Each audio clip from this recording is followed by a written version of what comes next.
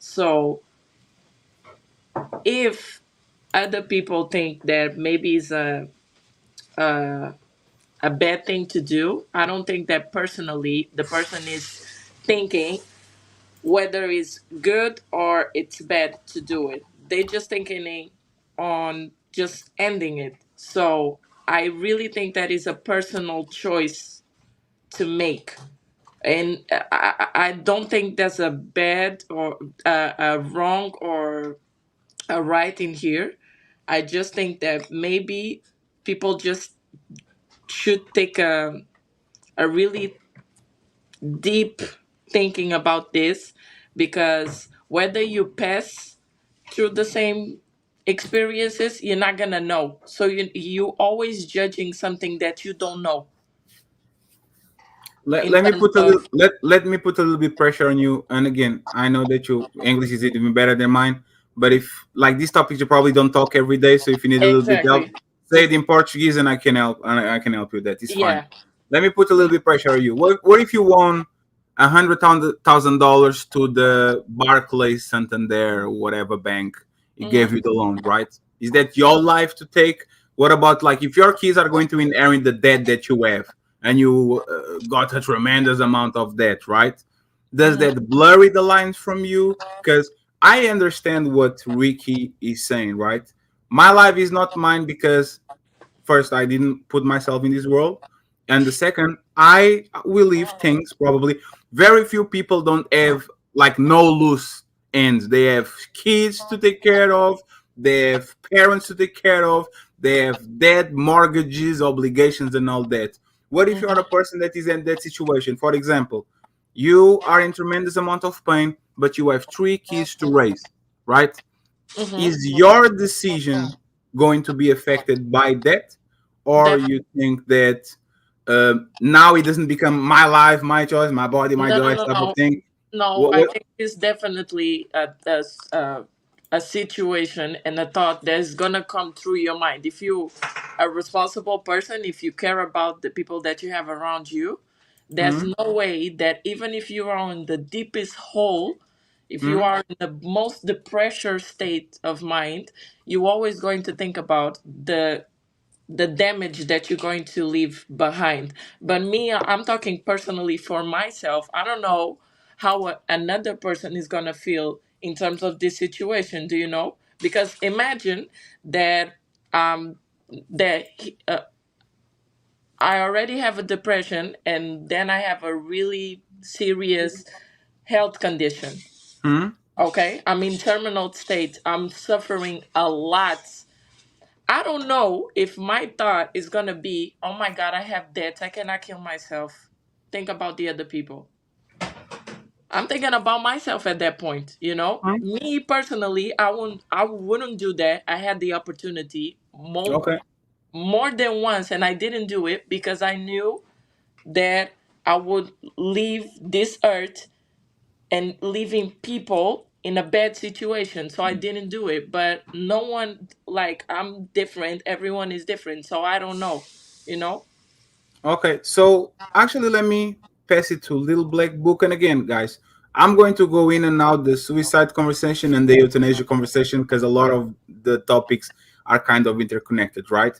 So first, I'm going to ask Little Black Book: is euthanasia moral? Was the first question that I asked, and piggybacking on to what Macau is saying, um, if someone decides to leave this world behind, are they being strong and courageous or weak and coward? And I want Anton to piggyback from that. That is a big question because there's a moral dichotomy between, I believe, and this is my opinion, right? And I'm trying to be more moderated than a panelist. I think living is the difficult part. Life is rough for everybody. I don't care how much money you have. We have Robin Williams deleting himself on the top of the world, musicians like people that are accomplished. We have people that have nothing. So living is difficult. Dying is easy. But taking the decision of you taking yourself out is the most courageous and hard decision that you probably have on this life, right? So, at where do you stand, Little Black Book? Do you stand on the part where is for the weak to actually take that decision, or do you think a courageous person is a person that actually moves along? Don't forget, is euthanasia something that you found moral or immoral? But before you go, please, my boy Lou, the legend. I talk with this with Lou. I talk a lot about this with Lou, so I'm happy he's here. Lou, the legend, is in the building.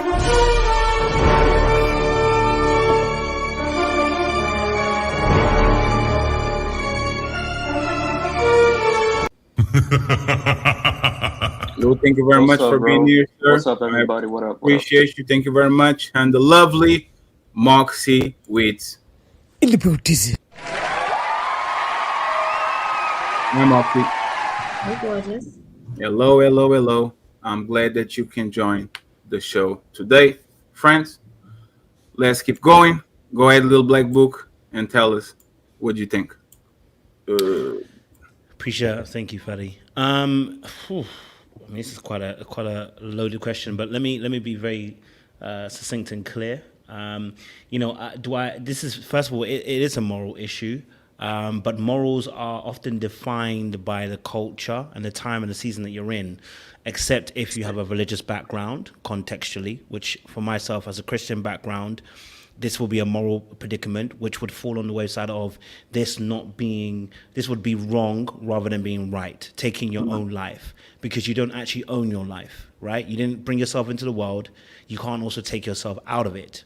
So from a Christian perspective, this would be a moral issue, and you'd be on the wrong side of the issue because you don't actually own your life according to the Christian principles. Now, if I was to take Christianity aside and take it from just a direct right and wrong, the question is whether society deems it to be right or wrong, right? Which means, what do the laws say that in that country govern the people and say, is it right or wrong? Now, if the laws say that euthanasia is wrong, it becomes wrong, because morally we're going by the laws of the land, which is what govern the people.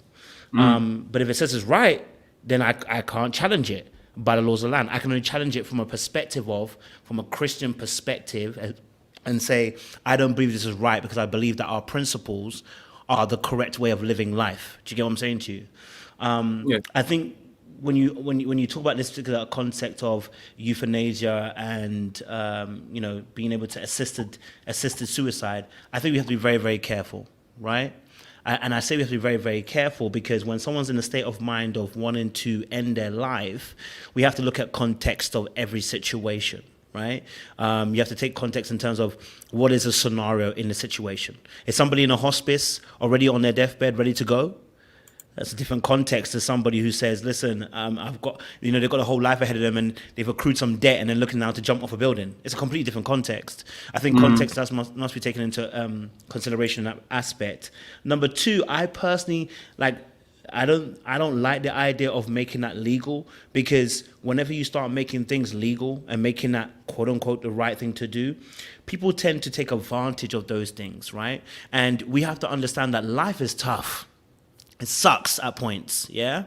And people have it difficult. And we have to look at the fact that when somebody gets to a point where they want to commit suicide, depending on the context, I would say again, right? We have to really look at that mental state of that person. Are they in a correct mental state to even make that decision to want to take their life? Because once you take it, there is no go backs. This isn't like a thing where you go like, I'll regret it. It's not a regret. This is like, once you do this, it's done. There is no go backs. There is no comebacks to the situation. And there is an impact most times to people, as you said earlier on. No, most people do not have loose ends all tied up. You've got family, you've got friends, you've got uncles, you've got aunties, sometimes you've got kids, you've got cousins, whatever. Somebody's going to be affected by what you did. If not even the family, shoot, some people are even selfish enough to jump in front of a train, right? And that train driver now has trauma from killing you. Or you jump off a building and those people have witnessed you jump from that building, now have to witness somebody who's committed suicide. It actually does affect people. You're oftentimes not free. You hang yourself somewhere, someone's got to come and find you. You're not free from the consequence of your action and committing suicide and people having to cross paths with your life that you've taken. Is it your life to take? Again, from a Christian perspective, I don't believe so, right? You never brought yourself into the world. I don't think you should be taking yourself out of it. So just to round up my point, I think if we obeyed every if we obeyed every instinct of a human being as to what we think is what is good and is okay, we're in a very dangerous world. If that's the case, shoot, we should also encourage the purge. Once every year, let's get the anger out that we have, the frustration we have. Let's get those feelings of pent up that we had Yeah, the whole year. Let's have 24 hours of purge you made me and see do how it. you feel. Yo, bitch ass. You made me do it. I'm sorry. I apologize. I'm There just was saying we can't obey every human instinct that you. Oh, sorry, every human impulsation, right? Or intrusive thought, right? We can't obey all of that because it gets in a very dangerous world. We have to set some parameters for people. That would be my point to end on. so. Let me pass it to Anton. The second part, if you still remember, Anton. I just want to make sure I clarify something because actually Portugal passed the euthanasia law. Is the ninth country in the world during the summer.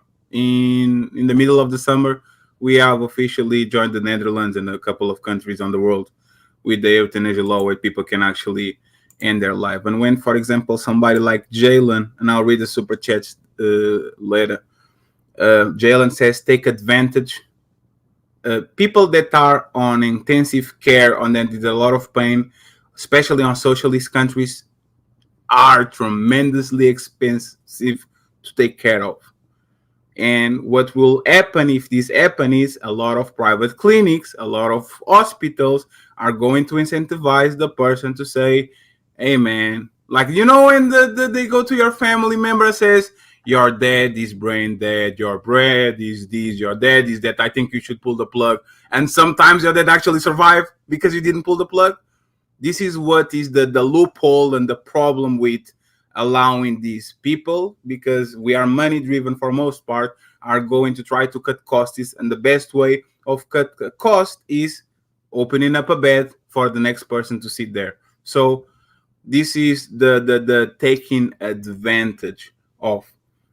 Anton, are they weak for trying to leave this earth, or are they strong and courageous because that's the most difficult decision that you can have? And I have a question for Lou and Moxie afterwards, and then more popcorn style, everybody can pick up the pace so that the conversation can flow. I don't want to freeze nobody for a lot of time. Go ahead, Anton. I think that it's difficult either way. Like either path that you take is a difficult decision. I think that when you're talking about the strength aspect of it, is it weak or is it courageous? I think that you can only lend the courageous aspect of it to the suffering, right? Again, I got to take the spiritual aspect of it, right? Even when Jesus himself, if you believe this part, right? And it says it in the Bible, it says that at any point he could have called legions and angels to come down, you know what I'm saying, during the time where he was being crucified. He endured through it, which was the example by which we're supposed to live by. And that's why it says that if you suffer with me, you'll reign with me. And so the idea of it being courageous, I can't support it. I can't lend that to be courageous. Now, again, it doesn't mean that it's not difficult. Every single decision that you make, right or wrong, good or bad, whatever that path leads to, it could be a difficult decision, but I can't lend that to being courageous. The whole idea behind it is that you no longer want to suffer. You know what I'm saying? And you can say, okay, well, the decision could be courageous because it would take a lot in order for you to do it. And I would never put myself in a position to try to say that I understand it, because I've never been in a position to where, I've ever had to make that type of decision at all, right? So I am empathetic towards it. I do have a lot of sympathy for people that find themselves in a position to where they feel like they don't want to suffer anymore and stuff like that. But if you want to put a label to it, or if you want to put an adjective to it, I couldn't say that it's courageous at all, because I think that the courageous thing is to continue to endure, understanding that you're still going to meet that fate eventually anyway, right? You're just trying to expedite the process. And that's when it comes to starting to take it in your own, taking decisions into your own hands, and seeing that through. And again, I think that it's a lot of insight that a lot of people added that I didn't even think about when you start to take into consideration how it affects other people, even the people that find you that way, even the people that have to bury you, or the people that have to mourn or suffer after you, or what you leave on this earth that you didn't rectify before you decided to exit from it. I think that's, if you actually wanted to put a label on it, I think it's more cowardly than it is brave. And I'm not saying that it is cowardly. I think that is more, you could lean more towards, if that pendulum had to swing one way or another, it would have to be more cowardly than it is brave. Because it is no way under any circumstance that I can imagine that I would suffer, that I would allow for my daughter to have to pick up the pieces, because the kids are often the ones that suffer for the sins of their fathers and their mothers, right? And so to put my daughter in that position, or to put my family in a position, one of the things that men understand is that we suffer on earth, and at very few times do we actually get to indulge, which is why it's so meaningful to us, even when it comes to these relationship conversations. When you think about relationships and you talking about, why do people get so immersed in relationships? Why is this gender debate so meaningful? It's meaningful from a man's perspective because we understand what we go through on this earth in order to make it easier for the people that we love. And so when they turn their back on us, or when we kill ourselves a little bit every day, and we make the sacrifice so that you can live a better life, or usually we put ourselves last in order for you to be able to, you know what I'm saying? Because we care so much. We'll work 50, 60, 70 years to make sure that our daughter go to school, and, just in case anything was to ever happen to us, that the person that's after us wind up not having to suffer as a result of us not being here, right? And we work so hard just to leave an inheritance. We don't get anything from that, right? That's just genuinely being selfless to make sure that other people are taken care of. And that's the courageous part. So if I decide that I wanted to bring somebody into this world, right? And that's why we hold people that leave their kids, or people that's in parentless households, we hold them accountable, because they didn't ask to be here, but they then have to suffer for the sins that you commit in the position that you put them in. And it's the same thing, but obviously in a different perspective when you're talking about, suicide or taking yourself or removing yourself. I think often at times, most of the time, people think about what they're going through. And again, I could never actually justify it or quantify it because I've never been in that position. So, I'm speaking at a disadvantage, obviously, but they don't also, in a lot of instances, place what they're going to, with the impact of what they do and how that's going to affect everybody else in society as a whole. And even when it comes to, and this is my last point, I'm gonna clean it up really quickly. Even when it comes to following and obeying the laws of the land, it doesn't give you permission to then do the things that you do. It say be in the world, but not of the world, right? Meaning that just because it's legal, or just because I can do it, does not mean that my moral compass or what it is that I believe spiritually doesn't supersede my ability to actually participate in it. Just because people can go out and have a bunch of sex does not mean that that's what I'm supposed to do, right? So we have to respect and obey the laws of the land, but it doesn't mean that we're supposed to indulge. But I don't think that you can label as courageous. I think that the courageous thing is to endure, not even understanding how long you're gonna have to suffer. Yeah, the laws and the morals are not connected at all. There's a lot of immoral laws. There's the slippery slope between. But the government says I can. This is a little bit difficult. Look, I have 2 questions for you. I'm just going to take this out of the way. Every topic, love you, Fatty, and love you, Tom. We love you too, Lady Chen. Thank you very much for being here. Appreciate you. We have Shadow Realm, Shadow Dragon TV. Salute, brother, and thank you for all the support. Can we, before you ask this last question, can you also include in there that every situation in which somebody decide that they want to take their life does not come as a result of somebody not wanting to suffer anymore. A lot of times it comes as a result of the fact that they don't want to face the consequences of their actions, right? Yes. In a lot of instances, people want to remove themselves because they don't want to deal with the consequences that come along with really being accountable for what it is that they did. They don't want to actually have to suffer through the decisions that they made and the self-inflicted wounds. There's a lot of people doing a lot of grimy stuff. It's guys that'll go out there and they'll, get jealous, kill up their whole family, and then they'll take their own life, right? So The 2008 crash is a great example. It's right. not that and they want to leave.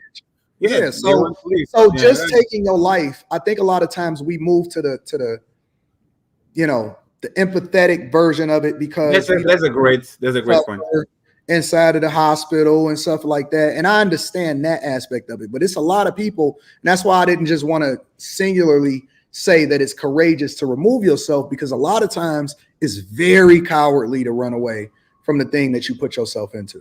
That's a great point because those people want to leave. They just want to win by leaving. As soon as they die, they want to pull the plug and in the game, take the ball and go on. There's actually a great point that I didn't think about it. Dark Lake Revive, $5. Fatty, there are third printed suicide pods to help people carry out suicide and will be available in Switzerland next year. This is a problem.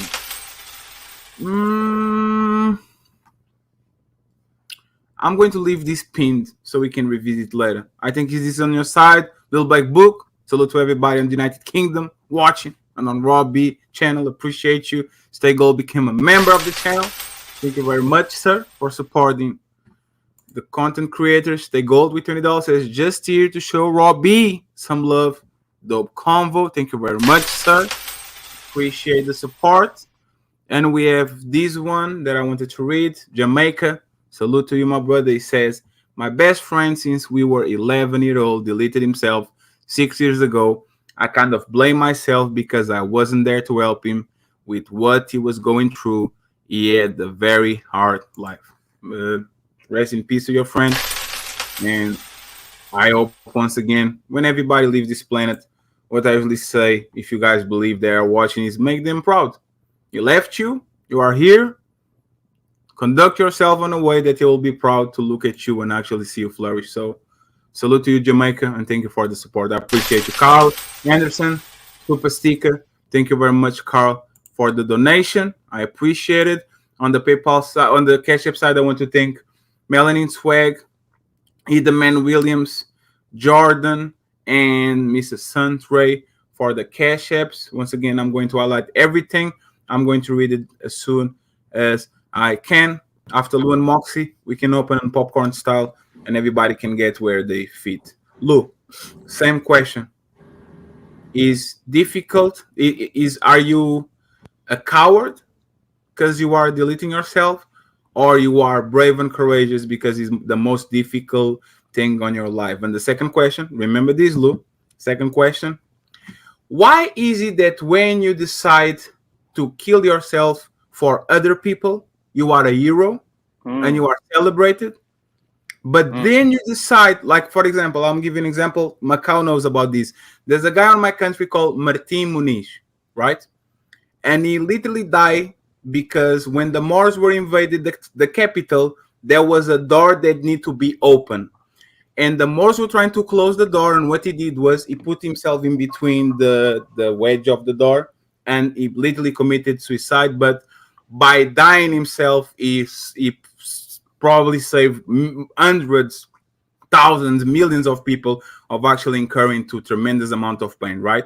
So my question to you, Lou, is why is it when I do it for others, be the Titanic, the war, a dire situation, when I willingly take my life to save other people, I am considered a hero, somebody of reverence. But when I do it for myself and to attain my own pain and to actually kill my own pain, now I'm somebody that is selfish, that is I shouldn't be doing that. Why is that? What can you give me what you think? So to answer your first question, I think the hard thing to do is to live. That's the hard part about life, right? Because and we've talked about this before. Some people are born with a ladder, some people are born without a ladder. Meaning, if you're born in Brazil, you're okay. If you're born in America, you're better. If you're born in South Sudan, good luck to you, right? So I think that because people don't want to admit that everything in your life or most things in your life actually happen completely by chance, they want to have God intervene to make them believe that their life is better because they're serving a God or that a God is watching them. Shout out to the Sky Daddy, right? But you were born completely by chance in the country that you are by chance. You look how you look by chance. You're tall as you are by chance. Your dick size is what it is completely by chance. Everything, almost everything that happens in your life is completely by chance. So let's take that out of the way. And secondly, I think that people don't want to admit that they're actually selfish, Fatty. So they want to disguise the idea that they're actually selfish by promoting the idea that you should live for others. I don't believe that. I don't believe you should do anything for other people that doesn't benefit yourself in some fashion or form, right? So I think humanity is trying to disguise who they really are and the darkness within them, and using religion to actually, as a form of mass psychosis, to make people believe that they should sacrifice for others and not for themselves. While we know for a fact that the people that win have stepped on other people to get to where they are. So I don't know if that answered your question. I'm a little tired. I'm kind of No, iffy, but don't No, worry uh, no, about no, that. let me ask. Let me I ask you think a follow that's up I Let think question. me that's what it is. let me Yeah. give you a second, Anton, because actually I'm going to pass you the microphone to respond that, and Moxie too, if you want to respond it. I just want to clean one little thing, okay? Because I've been Yep. talking with him and I know what he says. When we're talking about luckies, for example, if Batman was well, if Joker was born into a billionaire family with $1 billion, a mansion, and butler, and he switched sides with Batman, would he still be Joker? You see what I'm saying? Like a lot of the times, the country that you're born, the circumstances, your DNA, the genetic lottery, the randomness of that all, you are literally drop on the location. And if you unfortunately are born next to a sweatshop in China, you're probably going to be a kid working for Nike for $2 an hour. That's what it is until you actually pull through, Yeah. like out of yourself. The There's two point. components. There's the component that you can work yourself, like nurture versus nature, but a lot of times the difference between you being a villain or a hero is just the fact that you were dropped off in a location where you were forced to be in a favela or working for the cartel. So that's what we're talking about Yeah. here. The Anton, point go is ahead. that life is so random, Anton, that actually the existence of God in this conversation is minute. Because I have a Okay, theory: God exists in heaven, not on earth. Because we can see clearly that if God did exist on earth, I mean, I mean, human history speaks for itself. So I think that life is so random that the only mhm. people that actually believe that God actually helps them is the people that miraculously enough were born in a situation where they are actually better than other people, and they just don't want to admit that, right? So being born as an American citizen is way better than being born as a South Sudan citizen, for an example. So Let Okay, Anton and so Moxie go, and then we open the open panel, and everybody can pick up the conversation so nobody falls asleep. Okay, go ahead then. I just got a follow up question because I'm reserving any kind of comments towards anything that anybody else is saying until everybody has an opportunity to speak.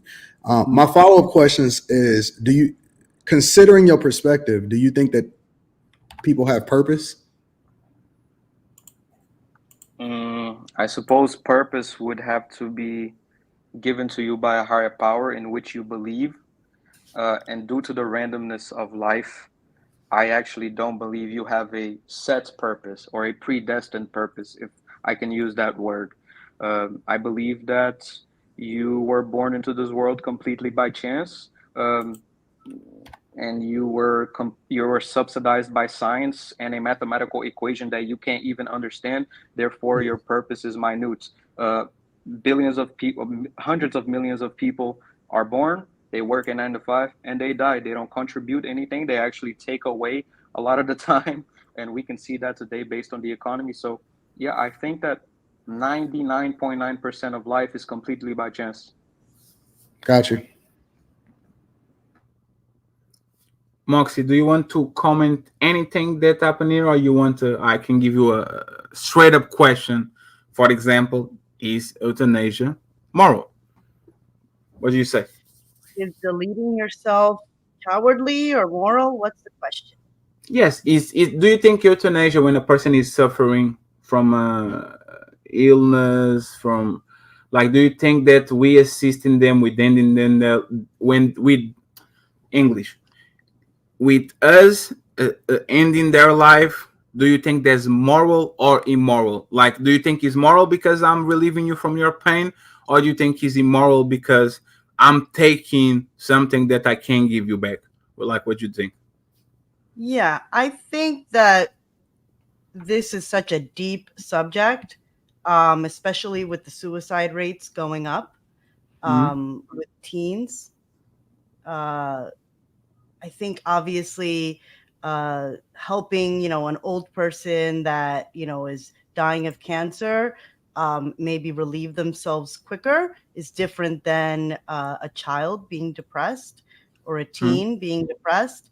With that being said, I don't think we are supposed to, um, you know, end our own life like that. The way I grew up was my mom always told me that, we're not supposed to do that. And that if, those that do that, decide to take matters into their own hands and, end their own life, that they go to a place that is not good.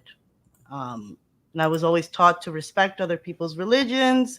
Some people, I know that the Buddhists and also Hindus, I believe they believe in reincarnation, and they say that you come back is like you come back right away, and whatever you were facing, you need to face that again. I strongly believe that we're here to learn something, and so we need to face that. With that being said, um, I feel like I'm coming from a place of privilege, compared to that kid that you said that grew up in China next to the sweatshop. Mm-hmm. So, and let me ask you a question, Fatty. What made you do this show? I'm very curious. Uh, I am trying to do what Anton told me to do. I don't want to be known as just a messy agent of chaos type of dude. I think I can pull a really deep conversation about. I talk with Tanya for years about this stuff. Lou, people know that I can do it. Sometimes I just decide to do it. And last year was the worst and the best year of my life. I started the year with my accounts frozen, $30,000 away from my account, a lawsuit, and I ended my year with making $100,000 for the first time in my life. Actually, being hopeful, and that's the word, hope. Like there was Lou knows that there was very dark times, and then there was a giant sign of light, right? So a lot of people don't understand that they are stuck in a phase of their life. They don't see no way out, so they are called like they're pitch black, and you need to push them a little bit so they can see that tiny speck of light so they can actually move on. And now me and Lou is on Brazil, little bit fatter, he's eating well. Jesus Christ. Now he has a 10. I am looking forward to whatever the life has in store to me. And both of us, like 10 months ago, we were zombies sleeping, like sleepwalking on this place because of the G-Print situation. So is Hmm. is me telling people that just keep going a little bit more, walk a little bit Hmm. more, walk a little bit more, walk a little bit more, and as soon as you get the glimpse of hope, there's when things start to work with you. And I talk with Tony about that too. A lot of these people, the only thing that they don't need the money, they don't need the friend, they need the hope. Like as soon as you get the word hope in front of your face, now you are looking forward to waking up. Now you're looking forward to pick up the phone and to call your friends.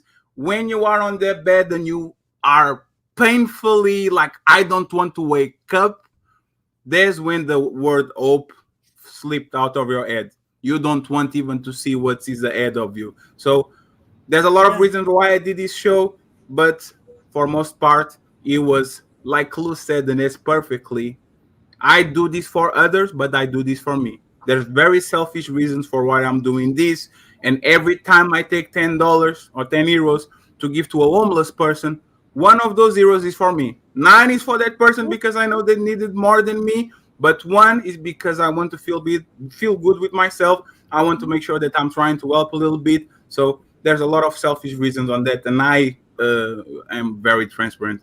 about that. Well, let me Uh, let me give you your props because when the email was forwarded to me when you reached out to do this, I actually shut down and I left my studio and I hurried up and it actually took me an hour and a half through a snowstorm to hurry up and get here to make this on mm, time. I'm glad you had pushed the time back because I wanted to support you in this because I love the transition, I love the growth. Um, and I just like the fact that you continuing to grow as a content creator. And I always want to support people that's doing dope stuff as they transition because I want y'all to be just as successful, more successful, and continue to grow. So I think that it's dope, and I wanted to support you through this, and I'm glad that you did this show, bro. I appreciate you can make it and actually do the like coming running home. Oh, I need to be on Fatty show. When I get canceled, I will call you because I need your YouTube representative. So just keep an open line. Let's not fight until then. But I appreciate you, Winton. Let me ask a tough question, and I'll go to Tanya because she's going to be very quiet, and then everybody can open up. Why are you doing the? Why did?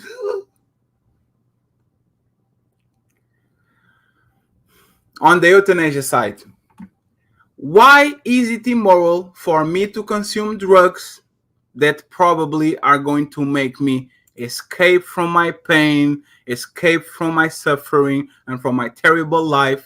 But as soon as I'm in a tremendous amount of pain, the doctor has the right to prescribe a tremendous amount of opioids and all that things for me to avoid that pain. Why is it okay for me to not? They can medicate me, but I can medicate myself and run away from my pain. Why do you think that's moral? And Ricky is saying no, no, no, no, no. So there's you next, Ricky. You got this. And Tanya left. No, she got the phone call. Tanya, Macau, and then Ricky, and then we can again do the popcorn stuff. Go ahead, Macau. You are muted. Can you repeat the question, please? Why is it okay? And you have a little bit of echo, so I'm going to mute you and then unmute you. Don't touch nothing. Why is it okay for the government every time I'm in a tremendous amount of pain prescribe me opioids and painkillers and drugs that are very strong and will have a tremendous effect on my body for me to have a pleasant and more enjoyable life, but I can do that to myself. I can actually medicate myself with opioids and or whatever drug is around, and now I'm the bad guy because my life is hard. I'm just trying to escape. I'm just trying to make it a little bit easier. Why do you think we look at these two things completely the opposite thing? One is okay and the other is not. I think the most easy way to see that is because we are not professionals when we are auto medicating ourselves. So Mm, we don't really know what we are putting into our bodies when we are doing that. mm. So, But I'm but in I pain. doesn't matter. You didn't Mm, went to the university or you don't work in a hospital. You're not a nurse. You're not a doctor to know what are you putting into your body. But I don't think nowadays that a doctor knows too. Okay? So I think the controversy about all of these things about medication and self medication and everything around there is because even professionals today, nowadays, are committing the the most ridiculous errors and mistakes in what it comes to medicating people. So, for example, let me mention here in the UK, if you go to a hospital, it doesn't matter what you have. If it's a constipation, if it's a pain on your chest, if mm. it's it doesn't matter. It can be the most serious thing or the most minimal thing. The only thing that the hospital is going to prescribe you is paracetamol. I don't Yes. know if you know what is that on the United It, States. it, it's the eyebrow fans type of stuff. Yeah, It's the hyperbuprofene. yes, This is the yes. only thing that they give here at hospitals in the UK. Why? Because on the last 10 years, so this only have been applied like 5 years ago. Um, Basically, when they had the full access to all the types of medications and they could prescribe that to people, uh, a ton of errors went down. Uh, a ton of hospitals received como é que se diz? Processos, lawsuits. Is the Yeah, lawsuit. Yeah. yeah, lawsuits and everything, And and they it was lose a money, mess. they lose subsidize, like the subsidies that the subsidize, like the drug companies actually paid the hospitals to administer. Like there's a They lot of do, they corruption do in that. Europe. They There's do a lot that. of there's a lot of corruption in Europe about like doctors that are literally being paid to every time somebody comes on your clinic Mhm. and they have some pain, prescribing this type of medication and go to this Exactly. pharmacy because they are going to, like, this is a quid pro quo type of situation. Yeah, yeah, no, that happens a lot. And in Portugal, yeah, this is a total mess too. But that's why in here we have this type of predicament. So if I'm dying, and I don't even have to bother to go to the hospital in here, I can, it's it's better to die at home, really. So this is the type of issue that we have in places like this. So that's why I'm saying I don't think that anyone should auto medicate it itself, because I don't think it's safe at all. But I really think that the laws about medication and everything should be like reviewed, all of them, because I don't think that doctors, a lot of doctors that are in service right now, really medicate. And this is what you were talking about now, too.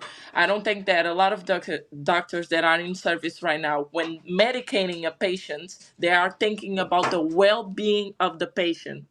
I think they are thinking about their own pockets, the hospital pockets. Like, I have an example. My mom took nursery, she's a nurse.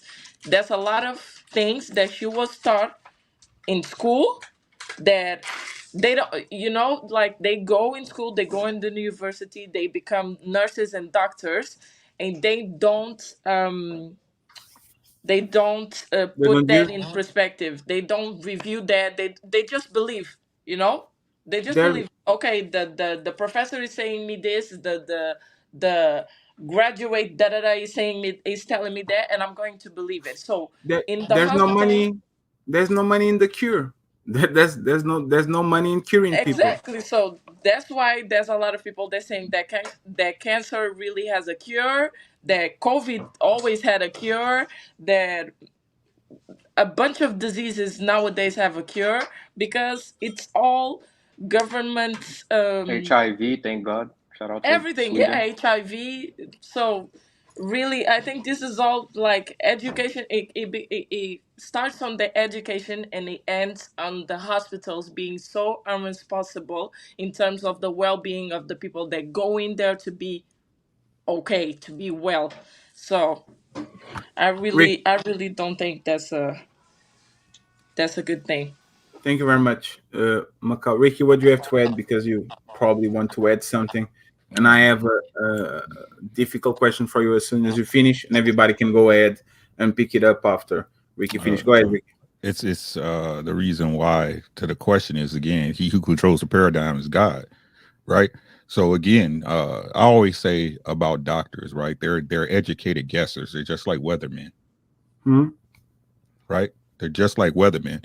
Now, for me to say that there aren't doctors out there that actually went and studied and understand their craft and know what goes on, I couldn't say that because I was a witness to that this summer, right? But you got to get the right doctor. And also you got to be responsible enough for your life and your body to speak up, right? These doctors don't know you better than you know yourself.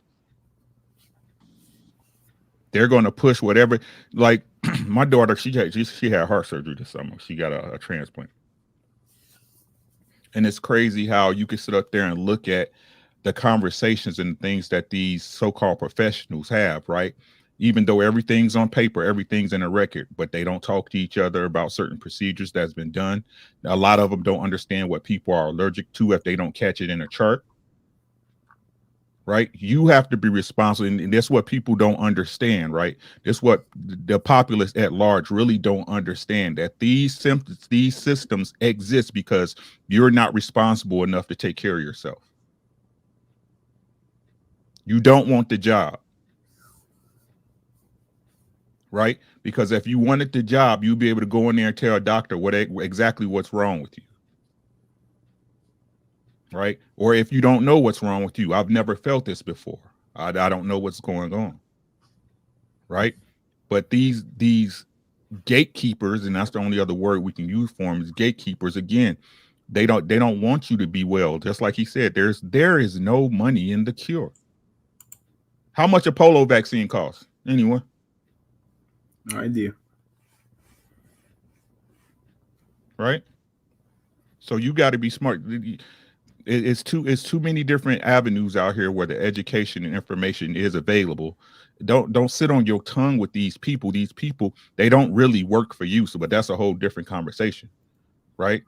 But if you're going to go to these places, you got to know how to handle yourself. You got to know what they're talking about, and you got to be able to speak up for yourself, right? But those people, they just like you. How many people you got on your job that don't know what the hell they doing?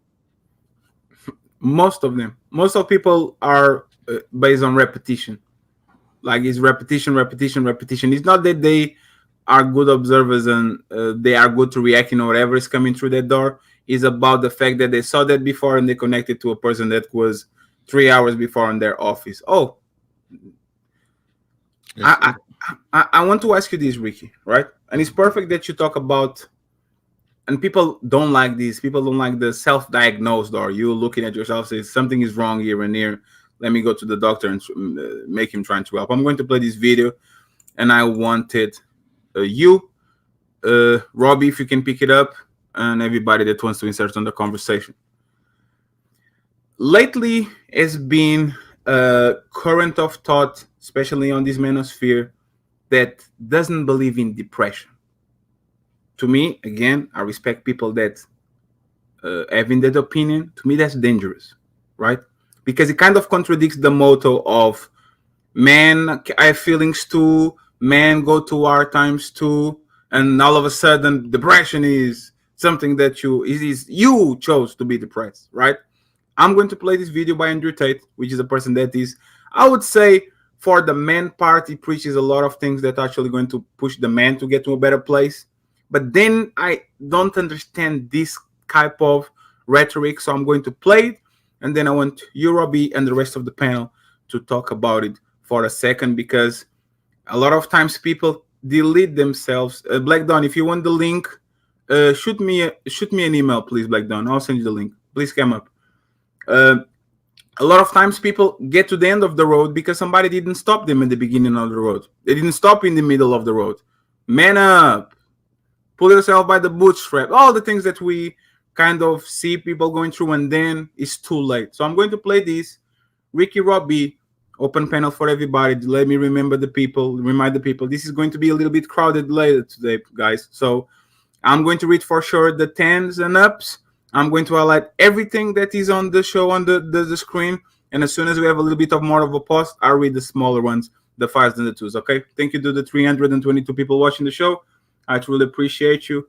And I hope you can be mature on the chat and behave well now that Flora is left. Thank you very much. I'm going to play this, and tell me, Rick and Robbie, what do you think? Well, let me explain why. If someone comes to me and says, I'm clinically depressed, or I feel very, very sad, I would say the first thing you need to do is stop accepting the identity of a clinically depressed person. Stop accepting you have no control over this. And what you need to do is stop identifying that way, and let's work together to try and fight against it. There isn't an eminent doctor in the world who would tell you there is no such thing as clinical depression. Who would not tell you that some people is simply beyond their control. Johan Hari wrote a book saying exactly that. Well, let me explain why. Before you go, Ricky and Robbie, anybody, and I'm looking at you, Anton Daniels from AntonDaniels.com.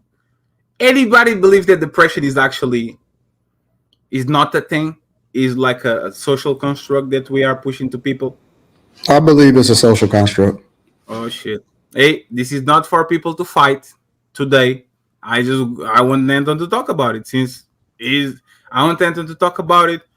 I don't know, Ricky, what's your opinion? Robbie, your opinion, but Anton is going to be the contrarian for this segment of the show. So go ahead. I mean, well, I don't know. What's the order? How do you want to set this up? I want Rick to go first because I kind of understand what your point, so I want to go there first. So what was the question? I'm sorry. the question again is, do you think depression, like we telling that depression is a social construct, is not a real thing, is a place that you put yourself in, is a choice per se, is not a chemical imbalance, or you like having something wrong with your brain because your brain is an organ? If your heart can fail, if your liver can fail, why can your brain have the same type of issues? If that's the case, right, do you agree that it's just a social construct, or you agree that depression is something that should be taken very seriously, because if it doesn't, it can lead to the topic that we're having today? Oh, that's a great way to put it. Me personally, me personally, right? I can't afford to be depressed. Mm. That's not saying it doesn't exist. I just can't afford it. You know what I'm saying? So, and I understand both sides of it. If you never been there, how you know really? You know what I mean? If you never, if we talking about the journey of life, right? And you handle life certain way, you handle certain situations, then I can understand how somebody could say, you know, that's not what it is. But it can also be what it is too. I think anything that holds you back or keeps you in one space for too long is a bad thing. Right? Especially a negative space. Right? But as far as what I should say is this, I think it's overdiagnosed. I think it's overused. Right? But to say it doesn't exist, I wouldn't say that. Can you give me clarification on what you said? I can afford to be depressed. It's like I have too many responsibilities to be dwelling on my pain or whatever. Like that's the term of it. Like, what does that mean? Me again, this is me. I might be wrong. My life is not perfect, right? Me at this point in my life, I understand that being a man, and a lot of times is to suffer. Right? So insane. That's deep, and at the same time is cruel. Like, and again, the reality might be cruel too. But it's not cruel, because listen, if we go back into hunter gatherer, if we remove technology and then you allow for society to basically move forward for 2 to 3 generations, the environment by which we've come to exist obviously will go away, and your social norms will be completely different based off of your circumstances. And when you take that into consideration, and you also combine the idea that more people are deciding to, delete themselves than ever before, and you then start to factor in why, is based off of a social construct. It's basically an environment that's been built for you to, and you subject yourself to it mentally, that then allows for you to then believe that you are whatever it is that you are. Look, break it down like this. A lot of people will say, well, my purpose is this, right? If you ask somebody and you go up to them and say, hey, who are you? A lot of times they'll say their name, and then they'll start to break it down based off of what it is that they do for a living. They believe in it based off of something that was given to them, not something that they've actually subjected themselves to. The whole idea of depression is a social construct. It's something that was made up, that's then given to you in order to justify how it is that you feel at that particular time. It's not real. Most of the stuff that we exist by, the very language that we speak, the way that we communicate, the words and the terms that we use on a regular basis, the whole idea behind social media being an influence as to whether or not you feel good or feel bad, the dopamine hits that you get as a result of the likes that you get on Instagram and social media, right? How many people agree with you and disagree with you? The fact that we are more coddled than we ever have been in society from a technological perspective, meaning that women have more freedom than they ever have before. And then we also don't have to do the same things that we have to do in order to survive. Yet we're more depressed than we ever have been. And then people continue to subscribe and prescribe all of these different things that don't actually solve for the problem.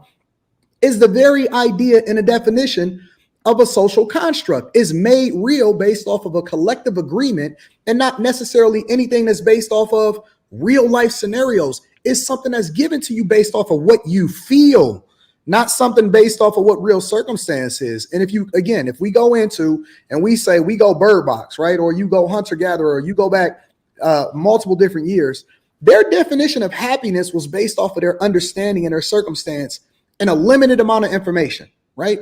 Yet we move forward all of this time, and things are moving forward and faster than ever before. Artificial intelligence, technology, our ability to be able to communicate back and forth with each other. Had this been 50 years ago, we not sitting here having this conversation, and a lot of people not even getting this triggered because we don't even have the ability to communicate the way that we communicating today.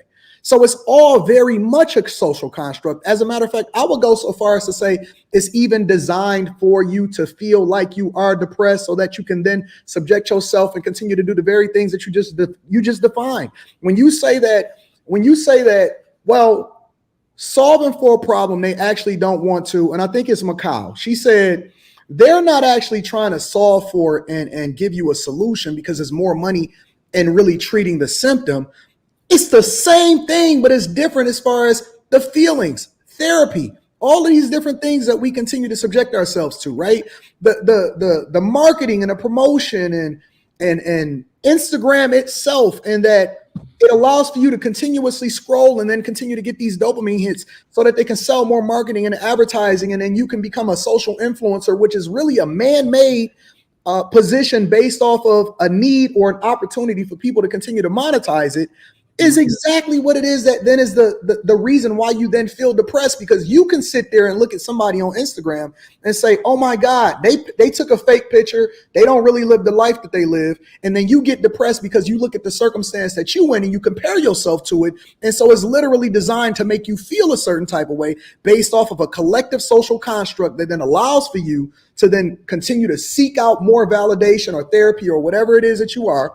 Right? You might even go out and go get buzzed down, or you might seek love because you feel like your father wasn't there, because now somebody told you that you wasn't good enough because you didn't have this in your life. It's literally designed to train you to do something so somebody else can monetize it for their own gain and benefit. So when I see people say that I'm depressed, and then you start to dig a little bit deeper and you try to understand, okay, well, why do you feel that way? Most of the time it's just something that was designed and given to them based off of their belief and not nothing that's actually real. You're not really going through nothing. You're not really suffering the way that you think that you are. And I know that there's anomalies and there's circumstances where we can say, oh yeah, this is a little bit different or that's a little bit different. But by far and large, we have it easier than we ever have before. Yet we continue to subject ourselves to this mindset and this social construct and this Rome mentality, this we all gonna go along to get along mentality to make us feel a certain type of way. And then somebody is going over there and they monetizing it. That's it. It's literally fake. It's not real. You have the choice to feel how you want to feel.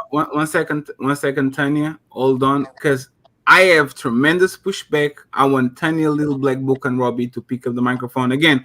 This popcorn style, but I have tremendous pushback to what Anton and Ricky said right now. Like I can't even let it go. Right. The first one is people right now are more depressed because our brains are not wired to absorb the tremendous amount of information that is in front of our eyes. Our brains in the last 20 years are completely morphed into something that they shouldn't do. Let me give you an example. I should know about my village, not even about my country. I should know about my 2-mile village, what's going on there. There's a drought in the south. I should know there is a hurricane in Miami that killed 3,000 people, and now I'm feeling about it. And now we pray for Israel, and now we pray for Palestine, and now we pray for China, and now we pray for, like, we are having an overflux of information on our brains and our bodies because we still didn't have the Elon Musk chip. We are still adjusting. It's going to take a lot of time to adjust. So I understand why people right now are more sensible and depressed than the people of yesteryear, because you didn't have access to. But it's still given to you. You don't have to subject yourself to that. That's fine. That's but something that you adopted. That's something. Listen, the very things that we see on our algorithm is based off of where our interests are, not necessarily what's best for us. You can change that. I love big booties. I will click on that shit every time I see it. That's not my problem. God bless the algorithm, and I deserve that. But let me just tie this down, right? One thing that actually denies the fact there's a choice, and somebody put it on the comment. Narcissist traits, schizophrenia, there's a bunch of things that are actually hereditary. If your grandpa like develop like on the end of his life a situation where his brain starts malfunctioning, it's very probable that you or your son or his grandson are going to suffer that. So is that not the choice? A lot of No, times that's not true. Most of the things that we even suffer through today is not Anton, no necessarily way. That is hereditary. true. It's Anton, you not. can match it Listen, out. listen. A lot Depression of is genetic. look. You. It doesn't matter if your parents were diabetic. That's not something that's passed down. It's the fact that you continue to eat like an It is asshole. passed Yes, down. it is No, passed It's down. not. it's It's Diabetics not. is Hereditary. passed no, down. it's Yes, It's it not, is. not. Anton. Some It's people not. develop diabetes and And never this is It is. exactly what I'm saying is Yeah. that y'all believe this not based off of It's not research, but belief. based off of something that It's somebody science. told What am you. I, guys? This is Just based on facts. science. You wait. So you tell What am I? wait. You telling me that if you eat the way you, regardless of who your grandparents are, Yes. regardless of what your Yes. parents are, you telling me that if you eat the right way and you wasn't born a diabetic, because there's a difference between a type 1 and a type 2. If you Yes. weren't born diabetic, are you telling me that you can eat the right way your entire life and you still gonna wind up being diabetic because of And heredity? are you? Yes, There are because there things are that you could certain do to there are help. certain foods or certain chemicals that just does Genetics not is a vibe real well with thing, your by the body way. because of your genetics. Yeah. It doesn't Genetics matter is if a you real eat the Just thing. most science. healthiest. You Thank don't you. have to eat the foods. Oh my God, bro! If you listen, if you go over to Japan and then you eat the food that's here, the food that they eat in Japan is completely different than the food that they eat in the United States of America. That's fair. It's No, completely Right. And different. I'm sure there are It's not diabetic even. That's You don't have the nonsense. same preservatives. You don't have like none of it is different. My point is that when we say that it's hereditary, it's not. It's the things that we continue to put in our bodies, and then we believe that it's hereditary because we continue to subject ourselves to whatever's in the culture that's then And taught to us to eat that same stuff and eat that way. Nobody is big boned. When you look at a skeleton, Anton. all of the skeletons have the same size bones. Nobody is And big boned. let me I just let me You're clear it out so conflating people don't. diabetes with 1 second, obesity. friends. Let me So clear it out so people don't jump on you. Nature versus nurture. I agree with you. You're talking about nurture. If you go around and you eat pizzas and all that like sweet sugar every day, you are going to get it. But there's people as 3 years old, 5 years old, 6 years old getting type B diabetes when they are not eating sugar in a giant amount of way like that. They Some people are. what?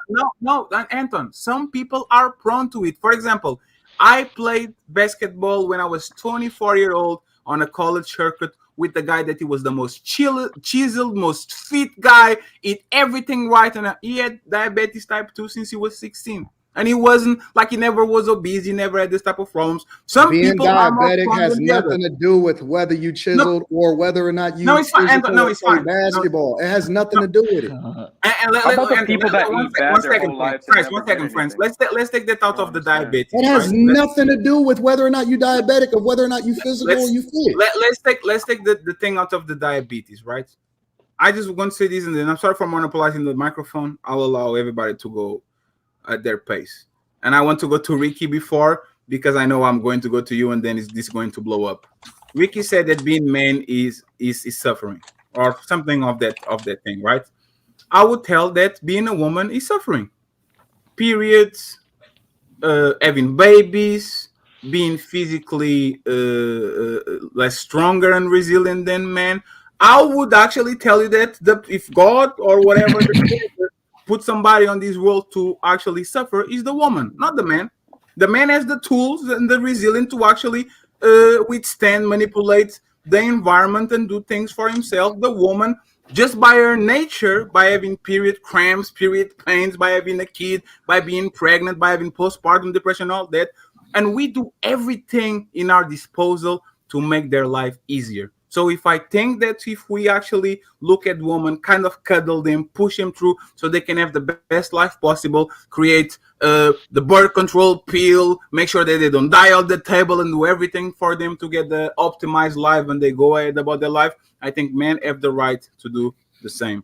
The other thing that I want to say, Anton, is this.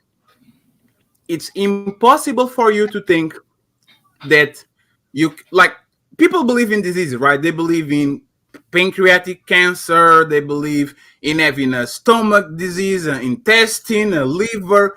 If you believe that your brain is a part of your body and is an organ too, what stops it from being sick? Like, Wait, wait, why? wait, wait, wait, wait. If you don't believe that the majority of what we eat and we take in every day is literally impacting whether or not we are getting all of these It's cancers and stuff. accelerating. It's accelerating. Absolutely. It's accelerating the rates of people having certain disease. But I will No, it's guarantee not you, accelerating, it's influencing whether they get the disease at all. but that's the thing. Genetics are a big part. For example, I can eat 1 gram of sugar and gain 10 pounds. And Black Dawn can eat 1,000 and his body. No, no, no, It works no, like that with no, cavities too. no, Cavities no. work That like is that. wrong. No. That is wrong. Oh. If you drinking water and you don't eat and you don't intake any, come on, stop, bro. When I see people say I'm big and I'm fat and they could eat whatever it is that they eat, bro, it's a basic mathematical equation.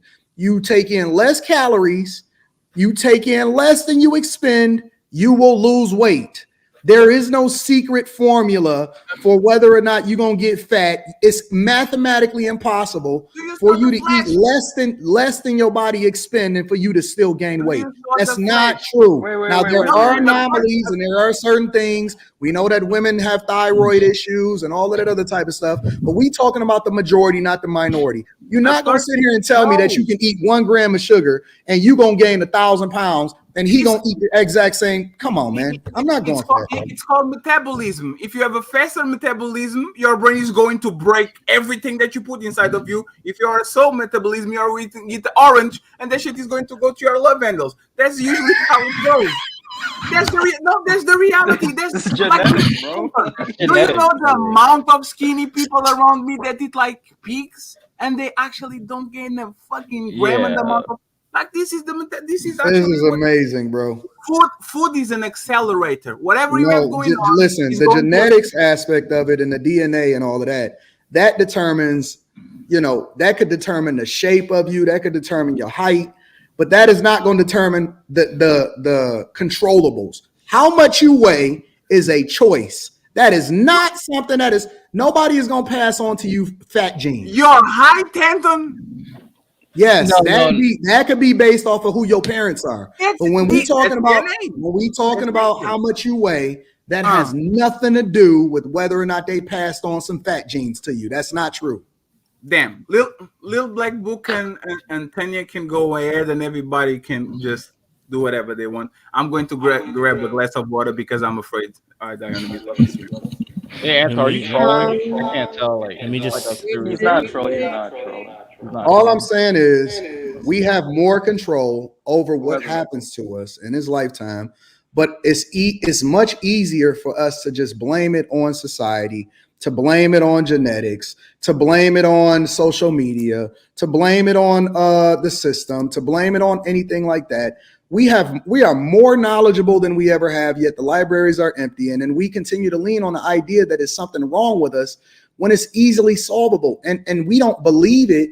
And it's just like success, right? Success is relative depending on who you are, where you live, what you raise like. But the minute that you start to expose yourself outside of your neighborhood, outside of your city, and you start to see other things, you realize that you have more options.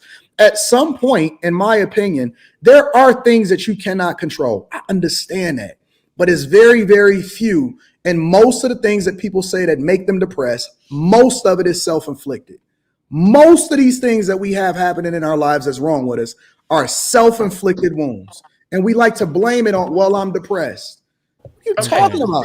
Let me just say something. Sorry. Let me just say something real quick. First, an affirmation, then a question to Uncle Rick. I think that's his name.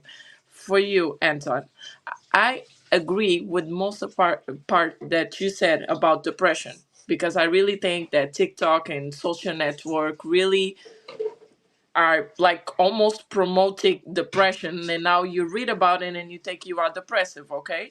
But let's not neglect the people that really has that disease, okay? Because What's there's what a lot of disease? people that Depression? just depression is a disease, it's a mental disease, it's a mental condition. And it's not because TikTok and Instagram now is promoting depression that for you doesn't exist, because it exists. Okay. And now let me ask a question to Uncle Rick, because That's something that he said that stuck on my mind. So he said that he didn't have the time to be depressive, right? You said that you didn't have the time to have depression. So I want you to explain me and all of us how a billionaire with 10 cars at the door, family completed, famous, he has everything that he wants, but he's depressive. You said he's a billionaire? A billionaire, a millionaire. There's a lot of No. famous Okay. people Well, there. nowadays that talks about depression and they are depressed and they take their own lives.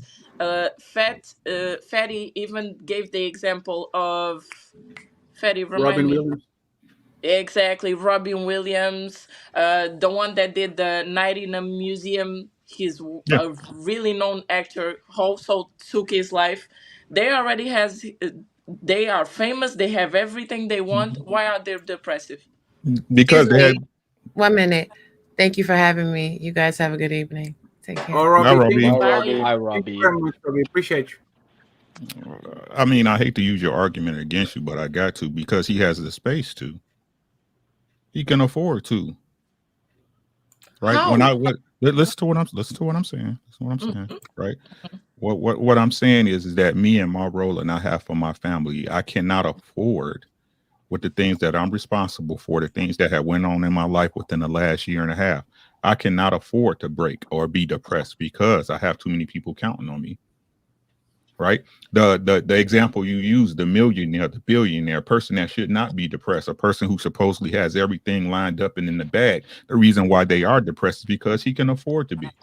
But that doesn't make sense either way. Because if I have everything, why would I kill myself? That, Why so would I so be sad? so that's the $1 million question, right?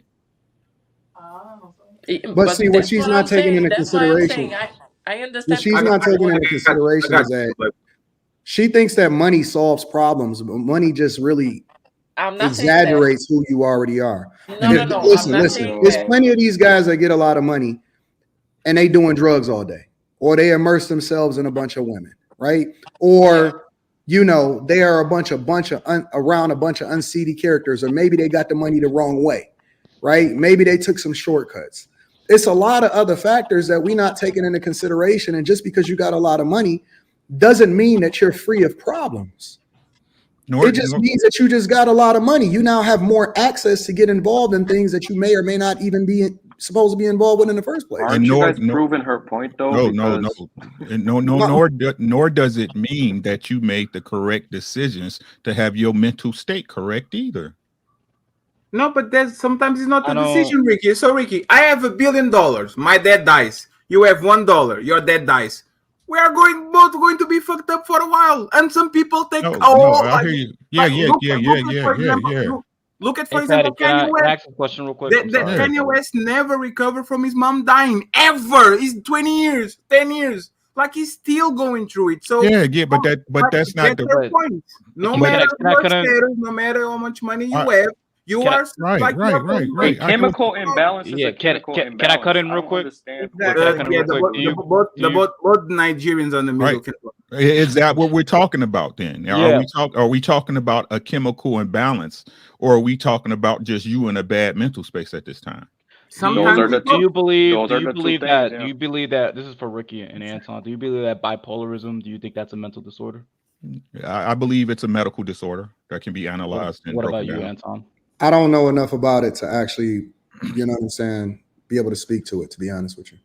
Okay, that's fair. So the exact same amount of science, the exact same amount of studies and experiments that was used for bipolarism, right, to diagnose that, is the exact same thing that's used to diagnose depression.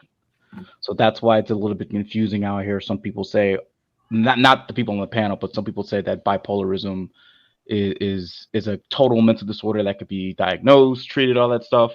But depression isn't, when the exact same science is almost damn near equivocal to prove that, which makes no sense to me.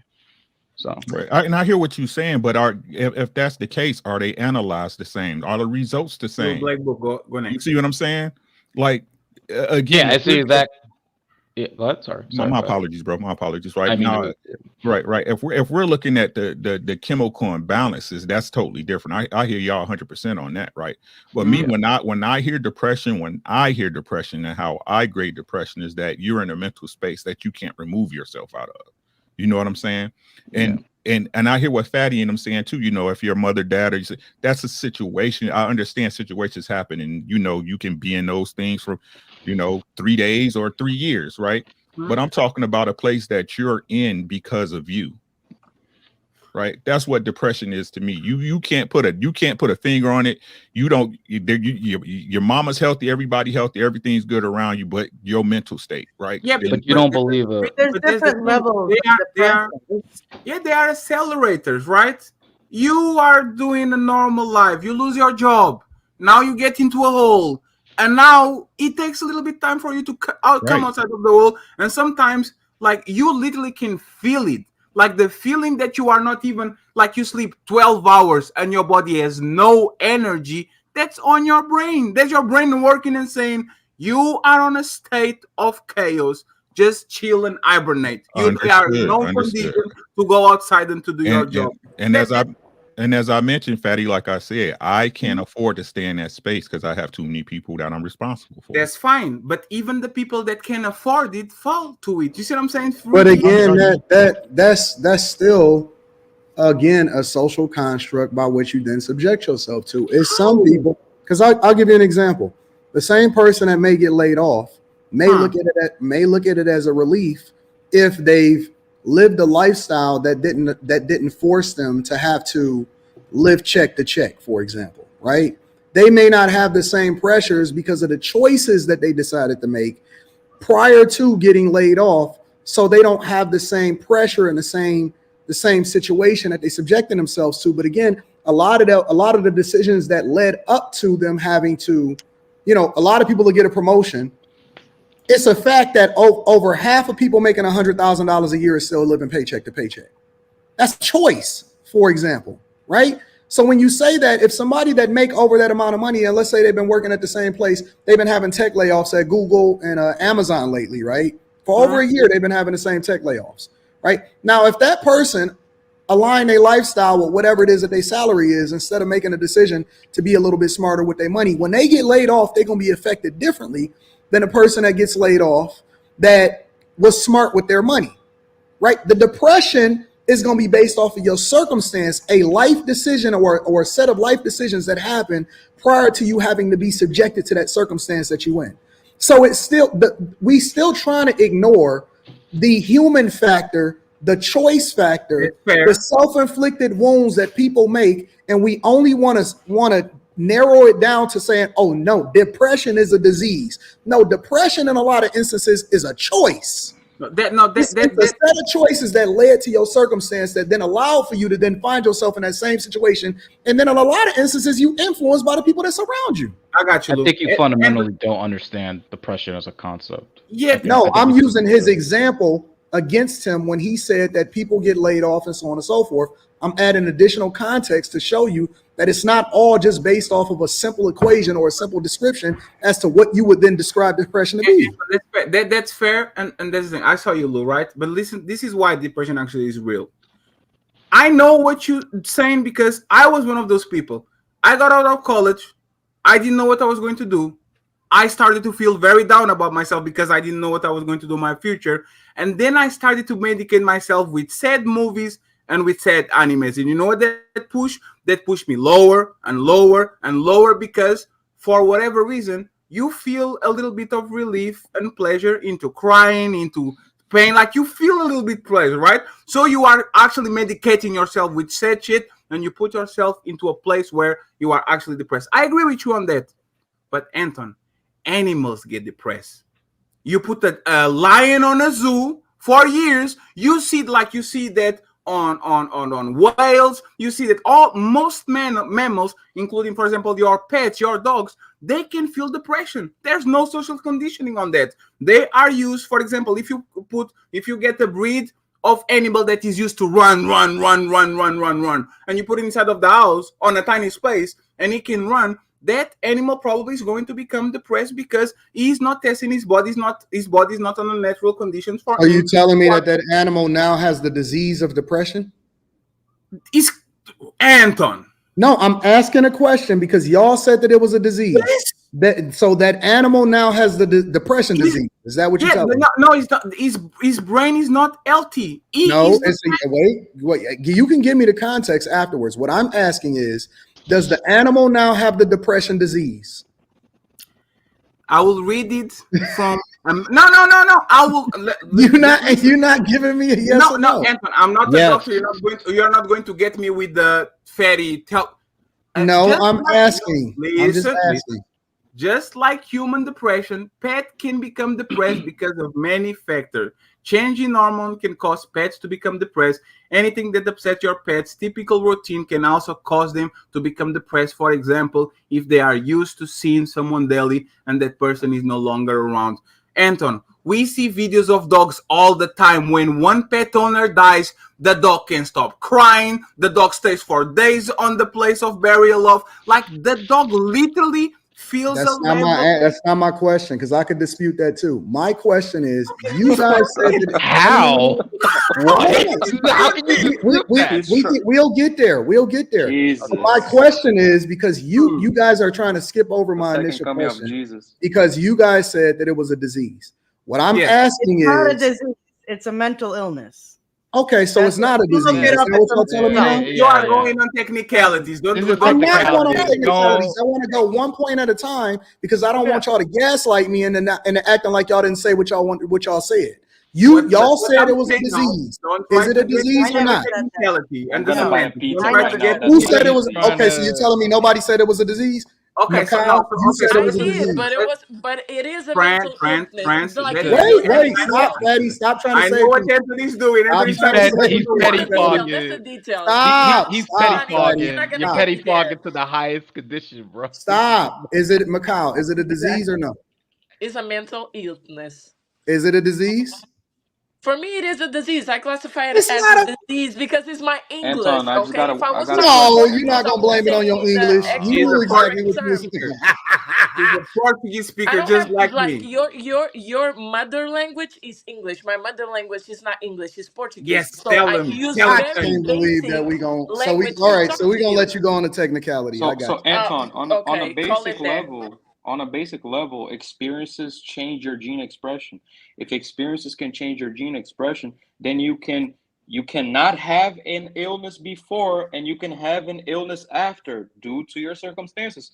Or you can be born more inclined to have said disease or said illness based on your genetics as well. So saying that things can't cause depression, it's insane. It just doesn't make any sense. You know what? No, that's not what I said. I didn't say that things can't cause depression. I think the funny thing. I'm saying that what we define it. First of all, I was disputing the idea that it was a disease because I do not believe that. All right, that's number one. Number two, I believe that most of the things that we define as depression is choices that then create their self-inflicted wounds. But we want to take the easy way out. Instead of solving for the problem, we just automatically throw a description on it to make ourselves feel better or to make ourselves feel a part of it. I believe that depression is literally a mood. That's it. I believe it's a mood, but that mood is then influenced by our social construct and the things that we then define as cool, not cool, awesome, not awesome, what makes me feel good, what doesn't make me feel good. I think that it's so you're arguing the cause, not the actual reality. Okay. Yeah, I got you. So I'm not saying that it's not a thing, but I do not believe that it's a disease, and I do think that people use it. They overly use it in order to justify what it is that they're doing in order to get away with it. So basically, would you define it as fleeting sadness? Basically, just a fleeting emotion that can change very. Yeah, you could define it as that. I would say that.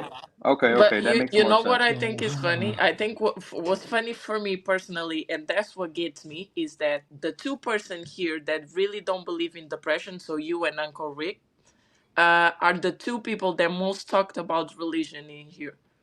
So for me, that's wild because I do understand. direct association to this. You are the two people that most talked about religion in here, and now you don't believe in depression. No, I didn't say that I didn't believe in it. You don't believe it. The way that you talk I about believe it, that what most like that people social define it. network inflates depression in people. Like, And it probably Absolutely. does. It's people And that it don't does. listen, but it's you a don't lot of have to young people neglect the say people that I can. really have depression. it's a lot of people that say it's a lot of young people that say I'm about to I'm gonna off order a myself pizza. I because need of to they increase the teasing me on dopamine. social media. That's what they it's a And lot of you're people right that about say that. that. You This are is right insane. about that. But that's the extreme version. You know what I mean? Like there are It's not people no extreme version of depression. What? Wait. It's a lot of people on here that say that they get bullied, right? That be Yes. on these panels. Yes. Oh my God, I feel bad that I'm getting bullied. You know what you can do? Turn the laptop off. How can you do that with your brain? How can you do that with your brain? No. You don't have to participate on these panels. No, Anton. It's my point. You know what? I know what you're doing. I know what you're doing. I think I know what I know what he's doing too. I know. So, Anton, this is the thing, right? And again, this actually ties to our conversations about woman and man and all that. People are arrogant about what they can control about their body, right? You can control 5% of your bodily functions. Your like how the blood goes through your veins, and now like that's your body does by himself. Like you get an adrenaline rush, you get very happy, you get very sad. That's not actually something that you can control. So how can you, like the 90% of functions that your body can control, for example, you be very happy or very sad, what is the button for you to do? I am a very competent person to the point where I can shut down my emotions and get off. Like you can do it. You can move. You can still, like Ricky said, I don't have the time to be depressed. I have to still get up and do my shit. But Ricky's still feeling that shit. He's still feeling. No, but even with whatever Rick feels, Rick made the decision to put himself in that position regardless. How? Because he decided to What? whatever. Okay, so for example, let's say he say, "Well, I'm a family man." Let's say he say, "I'm a family man. I don't have time." Rick chose to have kids. I thought I was the one that was doing drugs here, Anton. What is going on? What? With you? This dude. Rick chose to have, listen. Crazy. Listen, when I see people, it's you know why it's so difficult for me to feel sorry for people sometimes. Is because when I see their circumstances, I be like, damn, but she homeless, she got 8 kids. And most people will say, oh my God, she got 8 kids. We got to take care of her. But it never stopped her from opening up her legs to continue to have more children. No. You're missing the point. You're missing the point. The point that I'm making to speak to your point specifically is most of the things that people find themselves in that make them feel how they feel, they put themselves in that position first before they started feeling. We agree, Anton. Stop that. And Moxie Little Black Book, please. We agree, but you are having a different conversation. It's my choice to have 7 kids. If I'm struggling because I have 7 kids, it was my choice. I put myself on the situation. But if one of my kids dies and I get on a state of deep depression, I didn't have no fault or no control about actually doing that. Even if I want to wake up and go about my life, it depends. Did your kid die from breaking into somebody else's house? Yeah, I push him from a bridge. No. Because the context always matters. Come on, there are people. It's a Oh woman. No. It's a viral video right now, and it happens every single day because I review it on the Millionaire Morning Show. It's a viral video right now of a woman that the mother of a 15 or a 16-year-old is depressed and mad because her son broke into another woman's house who wound up killing him because he was breaking into the window and they had already proved that he had broken into that house before. Okay. Right? So she's depressed, but also on top of that, the circumstances behind it is based off of the idea that she was not a good mother and she should have never had that kid in the first place. Oh, you're kidding me. No, I'm not kidding you. No, I'm not kidding you. The reason why there was no father, there was no father in sight.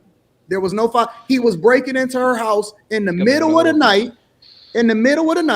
And so my point is, some people put themselves in that situation in the first place. You can't not have any control over what's happening with your children, and then blaming society and then saying that, oh my God, this is everybody else's fault. It's not. This is a self-inflicted wound. You put yourself in that position. Your children should have never been out there in the first place. And we have to start taking ownership and responsibility versus just blaming everything on a disease or social constructs or people or society. Y'all so soft that y'all try to... You trespassed on my property. You didn't win in my yard. Wait. All of you. Daddy, chill. What the hell is even that? Y'all We don't want to hear the This platitude. actually- We don't want to hear the. We don't want to hear that. And you know why you don't want to over hear there. it? We don't want to. You know why you don't want to hear it? Can we respond We to that? don't need none of that. Hold on, wait. You know what? You know are what? literally Hold on, fighting Don't against do that, science. Fatty. Bring me back.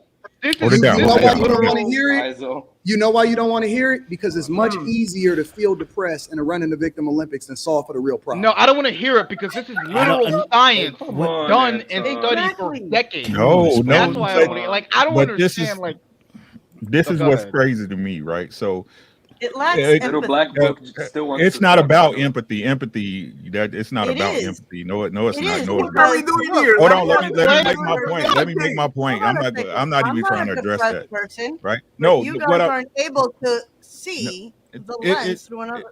You it, know it's what I not mean? about me You can't seeing. relate to another person. No, it's If not you about. read It's about about depression, if you read about chose my kid to depression, go rob that you'll house. find out Right, it's a right. I chemical got you. imbalance. There's, it's you know not. what I mean? Like, I'm not depressed, but I understand where people are coming from. It's called Right. and Again, if I could, right? What I'm saying is And this, Ricky, right? before you go, okay, I just want to make sure because Don't Little even Black talk Book is modern not going to Renaissance. take the Don't even talk. microphone from nobody if you guys don't let this me is talk. just So My science. after apologies. you and Moxie go on a little bit back and forth, I want everybody to please Little Black Book, and then you can go introduce Paulo. Thank you for coming, Modern Renaissance, and all these people. I just want to make clear about what Anton and in some part Ricky are saying. Winners win, losers lose. Shut up, you loser. Go ahead and become a No, winner. I'm not. There's a lot of king of the jungle. I am the That's not gorilla. what I'm And saying. it's That's not easier. what I'm It's This don't have easier. nothing to do with winners and losers. No, that's not what I'm Come The saying. on, thing, bro. I If I never said could, anything if about I a winner could, and a loser. Everything that I said I was got if I could, everything that I said was a self-inflicted wound. It doesn't have anything to do with I'm better than you or you better than me. This is not a winner or loser conversation. This is, do we know how to separate between people that are doing things that hurt themselves and people that truly are and deserve your empathy and sympathy? And then we're attaching words to it like depression and all of this other type of stuff in order to try to justify it and make us feel better about where we put ourselves in this society. In reality, most of this stuff, man, 98, 99% of this stuff is the choices that we made. This don't have nothing to do with it being a disease. Y'all keep moving the goalposts because y'all don't really There want are to have a some real people. Goalpost is in No, that no, same no, Y'all position. moving the It goalposts. hasn't gone anywhere. Hey, everybody, But that's don't cool. engage because I know Anton. Don't do that, Anton. You try to lure people in. Don't do it. Ricky No, can but go this guy, uninterrupted. in One that This is second. regard, this is One content second. strategy. There's One no way. second, friends. Ricky can go uninterrupted. Moxie has the chance to reply and to go on a I'm gonna back be and forth. quiet for a while. You better do it, sir. And then Little Black Book can go afterwards, and then you do popcorn style. So Modern Renaissance stops doing the defeated pose. I'm here to listen. I'm going to talk. Go ahead, Ricky, and interrupt it, please, Moxie. Don't talk at the same time as him. Wait okay. for him. So again, to clarify, what I'm trying to figure out is, again, how are we classifying this, right? Because I keep hearing everybody saying it's medical and it's been diagnosed. Well, hell, they've been saying gender dysphoria is no longer that, right? Your genders matter now. So is that what we gonna use, even though we know it's the incorrect thesis? You guys call it mental illness. No. Listen to what I'm saying. I call it. I don't call it. I don't call it a mental illness.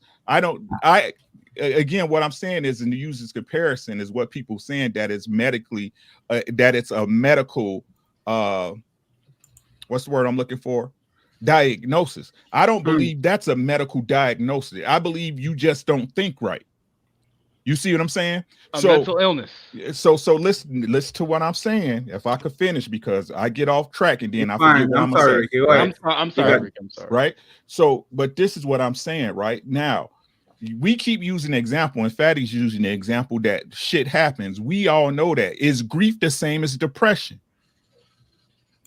It can be the gateway. It can be a symptom. Right. Okay. No, it could be a trigger, right? It could be the thing that moved you to depression. So again, if you're in grief, that's a feeling. That's an emotion. Grief is an emotion, which means you can either stay in it or you can get out of it. The same we talk about happy, sad, and everything else. So again, even though if you're saying that you're stuck in a feeling, which is being depressed, then that's something you should be able to get yourself out of. And if you can't, that's the real problem.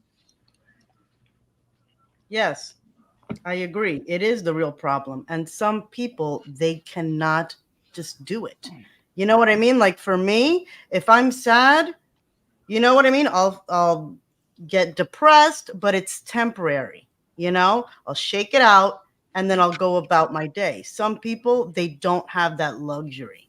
And that's why I say it's about being just, you know, showing empathy to another human being. It's like saying you're bipolar. Just control your emotions, bro. Stop being randomly happy, angry, and sad all the time. We had that conversation on Aaron's show. You can't control your emotions. You can control how you react to them. Your brain is going to feel happiness, sorrow. You are going to be ecstatic. You're going to be sad. You can control them. You are going to feel them. If I see a lion, it's not...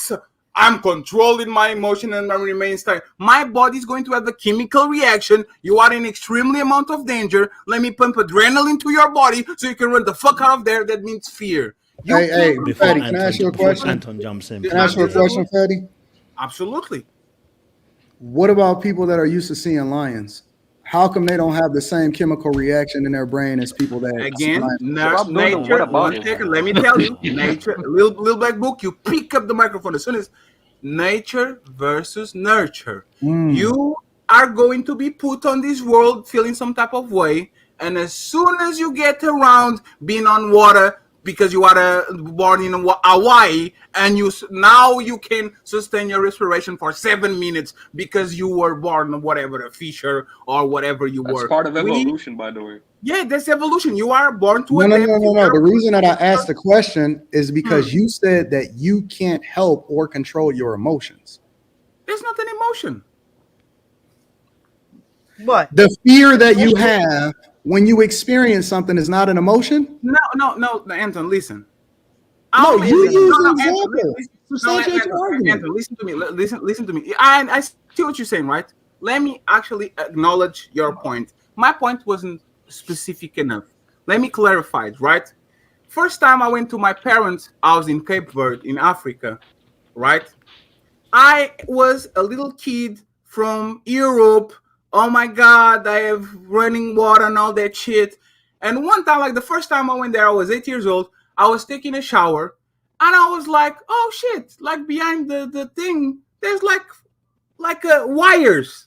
What the hell is that? And I touched that shit and I see a giant, like, fucking spider. Fully naked, clothes on a place that I don't know. Right? Sleeping with roaches coming around, going up and down, everything dark and shit. I go there the second time. I go there the third time. I go there the fourth time. I don't like. Now he's bad. Now he's like here, right? But now at the third time, I don't give a fuck. That's what Lou said. Our brains and our bodies evolve and adapt to circumstances that we experience over and over. What you just basically did was disprove your own argument that you can control your emotions and you can train yourself to be different. And it's not necessary. No, you said out of your own mouth. Let me finish. I quote, you said you cannot control your emotions. That's what you said, word for word. You can increase your tolerance to pain, but you still feel but that, Lou, is not even that. David Goggins would adamantly disagree with you. No. What? David Goggins would adamantly disagree with you. So let's not even talk to that, right? Depression is an invisible enemy. Well, do you see how they just laugh when I mention David Goggins? Hold on, Fatty. Do you see how they laugh? Listen. I love you guys. I haven't heard Paulo speak. I have not heard some of the people that speak. That's like saying I haven't heard MRM speak. Moxie has been chilling. But the majority of this panel, outside of Rick and some of the people I ain't heard speak, is soft. That's all. Every time that you guys get a solution, every time you get disproved, you guys fall back into your turtle shell. You're an American. Don't get drawn in here. Anton is a content creator. He is drawn.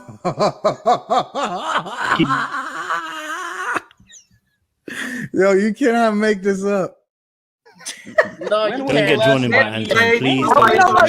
Don't get drawn in by Lou, because that's bait. You know that's bait. Don't engage in No. I know it's bait, but it makes me so angry. When was the last time you went to? Wait, is that an emotion? Is that an emotion? No, it is an emotion. Anger is an emotion. When was the last time you didn't buy water at the store? What are you talking about? Lou, that's what I'm talking about. Lou, that's bait. Don't. It's a bait. Let him make his point. Let him make his point. So look at Anton as well. Exactly what he did. Let him make his point. Do not let Anton draw you in. Lou, do not let him draw you in. Why y'all didn't let Lou make his point? Because you try to draw him out. Lou is angry. I want him to get it out because I don't. No, we're not going to. Nah, he don't. Lou don't get drawn in. I know what he's doing. Let me put myself on the big screen. So, this is what is happening, right? Catch us today. Nope. This is what is happening. You can train yourself, right, against something that is visible and you can touch, is palpable. The fear of a lion, a spider, the wind. Your body needs to train themselves against something that inside of your head and is like, for example, you catch a cold. Your body trains himself next time that virus comes inside of your body, and now you can kind of map, adapt, and you have no control about it. You can put some medicine on. You can actually try to improve the conditions of your body by taking this type of drink, this type of medicine. But your body is doing the job for itself. It's not Anton, multimillionaire, very successful, that says, body, fight this flu now. When the body says, oh shit, that's Anton from AntonDaniels.com. Let me go ahead and fight it. No, it's your body that is actually responding to that. So a lot of people have better tools to get out of depression for whatever reason, but some people don't. Their chemical imbalance is in such a state that even though you might put him $1 million, a Lamborghini, a S&P 500 company, and a beautiful woman in front of them, they are still going to be depressed, and they actually going to medicate themselves with signs of success, either having sex with beautiful woman, spending a tremendous amount of money, going shopping, going flying, but they're still miserable. So again, let's drop the bravado for a second, okay? You can be The Rock and be extremely depressed. You can be Danny DeVito. I can be very joyful about your life for whatever reason because your brain moved like that. So wait. See, you see. And go on. No, Fatty, that's what you do. You throw that in there as a caveat at the very end, and you expect us not to catch it because your brain moves like that. That's not why. Your brain just don't move like that, and that's the reason why. How do you train your brain? How many push-ups did you do for your brain to function? You very much just substantiated exactly how you do it when we started talking about why this person is not afraid of the lion that's inherently born in Africa, but this person is afraid of the lion as soon as they go to the zoo. You literally just substantiated it. It's the way that you train yourself. It's the way that you see things. It's the way that you react to your life. Right now, you checkmated yourself. The argument has been shifted, guys. No, you checkmated yourself. Let me ask you something. Little Black Book. 1 second. That's a question for you and pick it up. Little Black Book. Can you control your phobias?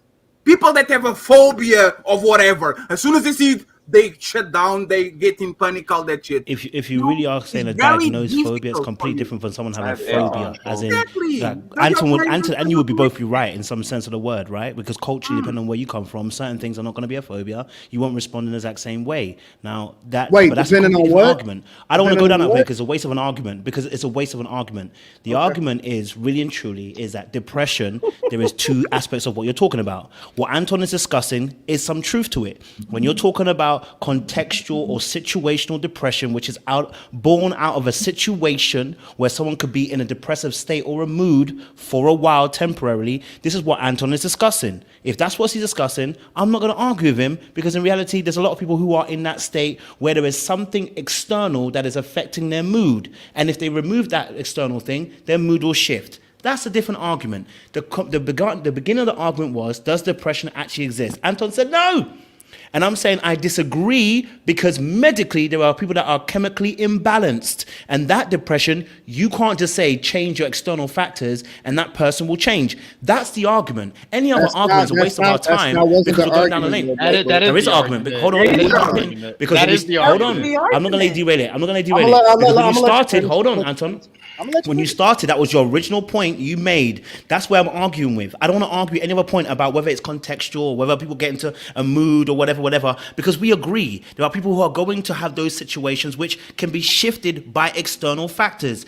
But the reality is, as our brother Blackton was also saying, it is scientifically spoken about and has been researched that there are chemical imbalance people who cannot control that, right? Now, if you suddenly get a disease in your leg and your leg starts to start spasming, you can't control that. No matter how much you want to do it. It's the same thing with the brain. There are certain things with the brain that when it goes, it goes. There's nothing you can do about it. And this is where I can it's fly. unfortunate. You know what I mean? So No. Subscribe But to my Patreon, motherfucker. Yes, Anton, go for it. The context was depression as you guys defined it. No, it did not exist. So we not disagreeing, right? We not disagreeing because again, this is one of the reasons. No. This was one of the reasons why I wanted to hit upon the point where she said, and she started defining depression as a disease, right? Versus, and then the supporting arguments by which she started describing it was based off of a self-inflicted wound. What Lil Black Book is describing is not the norm. That's not the norm by which most people say that they're depressed. When most people say that, hey, oh no, I'm depressed, it's because they was sucking some cock or some dude that they wasn't supposed to be with in the first place, and he left her. What? It's situational depression. That's the way that most people describe, and they say that they're depressed by. They don't say that they're depressed based off of something that they truly cannot control. If you start to dig deep down into one of the reasons why most of the people then describe and what they describe themselves to be depressed by, it's the reason why therapists continue to make so much fucking money from y'all. It's because y'all keep putting yourself in these self-inflicted wounds when you know what the issue is. Yeah, so you agree that depression exists. So you agree that depression exists. That's why. Anton, do you agree that depression exists? I just want to make sure. Wait, real quick. Yes, I agree. I agree. You agree that depression exists? I need to jump in on this. Absolutely, so why the fuck are we arguing? Why are we arguing? Why the fuck are we arguing? I'm out. This is a waste of time. No, it's not a waste of time. It's not a waste of time because we argue in the context. The context matters. Just to say that, oh, okay, we all agree it's a problem. That's not any. I don't think it's anybody up here that disagrees that we know that depression exists or that it's a problem. When we start to deep dive into what we define the problem to truly be, that's when you start to see the disagreement. That's when you start to see it, the real discussion come out, because that's like saying, oh, okay, well, it's a problem when it comes to family households. Okay, well, when we start to deep dive into why families break up or whatever, that you may have a different experience or what it is that you draw from may be, well, you know what, my father back in the day, you know, my mother decided to attach herself to the government because of feminism. And this person may say, well, you know, my reason is this and my reason is that. And the context is what actually draws out the good conversation. It's not enough for us to just agree on the things that we agree on. It's to find the solutions to the things that we truly disagree on. And if we start continuing to go down these paths and we start to ask more questions behind the context, and you talk to this one girl and she says, well, I'm depressed. It would be disingenuous and it would be doing her a disservice to say, well, you just have a chemical imbalance or you can't control it. No, does she have a chemical imbalance? No, it's very clear. She might. She might. Does she have a chemical imbalance or not? No. You can check that. Does she have one or not? You're right. Because what you're doing is dragging out something that doesn't exist out. Does she have one or not, though? No. You don't need to go and do the tests and check. Do you have chemical balance or not? Because otherwise we're gonna go down this lane of we're trying to make this. It's content making right now. You're missing. You know what I mean? You know what you're going to do? We're going to let the doctor talk. Hey, doctor, stop this fight. They did do too much stuff. Go ahead, doctor. You got this. Bad mothers and modern. Right, so shout out to everybody in the on building. The panel right now. Shout out to the chat. I'm going to say something right now, and it's going to be probably not even shocking to a lot of y'all, but maybe it is shocking to a lot of y'all. When it comes to something like depression and things like that of the sort, I'm just telling y'all, and I've gotten in trouble for this. You're being pimped. Okay, so we lost Amaram. Bring him back. Bring him back. What the hell happened? Oh, bring him back. I'm calling you out. I'm so sick of these people. You know, bring him back. I can't believe you did this to me, bro. Check this out. Check this out. When it comes to the medical world, and I'm going to have to write down some of this stuff. For example, obesity. Obesity is ruled as a disease, right? So is alcoholism. You want to know why we rule a lot of things as disease? Because anything in medicine that we can classify. Your microphone is going in and out, Amarim. Is it me or him? No, it is going down a little bit. It's going. Yeah, down. your microphone is going in and out. What about now? It's still down a little bit. Still a little bit down. Let me wait 1 second. Let me bring it up. Try now. Now? Yeah, we try can. now. Good now? Perfect. So here's the deal. And this is just the truth. Anything I mentioned earlier, alcoholism is classified as a disease. Obesity is classified as a disease. Mental illness is classified as a disease. Depression is classified as a disease. In medicine, anything that we can get through legislation and pass it as classified as a disease, we can treat it medicinally. The only reason why we can treat it medicinally is because it's going to bring a whole bunch of money to us. Okay. Now, let me tell you this. I get that some people might have some type of things that may have happened to them, like what we call a TBI, a traumatic brain injury. If that part of your brain is affected, it deals with a certain type of behavior. That part is going to play out a lot. Some people, if a part of their brain got injured that deals with anger, they display that no matter how they talk, you're going to see anger come out. If the part of their brain has to deal with jesting or joking around, no matter what they say to you, it's going to come out that way. Now, check this out. Think about something. All of us had this happen. Well, some people may have not. If you experience anything in your life that was completely traumatic as a kid or even as an adult, I mean, it's there. If I told you right now to think on it and you dwelt on it and you just kept on just letting it go through your mind, why does your body respond as if it's happening to you right now? You follow me? Why is your body responding to it as if it's happening right now, even though it could be something that happened years ago? So what I'm saying that for is that depression works the same exact type way. The more you keep on dwelling on it and thinking on it, your body is going to respond as if it's happening to you, right? Now, some of y'all might not agree with this. It does not matter. We see this stuff all the time. I'm telling you, it's nothing but a huge money bag grab for us in medicine. Most of the depression that people suffer from that come through the hospital is self-brought on. And the issue that a lot of them have with this is that most people do not want to confront it. They do not want to deal with what's actually causing it. What you would rather do is have us give you something that's going to mask the issue. So I can give you some type of medication or anything like that's going to actually cause your body to release dopamine or serotonin. And because it makes you feel good, you start thinking that you are good. But if you feel and think that you are good, why do you have to keep on taking it for almost the rest of your life? You never get off of it. It's a reason why. But can you answer the Black Dawn question? And I got you, Chris. The Black Dawn question. Do you are a doctor? Do you believe in bipolar? Like, do you think that's the choice? Or do you think that they're actually going through something? Like a person that has bipolar disorder? No, okay. So when it comes to bipolar, what we find a lot of times is that people who are bipolar, a lot of them try to switch something on, switch something off again because they don't want to deal with the thing that's actually causing them a certain type of trauma. That's how it is. It's a turn off, turn on switch. But honestly, is it a choice? Huh? Is it a choice or the brain does it by itself? No, they choose to do that because here's the thing. What you'll find is this. Listen, I'm going to tell you. Again, when we peel back the layers to a lot of things that happen to them. Let me give you an example. Let's just say if a person was messed around with at a young age, or something traumatic, what ends up happening, they form a defense mechanism because they don't want to deal with the trauma. So that defense mechanism can sometimes be, okay, I'm going to cover up this child assault with acting this way, so I don't have to think about it, I don't have to dwell on it. So they can switch it on and switch it off. And here's the deal. Why is it that if they're confronted with any type of real type of danger, all of a sudden the bipolarism go away? If they get survival instincts, that's what it's called. Survival instincts. Yeah. When your survival instincts. That's so here's the deal. Check this out. When here, and then this one, this is another thing.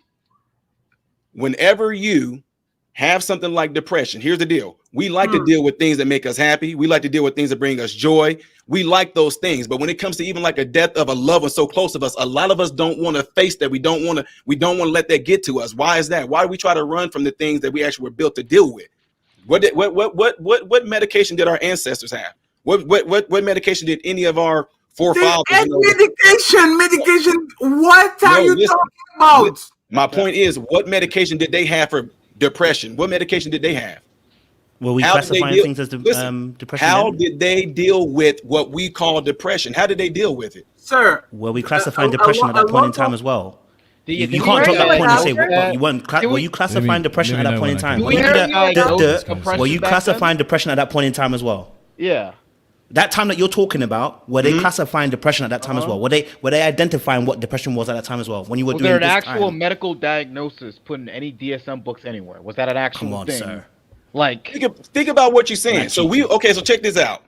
Think about what y'all saying right now. No. I wouldn't. No. We're not dancing around. He's answering it. Let him answer it.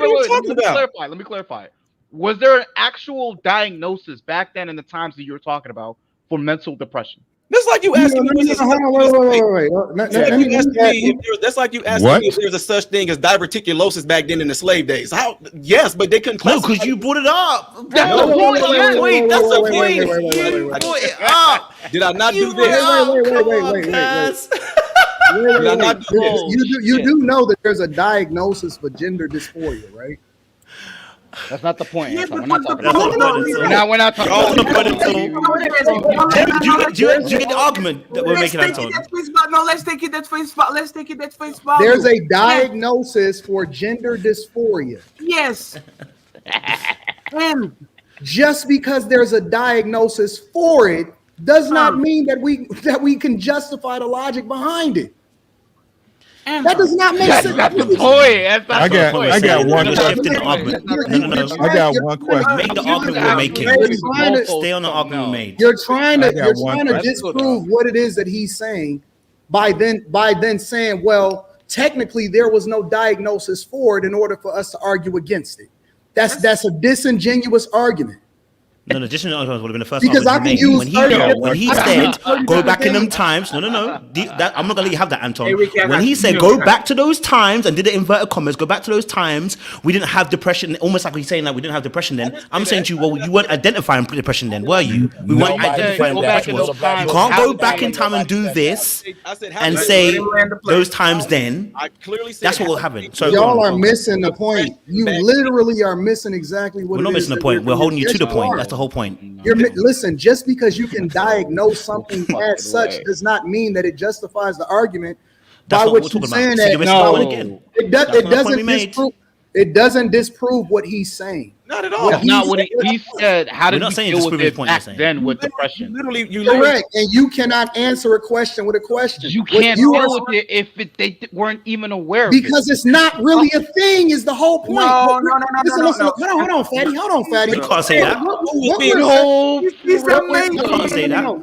What you missing is what he's saying. How do you deal with something? How did they deal with it in order to show you that it's still not a thing and it wasn't a thing back then? You're saying, well, hold on, listen, let me just make this point. You're saying let me go next. But there was no diagnosis for it. That's the whole idea behind it, is that you shouldn't have to, you don't diagnose something that's not real. His argument was, his argument was what we define as bipolar is not a thing.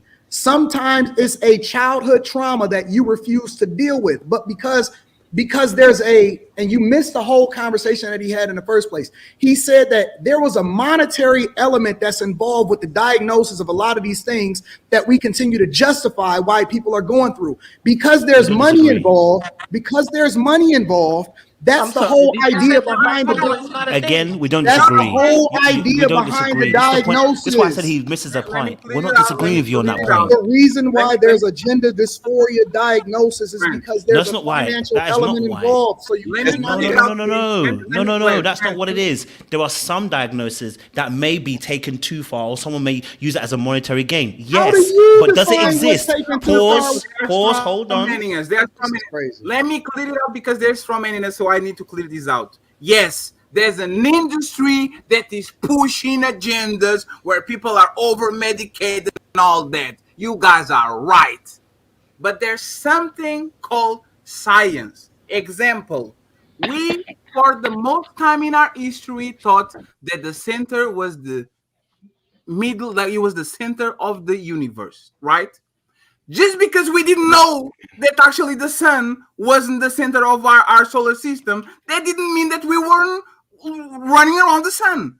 That shit was happening before we know. So what Black Dawn and Little Black Book is saying is that we didn't have the tools to properly identify it and to give you the diagnosis. That doesn't mean that shit wasn't existing. But how do you... Fatty, real quick. They're giving the exact same talking points that they give back then with dyslexia, right? That is the exact same talking points they had back then.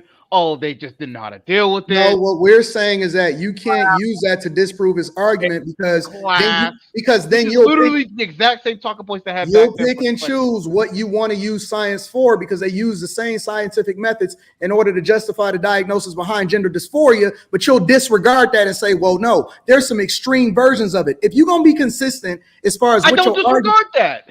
No, it's somebody on the panel that did. It's somebody on the panel that did. My point is that if you're gonna argue it and if you're gonna justify your argument, then you're gonna have to be consistent throughout the entire argument, and you can't pick and choose when to apply the scientific method to it and when not to. Okay, so either you're gonna be consistent throughout it or you're not debating that. Okay, The debate keeps happening because we keep going about whether something exists or not. Let's hear from the doctor and then speaking of that rock.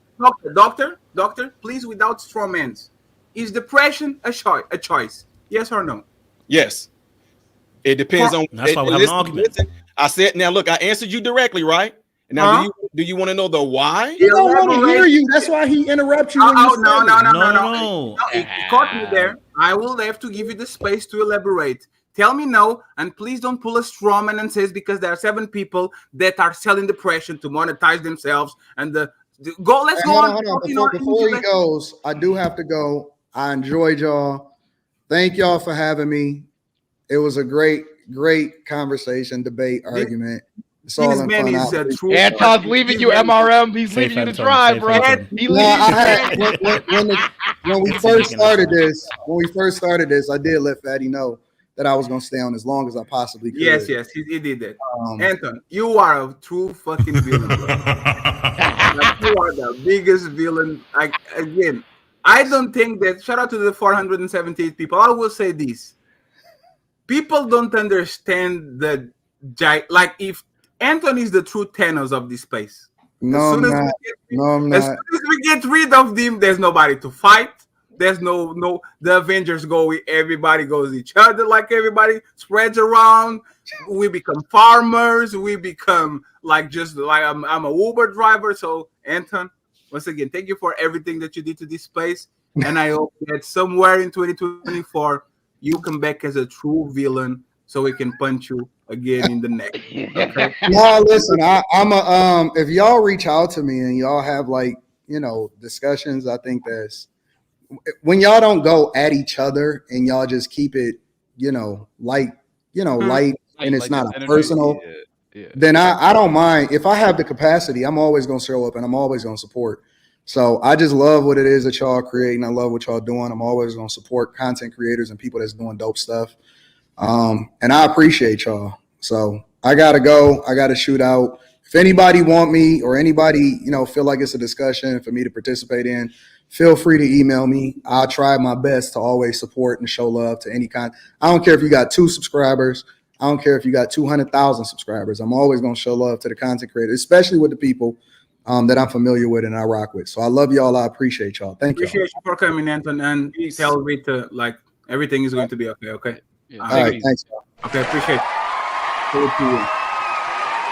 Remember, though, other friends, MRM and Ricky can talk for 10,000 hours, but MRM, you said yes, is a choice, and now we are going to drop kick you and punch you and pull you to the side.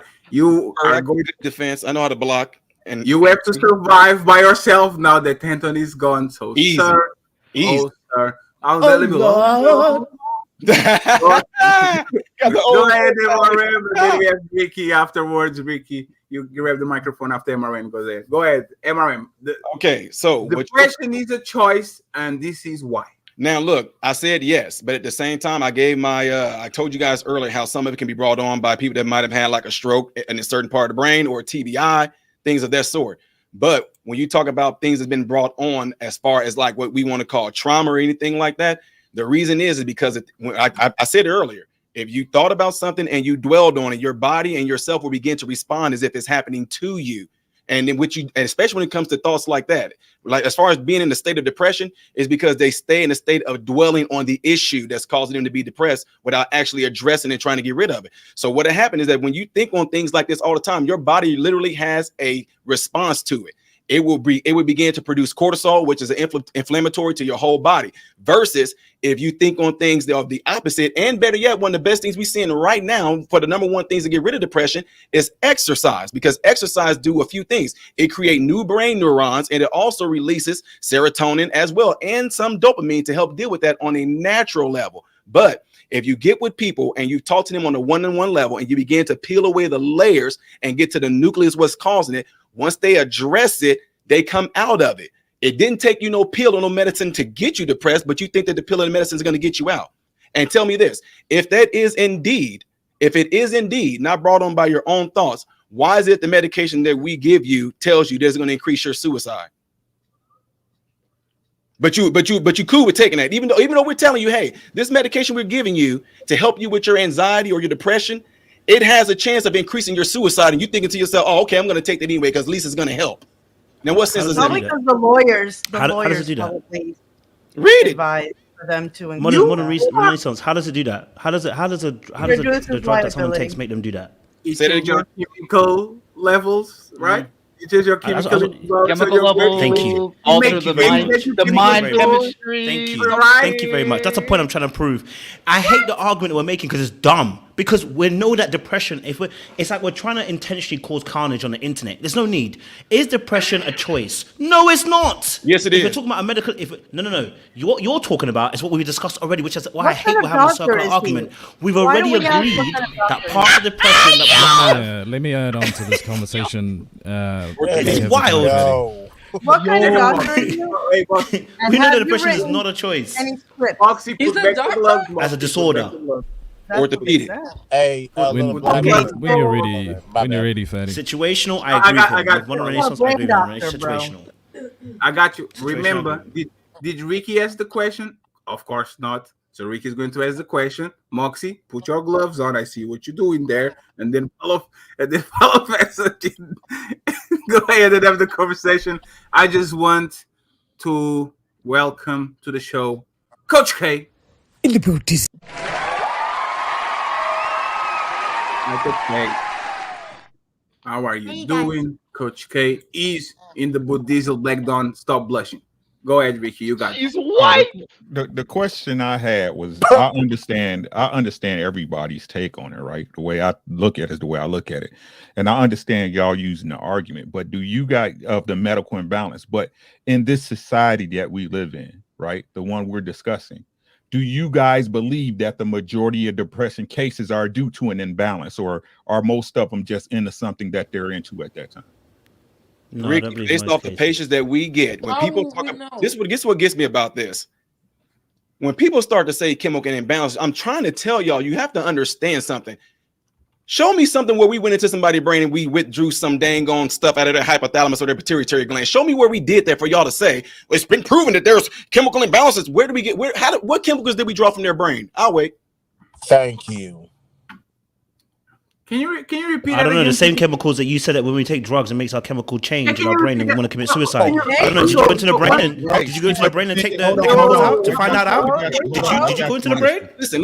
But the thing is, I made it real clear. I made it real clear, Fatty. I said, if this medicine, look, I made it clear. I said, if this medicine is indeed going to help you, tell me why does it say on the label it will increase your suicide thoughts? MRM, let me. How would it do that? Question. How would it do that? And I asked you, how would it do that? You said chemically change, and I said, it would be chemically change, wouldn't it? But hold on. Okay, so how would it do that? How would it increase? I'm going to ask a question again so you can never get a plane. How would it increase? Okay, sorry, my bad. I misquoted you. How would it increase your chances of committing suicide? That's something you have to ask a pharmacist. So then it can't be done, right? So it can't be done, right? So they're lying to us. It actually can't increase your chance of being suicide. It can't, right? No, the data is there to support that. Come on. We can answer that. Your body already has chemicals. For example, there's a lot of drugs that you use that are natural. They just enhance the quantity of chemicals on your body, so your brain is going everywhere. For example, shrooms, right? They are literally on the dirt. You take them, you get them, and you go to Mars, right? They alter whatever chemicals you have in your brain to the point where you feel things that you are not actually should feel if you were on your right frame of mind when the chemicals are not in balance. What the fuck are we doing here? The reason why you think that is because if they give you the medication and it causes your body to release serotonin or dopamine and you feel good, it makes you start to think yourself that you are good. So because they tell you that it's a chemical imbalance, tell them to show you the scan on it. So again, did it increase a chemical in your body? There has been did the drug increase a chemical in your body? But you going on. There's a bit of argument. We gotta hold him to. No, we gotta hold him because he's a medical professional and he's trying to come on like he's an expert. Wait a little bit, but there has been actual neural imaging of people with depression in their heads. That's why I'm like, what are we saying here? What the fuck? Sir, that's like right now. You telling me right now, if you think about sex, you telling me they're gonna be able to see that you're thinking about sex on the scan with your nerves? Yes. They can measure. Thank you, Coach K. Say it again. MRM. Coach K. Say it again. The MRM. They can literally map what arouses you. Fatty. I said on a neurological level. I said you can see the brain light up. I said, but show me. But that's how they do it. They will show you a picture and they will map your fucking brain reaction to said picture if you are aroused or not. That's why they got to the conclusion that women are more ambiguous because they will see women kissing each other and they'll become aroused. Right. Thank you. So Fatty, my point is saying all that is this. If you was to take a brain of a so-called person that's depressed, right? You're telling me in this person's normal state that their brain is going to light up and show that they're depressed. You going to tell me that? But Fatty, you just said if they show you a picture or something like that, you said the brain will light up. That's my whole point in telling you that if a person continues to dwell on the issue, that's why it's keep on taking them deeper into that so-called state of depression, because they constantly dwell on. Therefore, you can see the brain light up. Now, when you say you can see neurons and stuff fire up and all that in the brain and see what chemical is being released, I said you got to show me that. Matter of fact, if you you kind of said it. You said the serotonin gets released, and I said to you, how would you know that? Hey, Ricky, go ahead, please. Everyone, you said it can. You are disappointed me, sir. MRM, you are disappointed me, sir. That is not nerve. That is the brain lighting up on a certain part of the brain because of a certain thought. I said, do y'all know what neurons are in nerves? Yeah, like the But the thing is, that's not fair that you're making us argue with you because you're a doctor, right? But you're not a brain doctor. So none of us are. None of us are. Hence why we're all on the same level. So he doesn't get no expertise but here. he's a doctor, but he's also, talking about joints and an orthopedic specializes in what? Tell me. Brain scans are neurological by nature. In what? I don't even know what the bones, joints, ligaments, tendons, and muscles. Why can't you see the brain? We had to go through to learn different things like this. That has nothing to do with that. You specialize once you get done with everything that you have to go geriatrics, gynecology. Okay, so then why am I, somebody that's in real estate, able to understand that, sir? Huh? You tell me. Say that again. Why am I able to understand that and you are not then, sir? Understand what? Did you just say? Wait, hold on. Wait. Let's back up. Brain is very similar to a bone that's broken. Brain is like fractured in that there's chemical imbalance. Why are you not? Wait. Let's just back up. Did you just say brain scans are not neurological? Is that what you just said? No, that's not what I said. Okay, I'm sorry. Can you say that again? What you said before? You said something wasn't neurons or something like that. I said, show me the nerve in the brain, like the synapses and them firing. Yes, there's things that the brain. There's neurons. They go through a process once something happens. There's certain things that happen within the brain when certain things happen. I'm talking about the nerves in the brain. Like the circuitry. Optic nerve. Also the chemical stuff. I'm talking about, my point in saying all that is that I can see that a certain part of the brain can light up with a certain thought, or it can light up when a person, for example, you can take a person that drunk like maybe 3 cans of Coca-Cola and somebody to take cocaine. The brain on the same side is going to light up the same way with the Coca-Cola and the cocaine. You get what I'm saying? So what I'm saying is this. I said, show me the nerves in the brain. And I said, show me the chemicals, because you was talking about dopamine and serotonin earlier on, and you ain't seen it. Never have I. So that's why I said we got to hold you to the same level. This is the issue, right? Again, everybody's coming off the incorrect premise. When you talk about depression, as far as a blood test or levels or things like that, what levels are involved? What things are put into the actual the diagnosis to say, okay, this makes you depressed? Don't none of y'all know. Nobody knows. You know why? Right? Because doctors go off an assumption, right? An assumption of what they prescribed patients before. That don't mean they was right. It doesn't mean they was right. Man, you Hold can on, bro. Y'all just said at the beginning of this show that biology affects everybody different, right?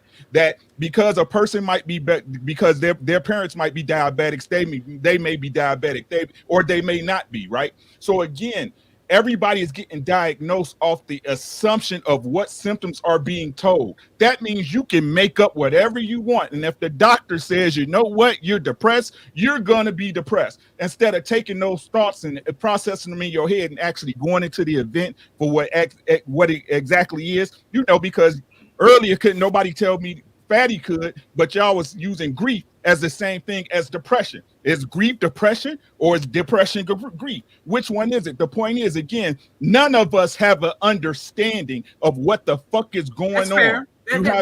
You have an assumption of it. And the thing is that y'all would rather have people tell y'all what's wrong with you than you figure out what's wrong with yourself. Ricky, we can use an argument for anything. Black Book, 1 little second. I will read the super chats in 5 minutes. I'll pass the microphone to Little Black Book. I'm just saying because this is why I think Memoram right now is kind of being difficult for a reason, right?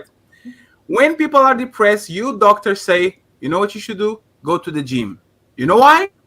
Because when you go to the gym, you release some type of toxin, some type of your body actually works better when you expel the energy that is inside of you. I don't know the term, I don't know what it is, but you guys universally says get active, go to the gym, so you can correct whatever you have going on. That's all that is. Your body needs treatment. Your brain needs treatment too. The fact that you are saying, and this I think is the problem with this conversation, is a choice. Is a choice. Like you can command body be depressed, body snap out of depression. Like it's a light bulb that you can just click in the boop boop. That shit is. No, I literally said that if you continue to dwell on it and think on the thing that's causing that, your body releases cortisol. I said that. So my mama died. Let me not think about it. My mama died. Let me not think about it, then I'll be okay. How is that possible? Say it again. No. My mama died. But I'm not going keyword to is dwell. No, there's a difference between grieving and mourning versus constantly dwelling on a issue. That's normal. Yeah. Yes. That's what I'm trying to say. Can I add to this conversation? I thought I was clear early when I said when things are funny, we laugh. When your kid do something that makes you proud, you feel proud. When they do something that makes you feel joy. But I said one of the things that a lot of people don't like to face is like when they lose a close loved one. People, they don't want to deal with that, but at the same time, if they don't deal with that, they never will be able to get past it. So what I'm saying therefore is I said now that's normal grieving, right? When you lose somebody. But I said if there's something that happened to you that was traumatic and you actually cover that up with like a possible another way of thinking or another way of formulating some way to get away from it, that becomes another so-called part of you, or bipolarism, or it can become depression because you constantly dwelling on what happened to you, what was done. I clearly said, and y'all all agreed, I said, have you ever been in a time where you thought about something that somebody might have said to you and done to you, and your body literally reacts as if it's happening to you right now, even though it could have happened years ago? Yes, and MRM and Robin Williams literally died 3 days after doing a comedy special or a comedy stand-up shit. He was a comedian. His life is literally making people laugh and laughter. And even the person get this out of side of their bed and they put them on a situation where they are on the frame of mind that might make people laugh. Like, you can be smiling on the outside and be miserable inside. Like, nobody can see that shit. So yeah, I get it. I agree. Some of these arguments are criminal. It's just it's just the what's annoying me on this conversation is that we consider, to your point, there's nurture going on. There are people being pushed to places where they shouldn't. We are romanticizing depression. We are making these social media posts and all that shit. But the fact that you can compromise with us and say that are natural, like you are put on this world, and there are things that are going to affect you inside of you that you have no control out of it, that's the part that I think is actually annoying, because you guys don't want the middle term. You guys want to control that shit because of like the bootstraps doing these and like that. No, notice Patty, notice this, and y'all can play this video back. I never said you control that. What I said is that you have to be able to deal with what's causing you that. That's I kept on. It was a choice, huh? I ask you. You said depression was a choice. Yes, and I said yes, it is, because you can choose to. You can control it. If it's a choice, you can control it. No, I didn't say it. No, that's not what I said. No, you said it was a choice. You said it was. I'll clear it up when it's my turn. We all hear it. What? Yes. Let me annoy you even further. Patty said, is depression a choice? I said yes, and then I expound upon it. I'm still saying yes because, again, a lot of people depend on I keep on going back and saying some of it is brought on by a TBI, something that happened in the brain, right? An injury. But then I also said the reason why a lot of people come in is because they don't want to deal with the issue that's causing them, that it's like it's too hard to try to face, whether they was touched on, beat up, domestic, father abandonment, mother abandonment, I don't know. But my point is, a lot of people don't want to try to address it and get to the bottom of it, because here's the deal. Once you end up building up a certain type of behavior or characteristic to cover over that, that can become a part of you and you won't even know it later on down the road. I don't know why I'm like this. I don't know why I do like this. It's like, well, there's a reason why. Let's peel back the layers and find out what it is that's causing you to think like that, what it is that's causing you to be like that. Because again, if you keep on thinking a certain type of way, your body is going to respond according to what you thinking like when it comes to depression. So some depression is choice and some is not. That's the statement you should have made, but you didn't want to make it because you were trying to call carnage. Okay. Let me go. Can I address this point? Before Paolo goes, wait. Can I just what Ricky just said quickly? I'm real quick. I swear to God, Paolo, and I'll pass you. I swear to God, Paolo, and I'll pass back to you. It's real quick. It's real quick. Literally, what Ricky said is criminal as a debate. And I'll tell you why it's criminal, right? No offense to you, Ricky. I appreciate you. I actually like you. But it was a criminal, right? He said that doctors are making assumptions. And we don't know because doctors are making assumptions. And you want us to sit here and listen to what Mr. Modern Renaissance Man says as an assumption, as the truth. You've got to be bugging. If you use that as an argument, we can never have an argument, right? Because we have to trust what these doctors say as it being some form of truth. Otherwise, we can debate anything like this and say, well, bipolar doesn't exist, schizophrenia doesn't exist, this is an assumption, this is an assumption, this is an assumption, this is an assumption. Everything's an assumption. At this point, why are we arguing then? If everything's an assumption, we're wasting our time having an argument. And honestly, there's got to be some objective truth. Black Rock, when we go to school, you know what they tell us? It's the reason why they say what y'all going into is called a practice, because they say you're never going to perfect it. That's what they literally tell us. And guess what? When you go through school, I don't care who they are. You know who doctors are. Doctors, when they go to school, you're literally trained by pharmacists. You are trained by these people to pretty much treat almost every issue medicinally. I'm telling you, y'all, you don't have to believe me at all. That's not my point. My point is I shouldn't listen to you either, because you don't know what you're saying either. Okay, right now, if you were to come to a doctor and you said, I've been having this really bad pain, I've been feeling nauseated, even if you're not even having that for real and you lying, they're going to sit there and try to base a diagnosis off of what you're telling them, those symptoms, even if you're lying. So how do we really know you're really dealing with that? You get what I'm I don't know saying? you're telling the truth either. That's the point I'm trying to say to you. My point. Wait, modern. How do I know do you're you, telling the you truth? take X-rays, right? Modern Renaissance. Yes. You go by X-rays. Yeah, I'm gonna That's skip a little over bit me again. different than taking someone's I patient. no, Paulo, I got you. There. Yeah. Go ahead, Paulo. I don't want to skip the line. My bad, Paulo. Y'all got it. I'm gonna go a little bit deeper than what you have said. That's what she said. Depression is a cult. It's not real. It's a cult. And the reason why depression is a cult is the only disease that we will go back and forth and argue. Do we argue about cancer? Do we argue about polio? When you have a chemical imbalance, you go into the doctors and they treat the chemical imbalances. They don't treat the depression. When you go into a psychiatrist and you talk about, I'm sad all the time, they treat that and they say, okay, do things that bring meaning and happiness to your life. They don't treat depression. It is a cult that we are now convincing ourselves that it's a real boogeyman, that it's under the bed, and if you have this thing, you're magically going to get it. It's a fucking cult. And why do we defend it? If you say depression can kill you, why do we defend it so damn much the way that we do? If I cannot believe in, if I say I don't believe in depression and it never affects me, and you say, oh, but I believe in it and it affects you, then it's a state of mind and it's a state of belief. It's a cult. I'll end it there. And I got you, Coach K. The first step to solve a problem is to admit that you have a problem. That's why we talk so much about depression, because a lot of men say, man up, all that shit, and then when you look at them, they are on the bridge ready to jump out of that shit, right?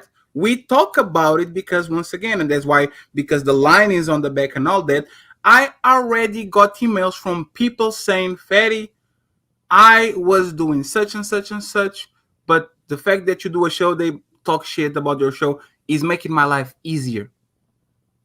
Like, just the fact that you are smiling and laughing with everybody and fucking around, we might have no structure, no nothing, but that actually makes them rationalize their life and escape from the miserable shit they have going on, right? Is escapism. But the fact is, again, it's very strange. And Black Dawn, that's actually a great point that Black Dawn needs to put a little bit more. Why do people that are on that side of the road believe in a lot of mental illness, like bipolar, schizophrenia? For example, you know that your granddaddy forgets shit. And he's like, like people see, that's a schizophrenic person over there. You go to a fucking asylum, there's a crazy person, there's a crazy person, there's a crazy person, their brains don't function well. And then when you go to the depressed guy, nope, that's made believe. Why can you tell me what was wrong with brains or Joker's brain?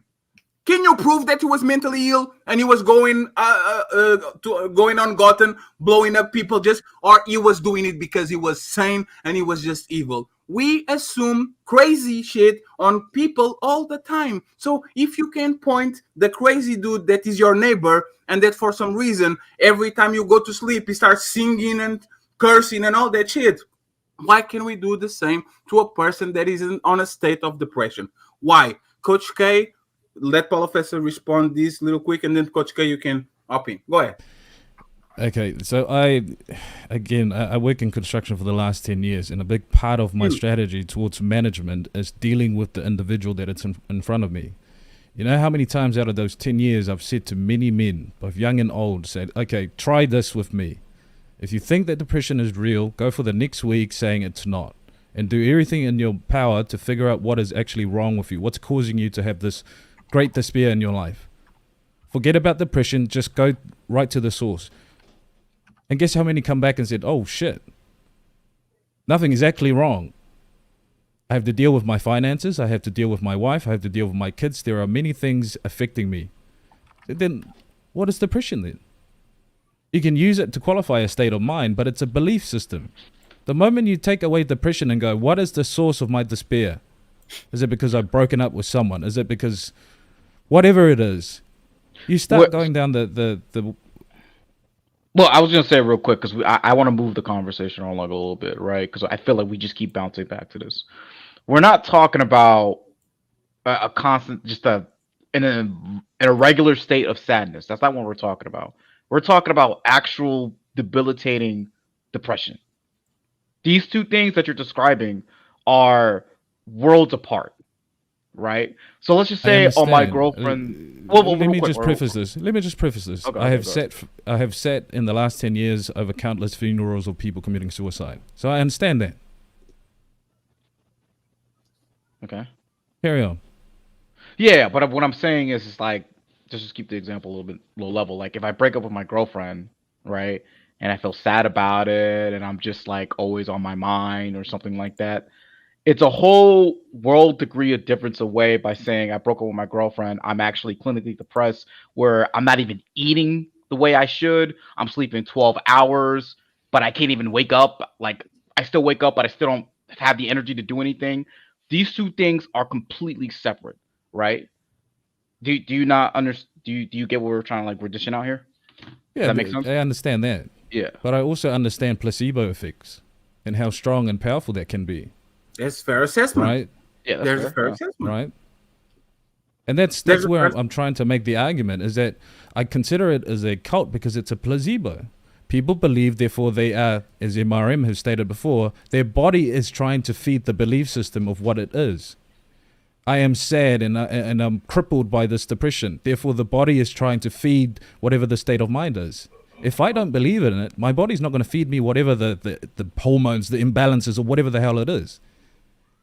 No, your body. No, man. You know why that is completely wrong? You said if I don't believe it, it's not going to happen. Fatty, die. Die. I'm telling my body, die. Pass away right now, Fatty, please. I'm making a conscious decision of passing out right now. Can I do it without holding my breath, suffocating myself, administrating some type of drug? I can't. The context is placebo. The context is placebo, which is why I introduced that concept. You just throwing out words and saying die. I'm just gonna. It's not a statement of belief system. What you Mata, thank you for coming. I truly appreciate you. It's already 1 a.m. I gotta go too. Thank you to the ladies on the back too. Okay. I truly appreciate you. Thank you very much. Little Black, you are going to? Yeah, I appreciate you, sir. Thank you very much. Or Ricky's going to. Little Black Rock. No, Black Book. I mean, when you guys say bye, Modern racism, I appreciate my dog. Little Black Book, I appreciate you, man. Black Thank you for Dom, jumping in. Rick, Salute to you, son. Take it easy. Hello, it's always a pleasure when I see you, man. Team Patty, I appreciate my dog. Appreciate you. Like when you guys say like it's a, let me reframe that, right? The same way you say that is kind of a made-believe cult speculation, you guys are speculating too. MRM, the way that you were talking, was speculating, and when Paulo Festa says he's a cult, he's speculating too. It's his opinion. It's not factual. And just because he believes he's a cult, that doesn't make it actually true, doesn't make it reality. So believing in it, let's assume that I agree that it's a disease and you agree that it's not, right? Me, I can think, I'm not going to think about the cancer that I have is going to disappear. I can think about the sprained ankle that I have on my feet and that shit will disappear. Just don't think about it, guys. Just play through it.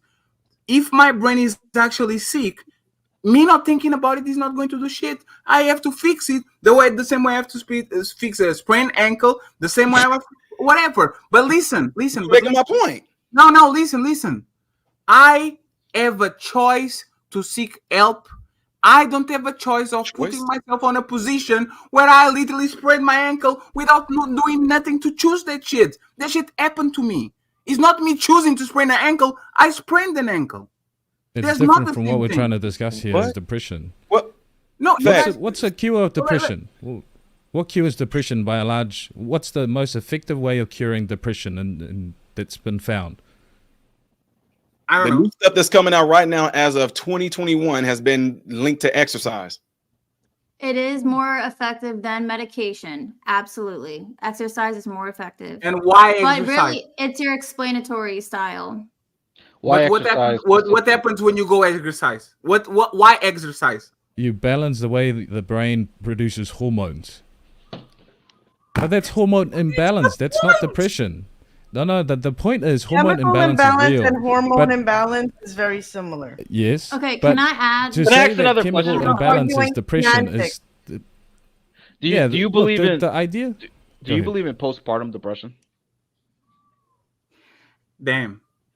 Me. Yes, yes, because the woman's body is MRM, do going you through believe in? complete transformation. No, that's a choice, Coach K. She chose to be depressed. Nope.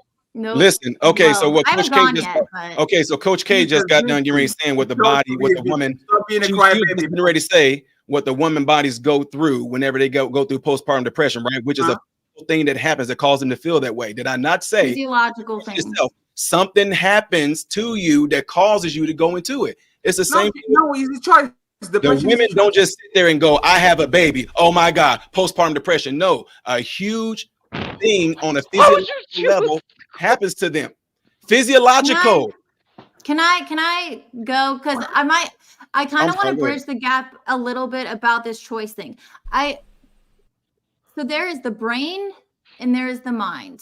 Our mind has the ability to control our brain. Our brain has the ability to control our mind, in the sense that if we are set on something, our brain will respond according to what that is. Same thing with our brains.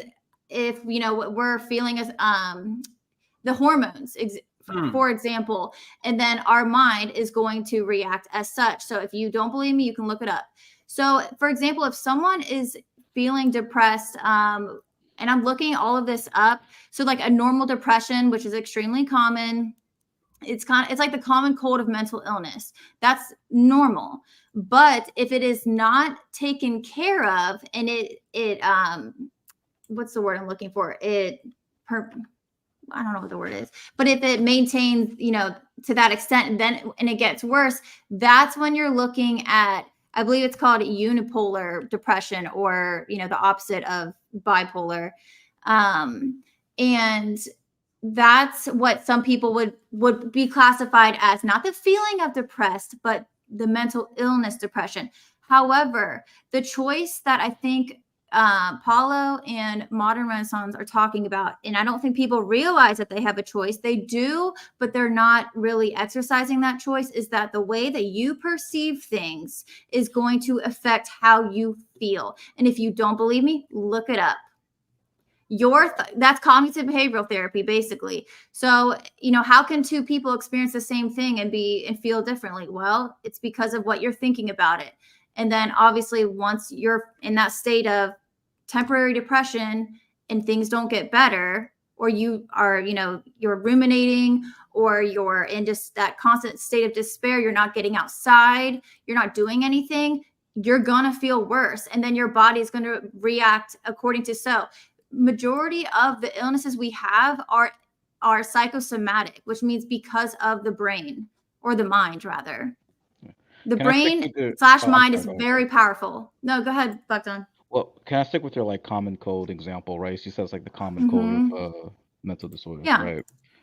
For example, common cold, another disease, is very common, right?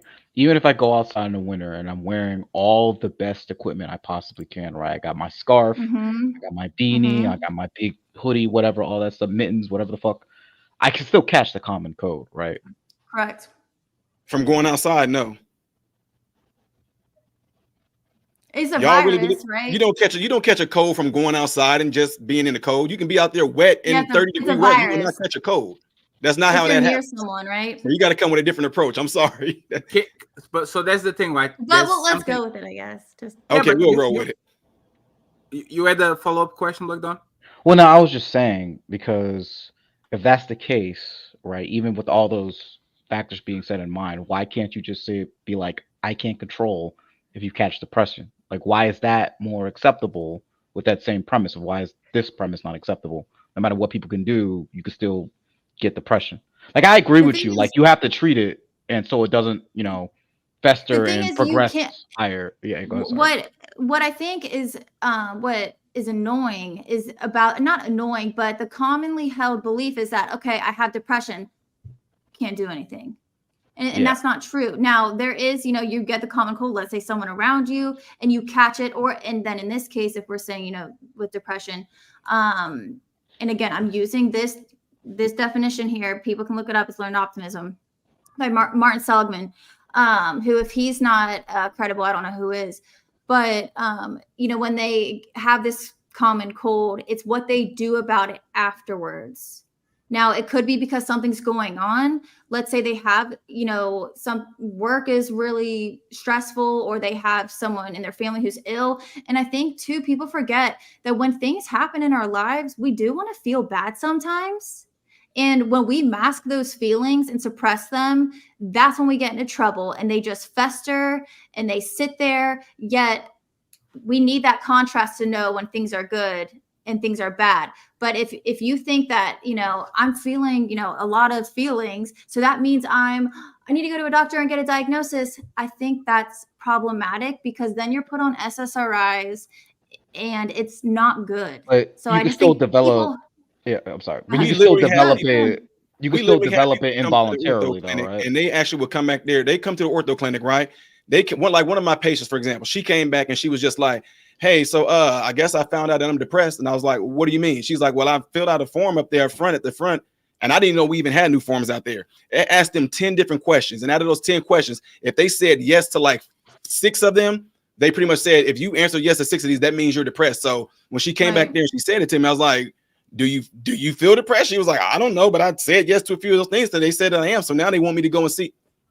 I'm telling you, man, it's a money bag grab a lot of times. Right. So let's She's just like, I didn't even know I was, because she's probably not.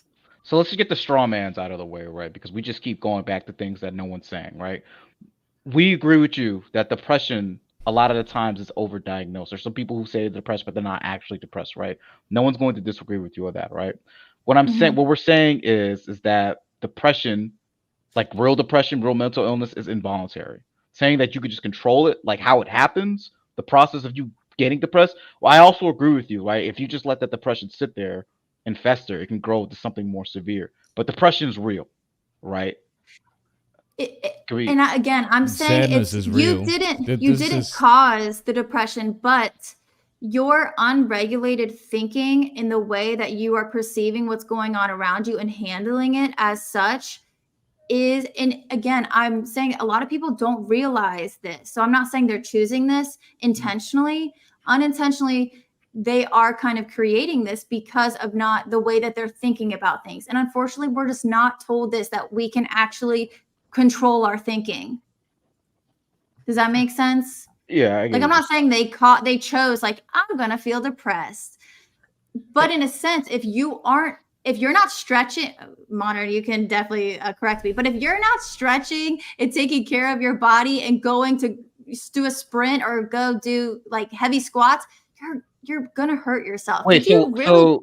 so you agree Go with ahead. this? People don't choose to be depressed? Did you just agree with this? I'm saying they do have the capability. They're unintentionally, but they still have the ability, no matter what, whether they use that or not, that to either prevent it or to allow it to be there, is what I'm saying. It is within all of our ability. And you know what? There's a lot of variables that come with it too, because you know it gets really deep, y'all. I'm telling you, these are people we see every single day.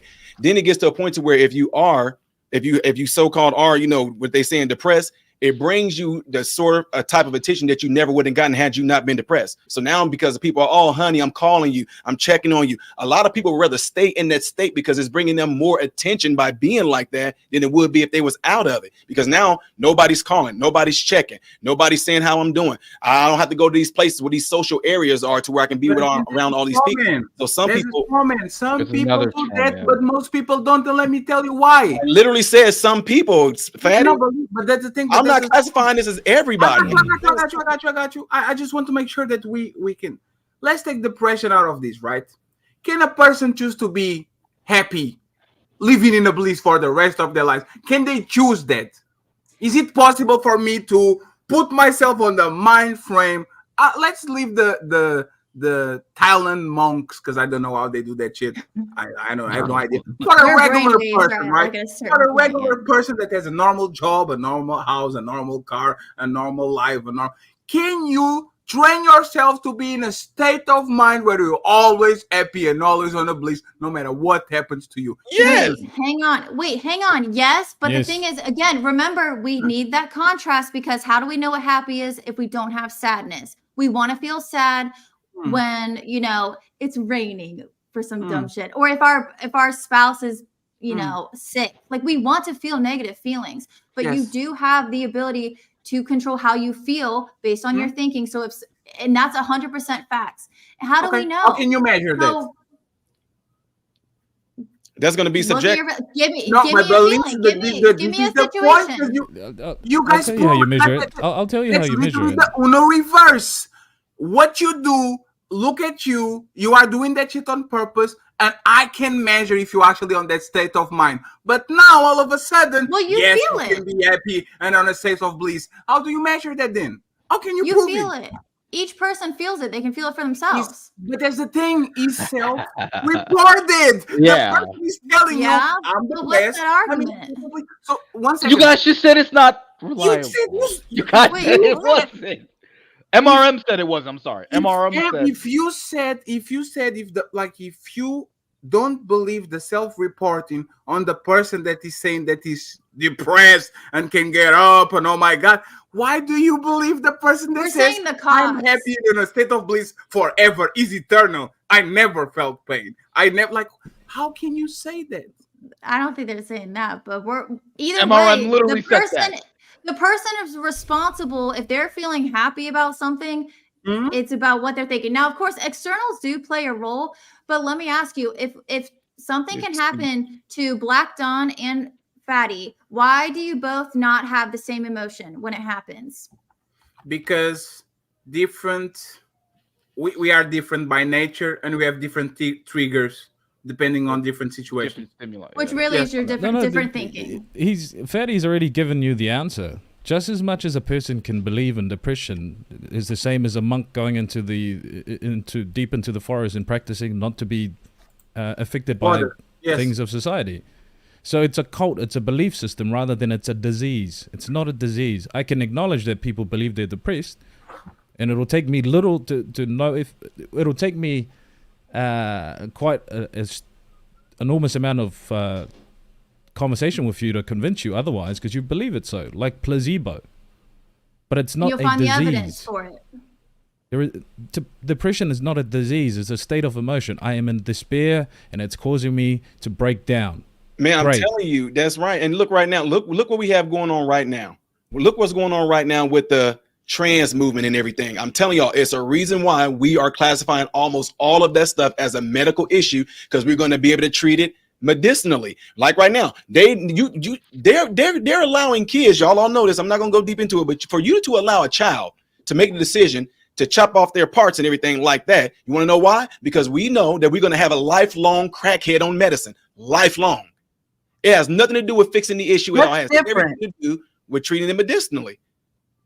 That's different. Well, okay. I will share, and I've been candid about this because this has been a pain in the ass, but I was prescribed an SSRI I was 18. It was in 2014. And if I want to have kids, which I do, I cannot be on this SSRI, Paxil, Modern Renaissance. And it's very potent and the half-life is very short. So in order to get off this medication, I have to reduce the amount so I don't have withdrawal by 10% a month. So I'm down from 40 milligrams to 18. And, even doing the research, and what does my doctor say? Oh, just cut it in half for a week and then cut it in another half for a week. Are you kidding me? I've already tried to get off that way before, and it was terrible. Get off the medication. Pause. Stupid. Stupid, y'all. But and the withdrawal was terrible. So it's like, if I didn't want to have kids, I would be on this forever. Wow. They don't tell you these things.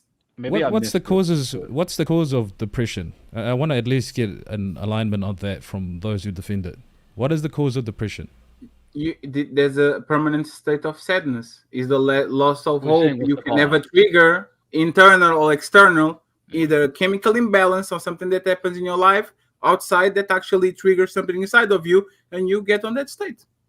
Same as euphoria. You being on an ecstatic state of mind either is something that is happening inside, but probably is triggered by something that happened to you. For example, when you guys said, when I hold my kid for the first time, that was the happiest that I was on my life. I If follow that was now. the I follow choice, now. if So, that was the so is choice, it? why didn't you? If that was the choice, and I got No, you, I know you. if that was Yeah, a I'm choice, following. why didn't you feel that state of bliss before you had a kid? Why that day? Let me It was the ask a most follow-up beautiful question. day of my life. Why didn't you experience that? Let me ask you a follow. Let me ask you a follow-up question. Okay, is the cause of depression deeply tied into chemical imbalances, or are they independent of each other? Both. I think it's both. Is this, like I told you, external and internal. You can have an external factor actually pushing you into that. For example, the hyper successful shouldn't be depressed.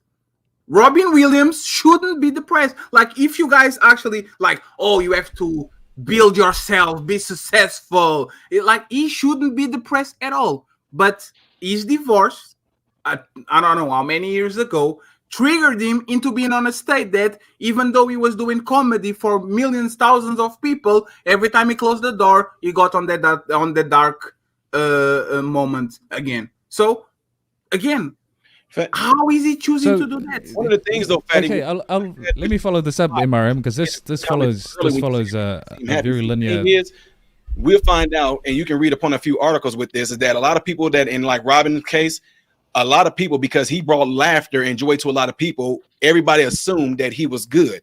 Nobody ever. Why would you check on a guy that seemed to be so happy and energetic and stuff? Why would anybody check him? So what you might find out is that those people like him, in his case, they really do got some stuff going on, because they're so used to being the life for everybody else, or being the uplifting person for everybody else.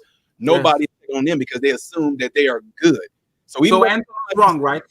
Anton was wrong. Anton was wrong, right? Say it. No, say it. So Anton was wrong. Anton was wrong. What did He Anton said say? depression does not exist. Oh, I disagree with that. And you guys are soft. Yeah. So people that are depressed are soft. The Robin Williams was soft. Some of them are. Some of them are soft. Some of them are. Some of them are soft. Here's the point. Yeah. And these could say issues some like that are. he brought up. Wait. Oh, no, I want to hear MRM. I want to hear MRM. So depression does exist, right? Not what people are soft, but I didn't call nobody soft. No. No. Depression is not real. Please. Depression is not real. Make him answer this question. You're not gonna. You can't get me. This is too easy. What? Go ahead, rewind the video where I said somebody was soft. Let's have a conversation. No. I asked you a question specifically. Does depression exist? Yes or no? Or maybe give some other answer, whatever. But that's basically what I'm asking. I think the word they're using right now for the word depression for what people are going through is just the word that everybody's going along with.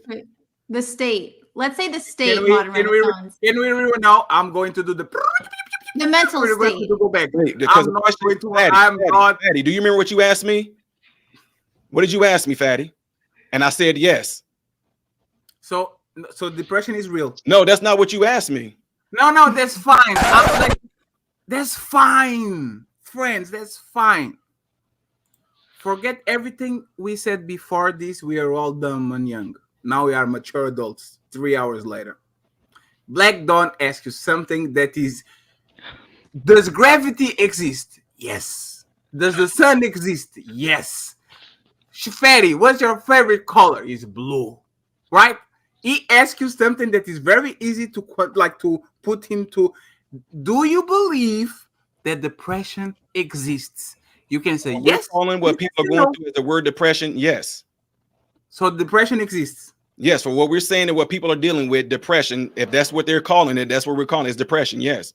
If they called it something else like mental encephalopathy, I would say yes. So depression is real. The bigger question is it real or not? It's called depression. Now, if we didn't use the word depression and we just said sadness, I would say yes. But right now, we're saying yes. Is it a disease? I think No. that's a Is it a mental? question. Is it a mental illness? Disease is not the right nomenclature. No. Why isn't it, Black Dawn? Disease? Mm-hmm. I forgot. Because I'm drawing a blank here. What's the disease pathologically, name? That's how they label pathologically, how not a do you professional. That's how they find call the origin to it? Now, schizophrenia is different, and I think because it impacting the brain, like the physical brain, but with the the neural circuitry, with depression and certain things not firing and other things firing, how Maybe could you call because that a it's disease? temporary. Maybe it's an illness because there is a cure, which is why, when I researched this with antidepressants, they're not meant for you to stay on forever. They're, I believe it's mental.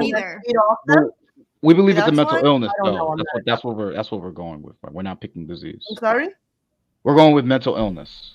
We're not Yes, going mental with illness. disease. That's what they call it. But she asked why. Yeah, and I just wanted to see if you knew why, it is different. Yeah, I'm trying Why to does think it here. qualify as an illness? I'm Mental trying to illness? think here.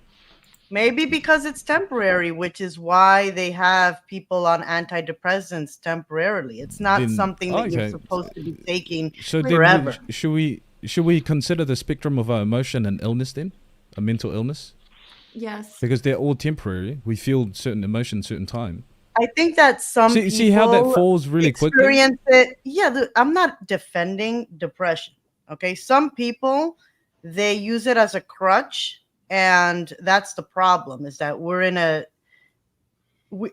world where extremism is normal, and it's like nobody's able to see the middle ground, like Fatty was saying. Yeah, so there so are that's people where that take it the- overboard. Yeah, that's What where the line is things like what drawn. we say on here, like even if things like what I say on here gets me in trouble a lot, why do you think that is? Like if I'm being told by the AMA or even my colleagues, hey, don't say stuff like that. Don't tell them, don't say that. You are an asshole.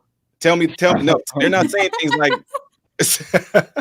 they're not saying He's things a like man of principle. Because Medicine man is modern Renaissance. Because everybody's is a man of shook. principle. Everybody's scared. Because you are an asshole. You are one of those people that say, like, is the pull yourself by the bootstraps. For example, you an no, I just want you to know the truth. It's just like right now. Okay, let me give you an example. When I go to the community and I let them know, hey, you see how asshole you are? Huh? You see how asshole you are for using the word community? Say that again. I can't hear. What you say? Do you see how asshole you are by going out of your way to say community? Yeah, I'm just being real. When I go to the black community, but like with mental illness, when I go to the black community and they say something that runs rampant upon the black community is high blood pressure, and they say it's dealing with salt. When I come with them, I'm saying, hey, guys, actually, no, it's really not the salt that's causing you to have high blood pressure. It's the excess of sugar that's in absolutely everything. We know for a fact in medicine, sugar causes way more high blood pressure than salt ever does, period, right? So if I go and say things like this, and I still get people, no, that ain't it, that ain't it, that ain't it. Now, what I'm saying that for is this. Why would the medical world want to say, hey, don't be saying too much of that? You want to know why? Because it's keeping the money from coming in if you get the truth on it. I'm telling you, y'all, this is easy.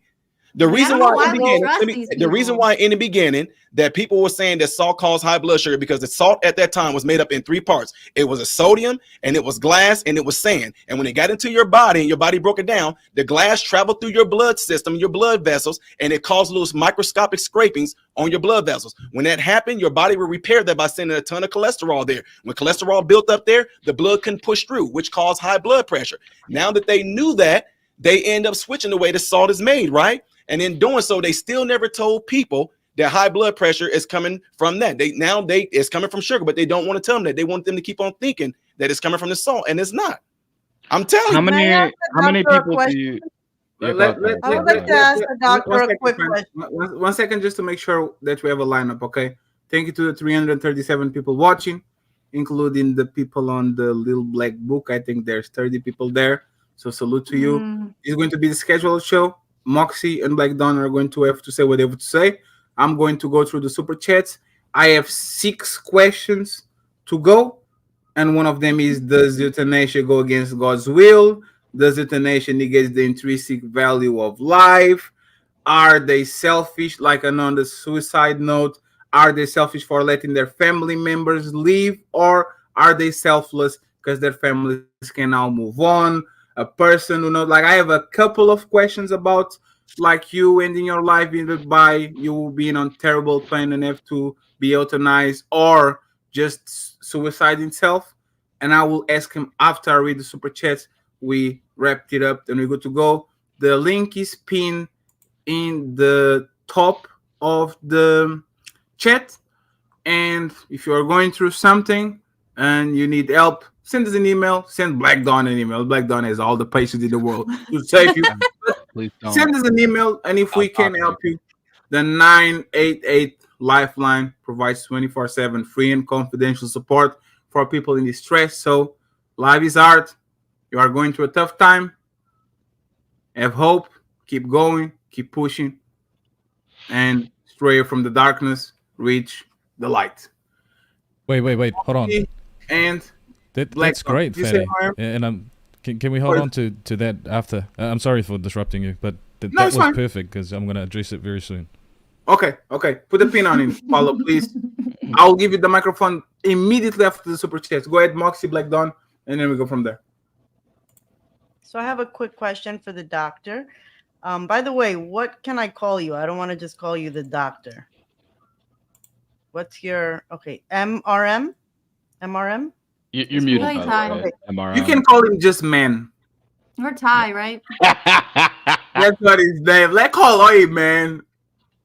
MRM. So, in the Western world, males die by suicide 3 to 4 times more Oh, you than stole my question. females. So, why do you think? Hold on, it was a delay. I heard fatty, then I heard something you You said. stole my question. Why do men have way more the suicidal and the rates of suicide are way higher than So the the stats are males die by suicide 3 to 4 times more often than do females. Yes. For every 100 suicides, 80 are men. It's probably You're asking why do men do it more? Yes.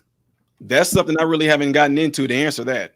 We do know know that why. they take measures that are more permanent. men- I'm going to men be deal very with careful with absolutes. my. Yes, Men and deal can with I add- absolutes because Go ahead, women Paula. attempt more. Yeah, women attempt more, but men are absolutes. They How goes do you towards our know that nature. women attempt more? Where are you getting this from? We It's in the know data. that it's simple to know Didn't that because you say something like that? you know it's because it's simple to know that when you try to take your life and you are not Where are you fail getting the this mission, at? you are going. I'll look it up for you. It's I'm not even joking. The average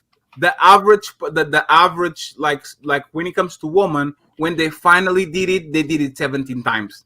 When It's the the man does it, means. it's the first or the second. It's It's not the like way that they do it. prolonged. Yes, it's not a prolonged. Men are more efficient with what they do. Women, unfortunately, Unfortunately. either they I cut don't think it's that themselves. they're efficient.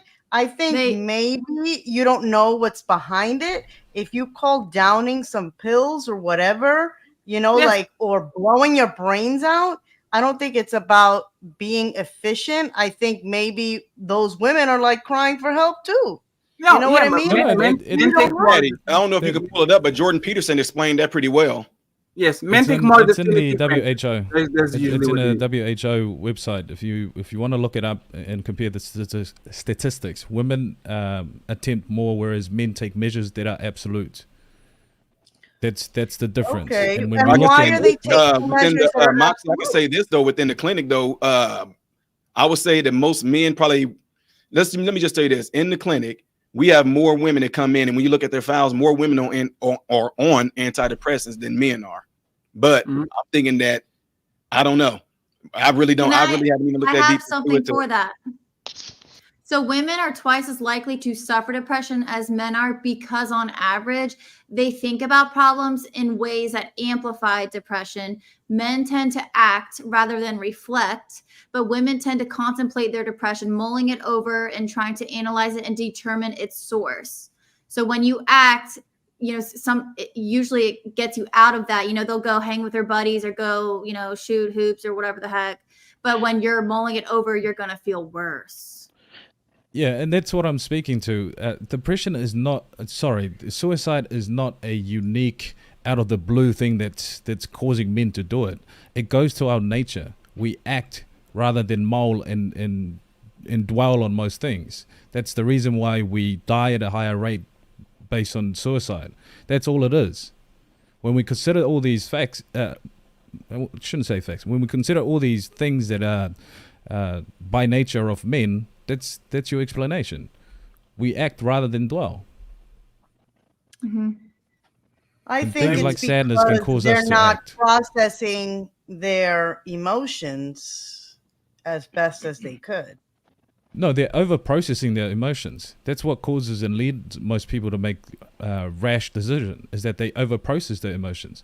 They over I wish contemplate we and had they a, you justify. know what? I wish we had a psychiatrist or a psychologist on the panel that like. The women Well, are I'm not they not a process psychologist, too much. but I've dealt with men of all caliber for the last 10 years as a manager, as a construction manager, and this is part of my strategy: is that I deal with the human, so that we increase the production of our projects. And it And also a big part of it is that we yeah. overcomplicate these issues, right? Is that, look, if you over contemplate one thing, and this is partially tied to what we've been discussing about depression. If you think you're depressed, then therefore you are. And if you over mull in that, you stay in that state. It's like suicide for us as men. We consider all the avenues and we speak to it, and then we make a action based on those justification of over processing what those emotions are. I've heard conversation from men, look, it'll be better if I go and my children and my wife, gets taken care of because I've got insurance. Like, sure, you got insurance, but for what? For the next 5 years? And what happens then? What about the sadness that it's going to imply on your children, on your wife? What about your extended family? So these conversations are very much real because it's over processed. It's not the lack of suppression. Patty, can you please move me away from that noose? Thank you. Yes. Oh, the spiritual thing and all that. You can put it next to me. It's just a rope. That's spiritual. It's just fucking the way weird. you think about it. No, it's of course fine. you'll be okay with it, Coach K. It's fine. What do you think about it? Wow. Wait, what the That was You're demented. That was good. That was good. That was good. Black Dawn is sharp. This is the type of comedy that almost got me canceled back then. You need to stray away from that. Coach K is a Black Dawn. He's not. This panel's too fucking morbid. Okay, come You on. are not. Black Dawn. You are a tether. Shut up. I need help. Fucking morbid.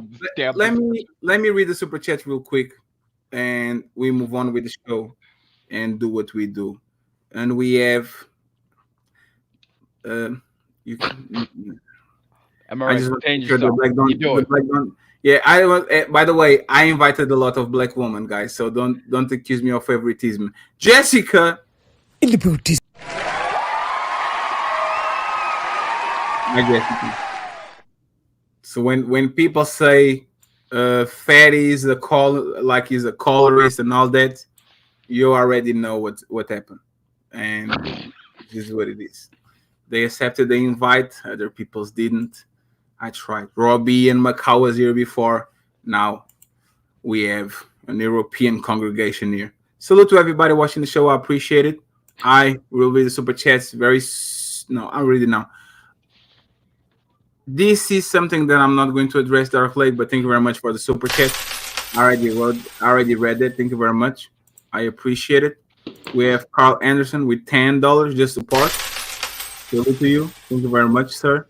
Little Plastic Spoon is in the building. He says, what do you call a man who sleeps with a lot of women, stops, then preaches to others to have a lot of sex? Is there a word for that? It's somebody that he learns from his mistakes. He's not an hypocrite. I think you were trying to imply that. An hypocrite is somebody that is currently doing. Or if you would be shaming them, I would tell that he's a hypocrite. If you will shame the younger man, why are you doing that? But if he's just teaching and telling him not to do it, I don't think there's an hypocrite there. He's just telling you, don't commit the same mistakes I did. Right. So to you, Little Plastic Spoon, I appreciate you. We have all goon. $10. To live is to suffer. To survive is to find some meaning in the suffering. Frederick. Thank you very much. I'm not even going to try. German is not on my radar. Omni Reptile from Mortal Kombat, $10. Does Anton still believe people who commit suicide are cowards for doing so? Yeah, he was kind of the soft. He said, "You are soft. Lou, you are soft." That's what he said. Thank you very much, Omni. I appreciate it. We have Legaret in the building. Says Anton in the house. Salute. He's not in the house anymore. He left. Thank you very much, Anton, for coming, and thank you, sir, for being here. Legaret or Legaret. I still don't know how to pronounce your name. You need to give me some advice. Rick couldn't the inability address it due to Rick couldn't the inability address it due to that many things you're responsible for a sign of depression. Yes, Taru. Salute to you, sir. I appreciate you. I don't know if I read it right. I think I didn't. Thank you very much, sir. I appreciate it. Let me see. We have DDM. This might be risky. He's in the building. He says El Capo. Salute to the grind. To the rest of the panel. Hope all is well. Thank you very much. Salute to you, sir. Appreciation. Have a great weekend. We have Timeout in the building. It says, does the panel believe that social media and TV content consumed by men and women is causing their depression? They often project other people's problems onto themselves. What solutions would you recommend? Anybody agrees that is accelerating these rates of depression, the amount of information, right? Yeah, 1000%. Mm-hmm. Anybody disagrees? No? Okay. Nobody disagrees. How do you stop doing that? Stop consuming what you consume. Limiting yourself. Too easy, huh? Yeah. I would say you have to limit yourself into the exposure that you are having with the information. Go Go ahead. No, I'm just saying, go watch what you like. Go to your phone. There's a setting that says how many hours you pass on certain app. If you are 3 hours per day on Instagram, which is most of us, and 2 hours and a half on YouTube, and you are having problems with the information, you have to put this shit down. That's all that is. Depending on the age, like the kids that we mentor, they don't even have social media. It kills their creativity. Yeah. Go ahead, Coach K.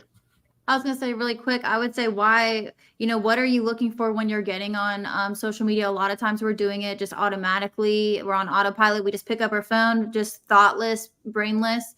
The reels are the worst. Yeah. So what are you looking for when you you're are getting watching on 93 by the end of the shit? Yeah. And so what are you looking for? What are you trying to feel when you're doing this? And you're going to have to start slow, but you're going to have to start limiting your exposure. But you have to be intentional about it. I would say just Atomic Habits, look that book up, definitely helpful with things like that. I want to address what Fatty mentioned before, because this is very similar to how a lot of people speak to those who are in depressive states. You offer words of endearment and encouragement. Why? Because you understand it's a choice. If you keep deciding to be down that route, I'm sorry, but it's going to be affecting you for the entirety of your life. But if you choose the things that I give you, which is hold on in there, have hope, find meaning in the things that you do, it is that I'm trying to give you so that you move out of the state that you're in. Why is it that we give that to those that are in deep sadness, that are qualified under this notion of depression? Because we understand ultimately it's a choice. Can I ask this question? We don't say, oh, go to the doctor, you're depressed, it's going to kill you. No, we don't do that. We offer words of endearment and we offer them our help and say, look, let me come over and pick you up and let's go find something to do. Because ultimately we understand.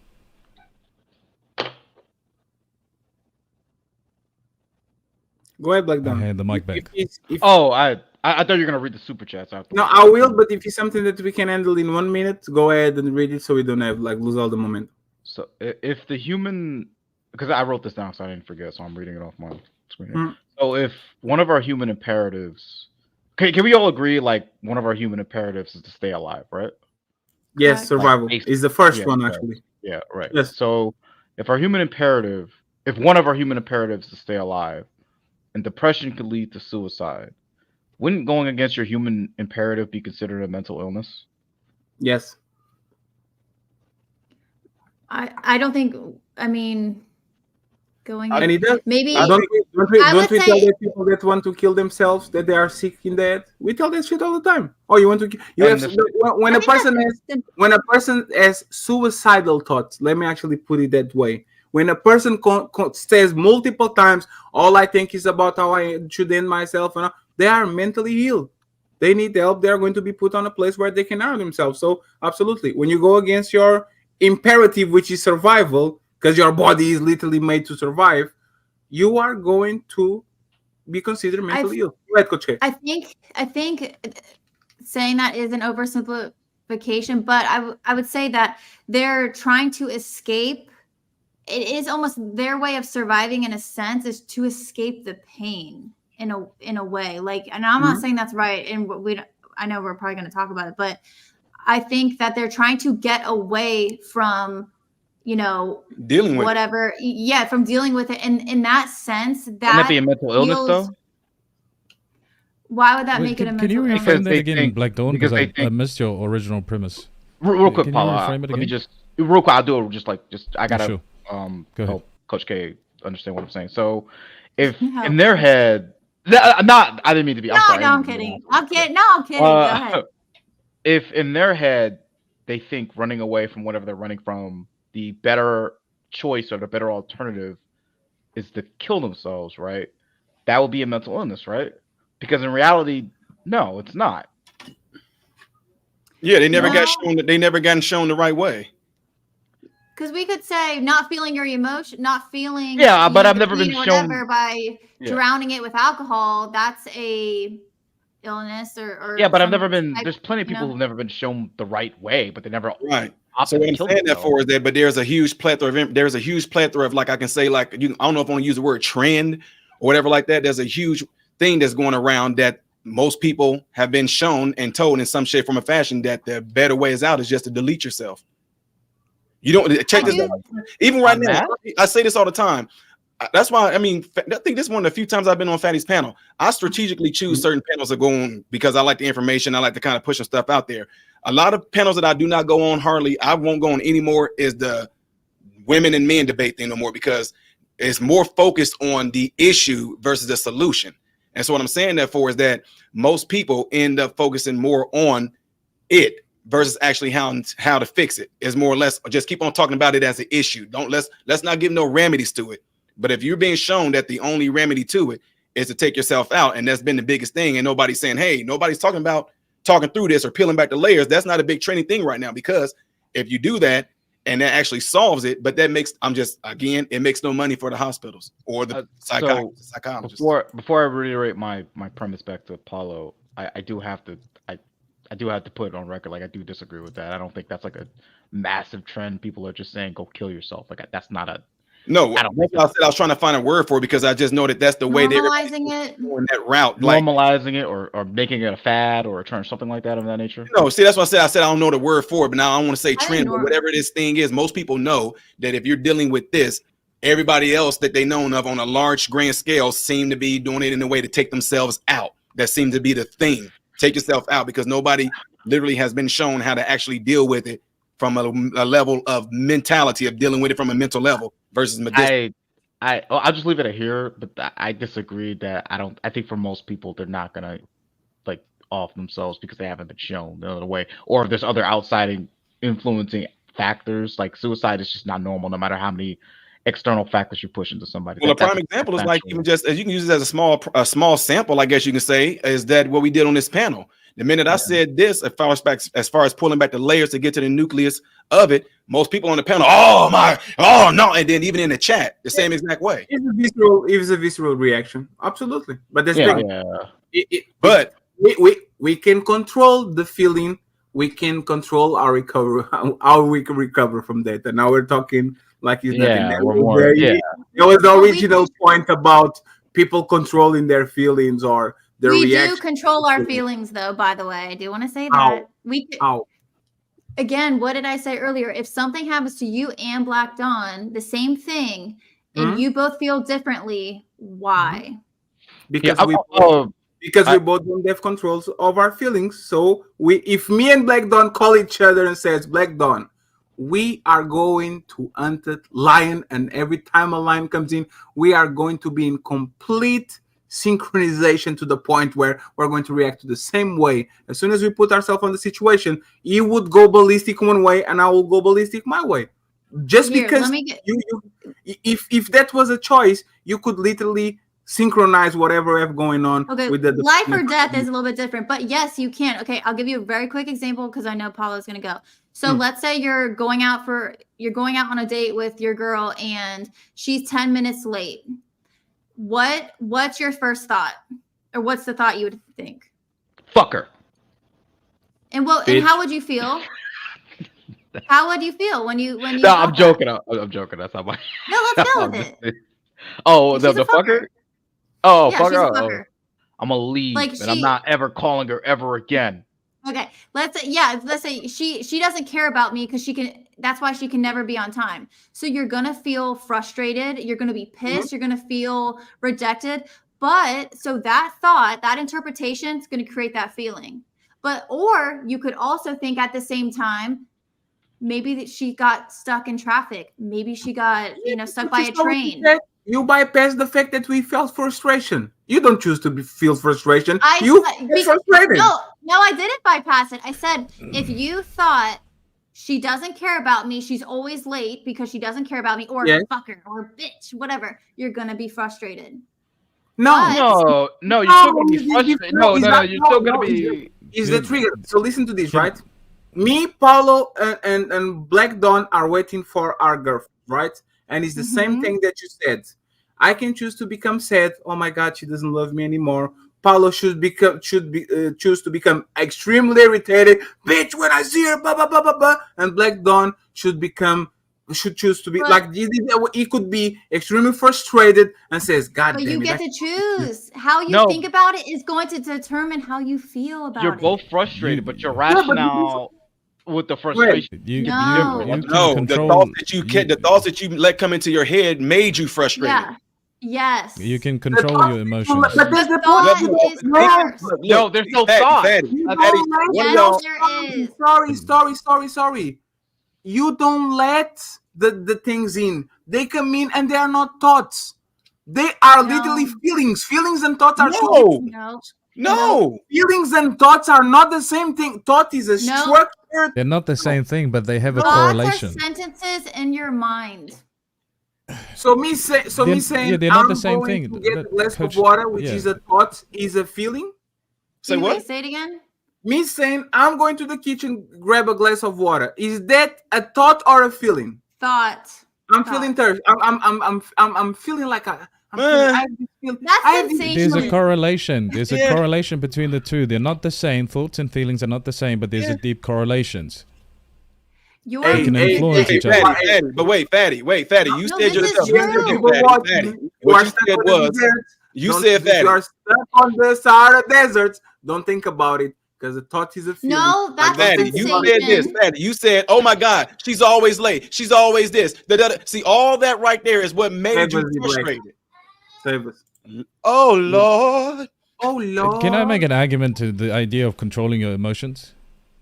Well, I'm sorry, Paul. I left you hanging earlier with the. Yeah, my bad. I wasn't trying to. We went all around. Well, no. I just want to do it real quick with Paulo because I kind of left them like hanging out there or whatever. Let me just. Okay. So the original premise was if our human imperative is to stay alive, and depression can lead to suicide, right? Wouldn't going against your human imperative be considered a mental illness? No, because it's heavily tied towards morality. Then you would have to consider morality as a disease. Our human imperative is to survive, but it's conflicted based on morality. Can you explain that? It's also natural too, because even if you do, let's just say if you made an attempt, whether you wanted to or not, your body is going to fight to live. Fight or flight. I'll explain. Although you made a mental thing to try to take your body out, if you don't go all the way through it, your body is going to fight to live, whether you wanted to or not. But there's the thing is fight or flight. If I choose myself to drown myself, at some point of time I will choose to breathe because my body says, "Motherfucker, you need to leave," and I will die drowned. Like so, it's not what I'm. Wait, so Paul, I saw morals. If I choose to drown myself, right, and I will assume that I'm going to the water, I'm going to stand my breath. My body, my imperative as animal is. Fatty, you can survive without oxygen, so breathe. Even though I'm underwater, I can fight it. My body's going to tell me to start breathing, and I'm going to die drowning drowned because of that. So again, what I'm getting very confused about what you guys are saying to the Black Dawn point. Your imperative is surviving. Everything that usually goes against your imperative, usually especially suicidal thoughts, those are things that can consider making you ill. You are ill because your imperative is literally switched upside down. Like we have, was the? Go ahead. I'm going to Google something real quick. Your imperative is to survive. I agree on that, but we still choose to eat an extended amount of food each and every day. We choose to consume things that are detriment to our mental state. We make decisions to go against that imperative. The premise that morality works on is the ability to choose, right? I thought the forgive me if I'm being way too meta about this, but like I thought the whole constructs of morality was to improve survival among the like-minded people. So that's the function of it, but it operates on the basic. It operates on the basic of choice. You understand good and bad, good and evil, whatever it is, and then you decide whether to choose which or the other. Then you're considered immoral or moral. But it's still a morality question, right? Not utilitarianism, though. Yeah, to go against the optimization of cooperation within your society, that's deciding to do something that is bad.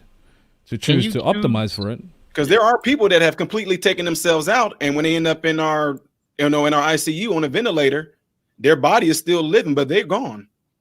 Forgive me. So you would have to consider that also a disease because they're going against the imperative of survival.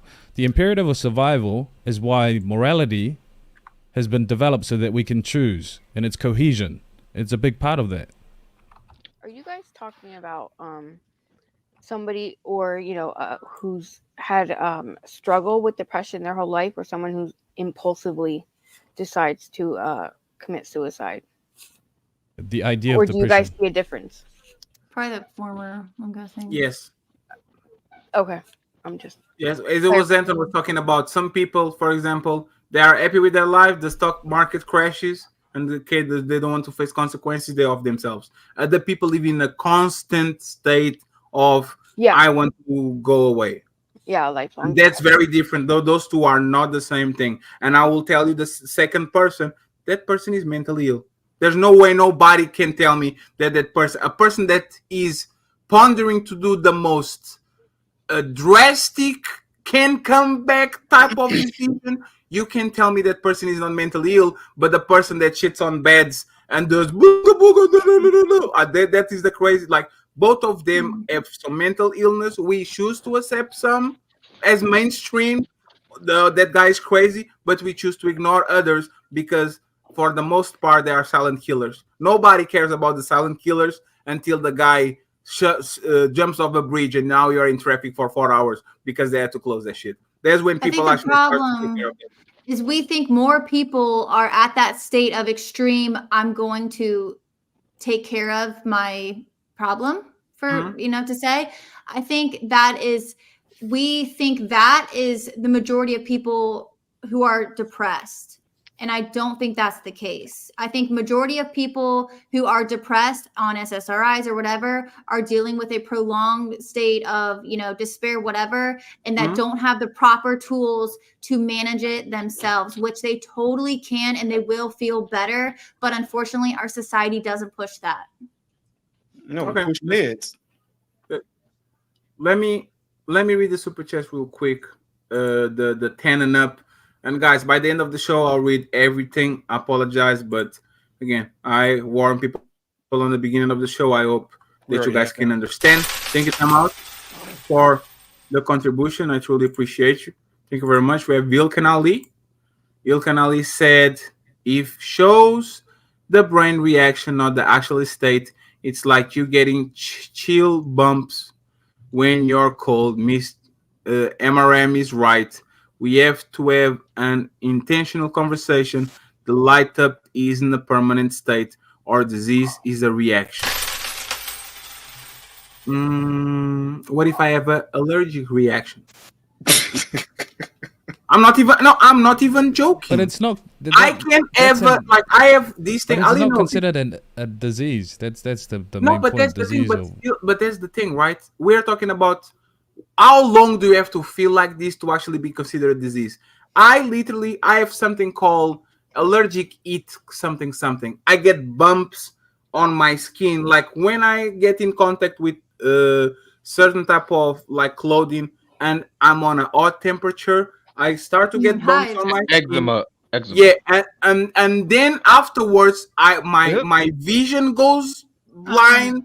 I start I can barely breathe to the point of if I'm going from wearing clothes. You said yes, from the contact to clothes. For example, every time I go every time winter comes and I have to dress these clothes, I have to wash everything, because if I use them and I get into a situation where it's overeating or something like that, or I go running or something like that, I can literally die if I don't go and take a hyper cold shower and go back to the like this happens to me 3 times a year, 5 times a year. Can I consider that the disease, since it's something that is like it's not permanent, but we are always have the same trigger and it's always the same situation is always going to happen? Can we consider that, for example, a disease, even though is my body reacting to whatever is going on and going on hyperventilation like motherfucker, what the hell is going on? Can we consider that a disease? What you have? Yes. A disease versus an allergic reaction? Yes. It's permanent. Well, I can get with the clothes on is not. Well, actually, Patty, to be honest with you, though, that's actually good. I mean, I hate to say it that way. It's actually good because your skin is the biggest organ in your body. So it's the first line of defense for absorption and all that. So if you putting something on and your body's letting you know, hey, I'm trying to kick this stuff out because it's been soaked in. So you need to stop that. So if you stop that, then you're free. It's no different than if somebody caught any type of cold or any type of onset acute illness. It's not that it's a disease. It's just that that's your body's response to that thing that's caused your immune system to get stimulated. Yes, it causes the immune system actually to overreact. That's the only thing that is. They I was they're fighting to react. I mean, that's awesome that your body's doing that. But that was the like when he's saying, and again, I'm not trying to be funny, right?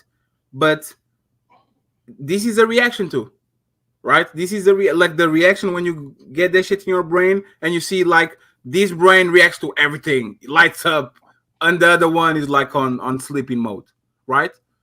Just because it's not a permanent state doesn't actually disqualify from being a disease. Am I reaching too much to this, or like I'm completely no? Because isn't herpes kind of the same thing? Pause. Damn. No, it's not. Address something that Black It's dormant and then it wakes up. It's not okay. I'm sorry. I don't know. You kind of look down, Black Don. Do you want to tell us something? No, I'm joking. Let me read the rest of it. That bump got me. Ali, thank you very much. Ali says, if you're in fear, your brain will light up. If you're in constant fear because of stimuli, it doesn't mean you have a disease of fear. It's a normal bodily reaction. MRM and Ricky are right. Hold on. All right. Let's address that. I think what people are missing is not your whole brain will light up. There are certain parts of the brain that light up to indicate certain things that are happening in the brain. I think that people are just saying, oh my God, the whole brain lights up. That just means different parts of the brain react to different things. If you're sexually aroused, a different part. If you're scared, a different part will light up. It's not the whole brain as a whole. I think people are kind of getting that misconstrued. And what I was doing, and one thing I want to address what Black Don said, he made a perfect analysis. But I'm surprised people fall back on the imperative to stay to live. Is that one of the main characteristics of people with depression is lack of self-preservation. That is one of the things that obviously, because they don't feel like they have no value, so they lose their lack of self-preservation. Because it is the human imperative to want to stay alive, to like thrive, and to be to like I said, to live. But when you get to the point where you've lost that, then there is some kind of brain disease. And the most mental illness comes from some type of brain trauma, whether it happened, when and where it happened. We can have that discussion. Sometimes it can happen in the womb during birth. It could certain parts of your brain can get damaged, and it's what it does. It creates it difficult for you to regulate certain traumas that may happen to you in life. Like for example, somebody can. Go ahead. Yeah, you go ahead.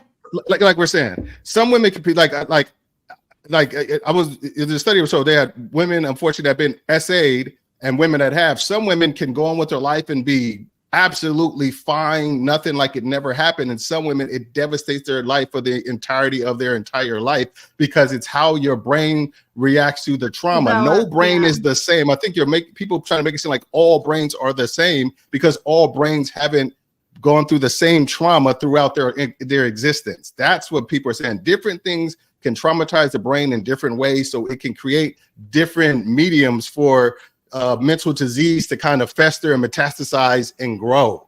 That's what people are saying. So and one of the symptoms of brain disease is depression. Real. Wait, so but what's the pathological origin of this disease though?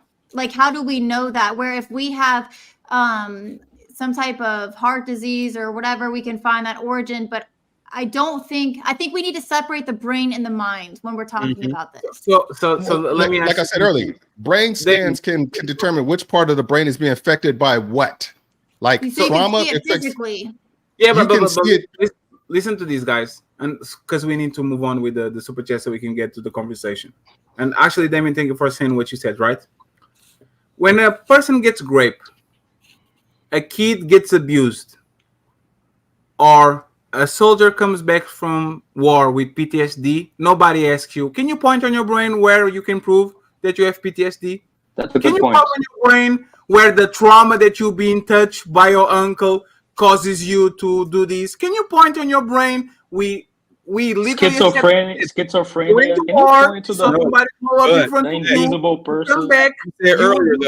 You said earlier though, when we was talking, you said if you bring up a picture and it calls a response, you can see it light up in the brain. That's the same. Not exactly. But you talking about something that an uncle did and any of those things like that, even with soldiers would have PTSD, because we do this with TRICARE. If those soldiers end up getting stimulated by something that caused that PTSD to kick in, you can see that part of their brain light up, the part that deals with fight or flight. Yeah, but there were people that were saying, no, that's just like what Wally was saying. That's just a reaction of your brain flaring up and all that shit. But all I want to say, and I want to debate this. I don't want to debate this. I just want to make a point that some things are globally accepted as something is wrong with his brain. Nobody's going to tell a woman that was raped, move on. You are choosing to be in a state of da-da-da-da-da. You are, every time you engage with somebody sexual. I know, right? I know. You already know. Yeah, that's done. Can't take that seriously. There's a free. No, I'm not joking. Like there are some people in this space. Yeah, I get it. There's a fringe part of society that is going to come around that says Wait, can I clear that up though really quick? We're not saying she's choosing that it impacted her or she's choosing that it affected her brain, but we are saying that something can be done about it. If you have heard of EMDR and the reprocessing, that stuff's fascinating actually. And that's a newer practice since the 90s. So we're not saying, again, she chose for her brain to be impacted. No, but she can do something about it. And I think that offers people hope and actually some optimism that they are not stuck. And yes, she will be impacted forever, but she still can live a much brighter and meaningful life.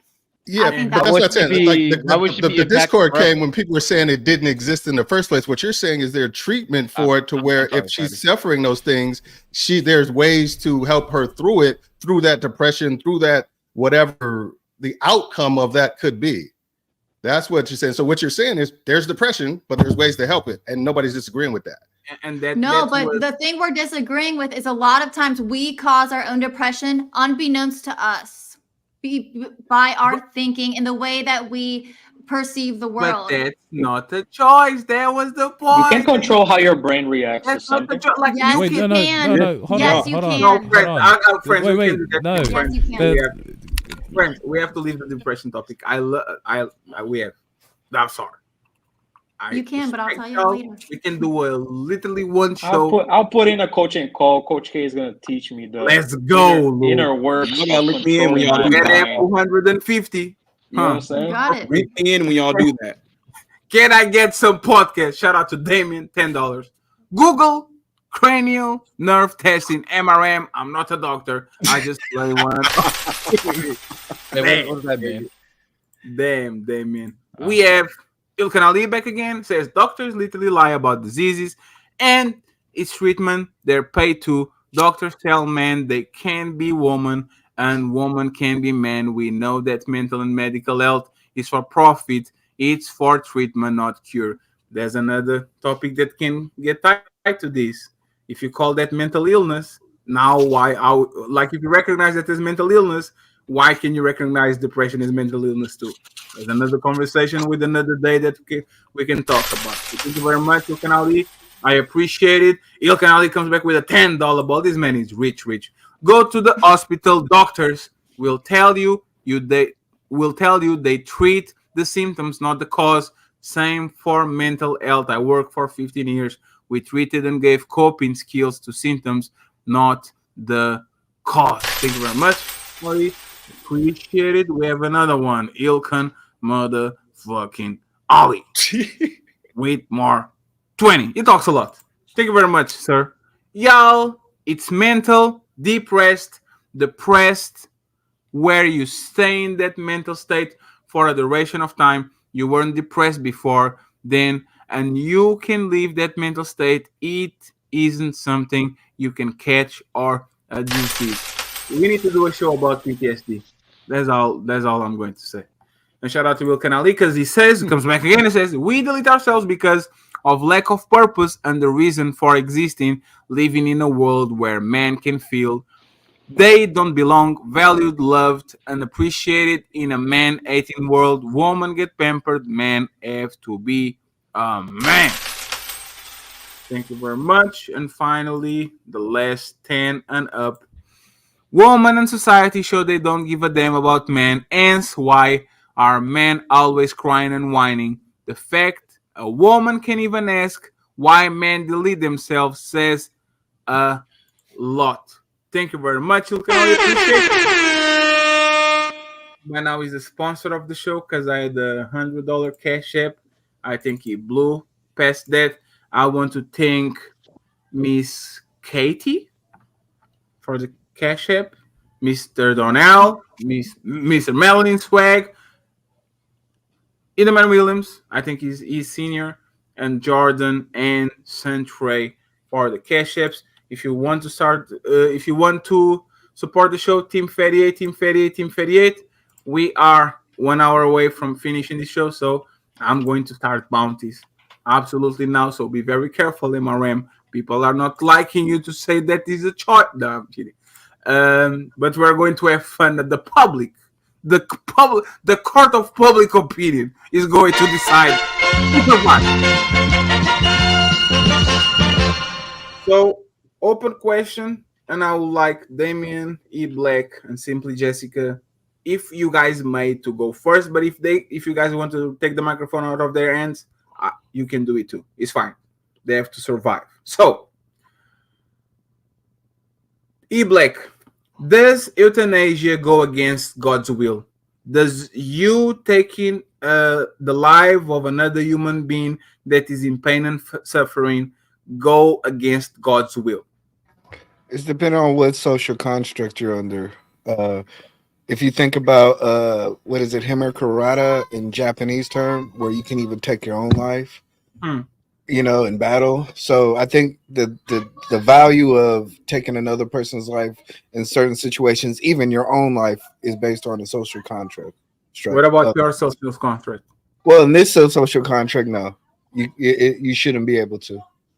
So you think he goes against God's will? And are you religious? Yes, I'm very religious. Do you? So would you consider that a doctor or a family member saying, "I am in tremendous amount of pain. I need to get out of this planet. I don't want to be here anymore." Do you think that goes against God's will? By my religion, yeah, it says you're not supposed to do that. So, yeah. You can allow. I think you can allow somebody to die, but I don't think you should be able to take somebody's life. So, Damien and Simply Jessica, what about you guys? Are you really asking an atheist is anything against God's will? So no, Hey, nothing man, is. every person has a different type of God. Yeah, I that's think true. we atheists should do our God too. We deserve that. We deserve. I don't think it's against God's will. I think if it's done humane reasons, and I think it should be allowed. You are a social justice warrior, aren't you? Go ahead, Jessica. Is it against God's will to take a life of? When you say euthanasia, are you talking about just doing it yourself or like assisted? So this is the thing about. See, this is the thing. I watched I told this before. I watched the movie about the doctor that has a strange name, right? Kevorkian. Kevorkian. And what happened is he did 100 and something. He facilitated. He built the environment for the person to sit there, pull a lever, and then the people were killing themselves, basically. He was just a facilitator. At some point of time, he got caught in a technicality because one of those 100 and something people, he actually injected them. So he killed the person. He did it, right? Okay. I'm talking about, and let's take the technicalities with the second one. The person is in tremendous pain. The person wants to die. There's evaluations around. You talk with the person, see if they are on the right frame of mind, and then you do what they want to be done, which is end their life. Do you think this goes against God? God's will? No, because I'm not religious. In that context. I think you should be able to let me change it for you and Damien. Do you think it goes against human rights?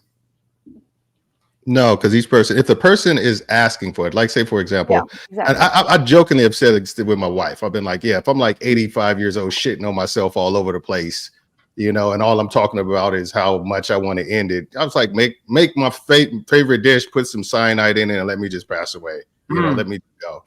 The thing. I don't think it doesn't go against my morality or any type of social construct that I've invented for myself. What about you, Jessica? Goes against human rights? Like if you are an angel of death or some sort, like those doctors do, and you force it on them, yes. But if somebody comes, what about the death penalty? What about the death penalty? Black Dawn is found out he's a serial killer. He has 70 people on his giant fridge on the basement. Is that immoral? You're taking the person like a person, taking that person's life. Does it go against human rights? Does it go against God? Damien, Simply Jessica, E Black. Like he got sentenced to death row? He got caught, and we are going to take his life because he's okay. Do you think that goes against human rights and or God's will? Human rights. Human rights. Maybe against human rights, but not against societal rights, if that makes sense. Because we agree to live in this country. We just agreed to these social norms where you could live in this country. The rules are laid out for you. What's going to happen if you do something wrong, et cetera, et cetera. So, By societal rights, you mean the social contract, right? Is that what you mean? Yeah, like, you do something, you can get convicted and sentenced to death, that type of thing. That's what I meant by that. Yeah. I mean, there was this thing I watched a while back, and I'm paraphrasing. I think this may be the title. It was called the Hitler Paradox, where people ask, would you go back in time and kill baby Hitler? That's what Anton said on the beginning of the show. Is the minority like a report. Pro-life, pro-choice argument type thing. Is the minority report. Do you deserve to be killed for something you still didn't do? That basically is there's a paradox. And that's fire shit. But and you know what? You absolutely minority should. Report. You know what's fucked up? You absolutely. The problem is the margin of error. Is the 3%, 1% of people? That's what makes it immoral and wouldn't goes that be against determinism too? Like they were determined to just be this way. I mean, obviously, hindsight, we can't change that.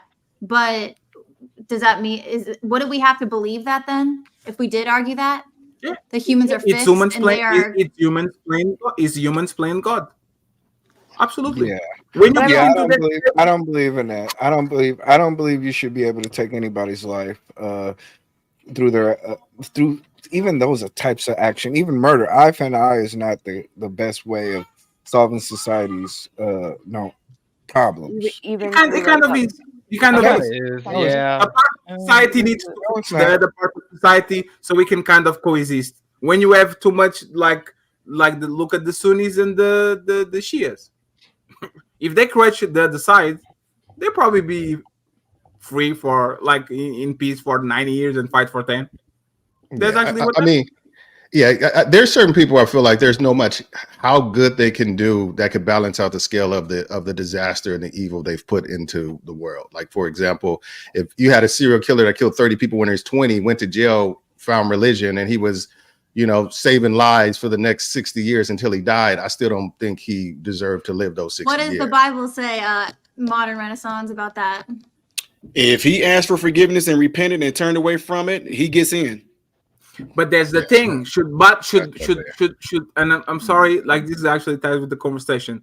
Should Batman kill Joker? Joker is going to run away from, like, he's going to get free from the jail, and he's going to kill more people. Should Batman go and kill him so he prevent the death of 1,000 people, or should he say, I don't kill people, that's my moral code, I put you in jail, you run out of jail, and you go back and kill more people? preemptive you should. Like Yeah, a you should. preemptive strike? You should, right? Everybody agree? Yeah, Like I agree. preemptively Based going off after of people? based off of Batman's moral code, no. That's a slippery slope. But because that's once you but start that's when the doing, conversation gets shaky. preemptive, Are you evil? you might do So this. Right. One Said, second. okay, so before we veer off a little bit, Fatty, I want to answer real quick. When you asked if it's against God's will, me being a believer, I would say yes, it is. And then you ask, is it a human right? I would say yes, it is. In medicine right now, if somebody like one of our residents or patients, if they decide they don't want to live again, you know what they do?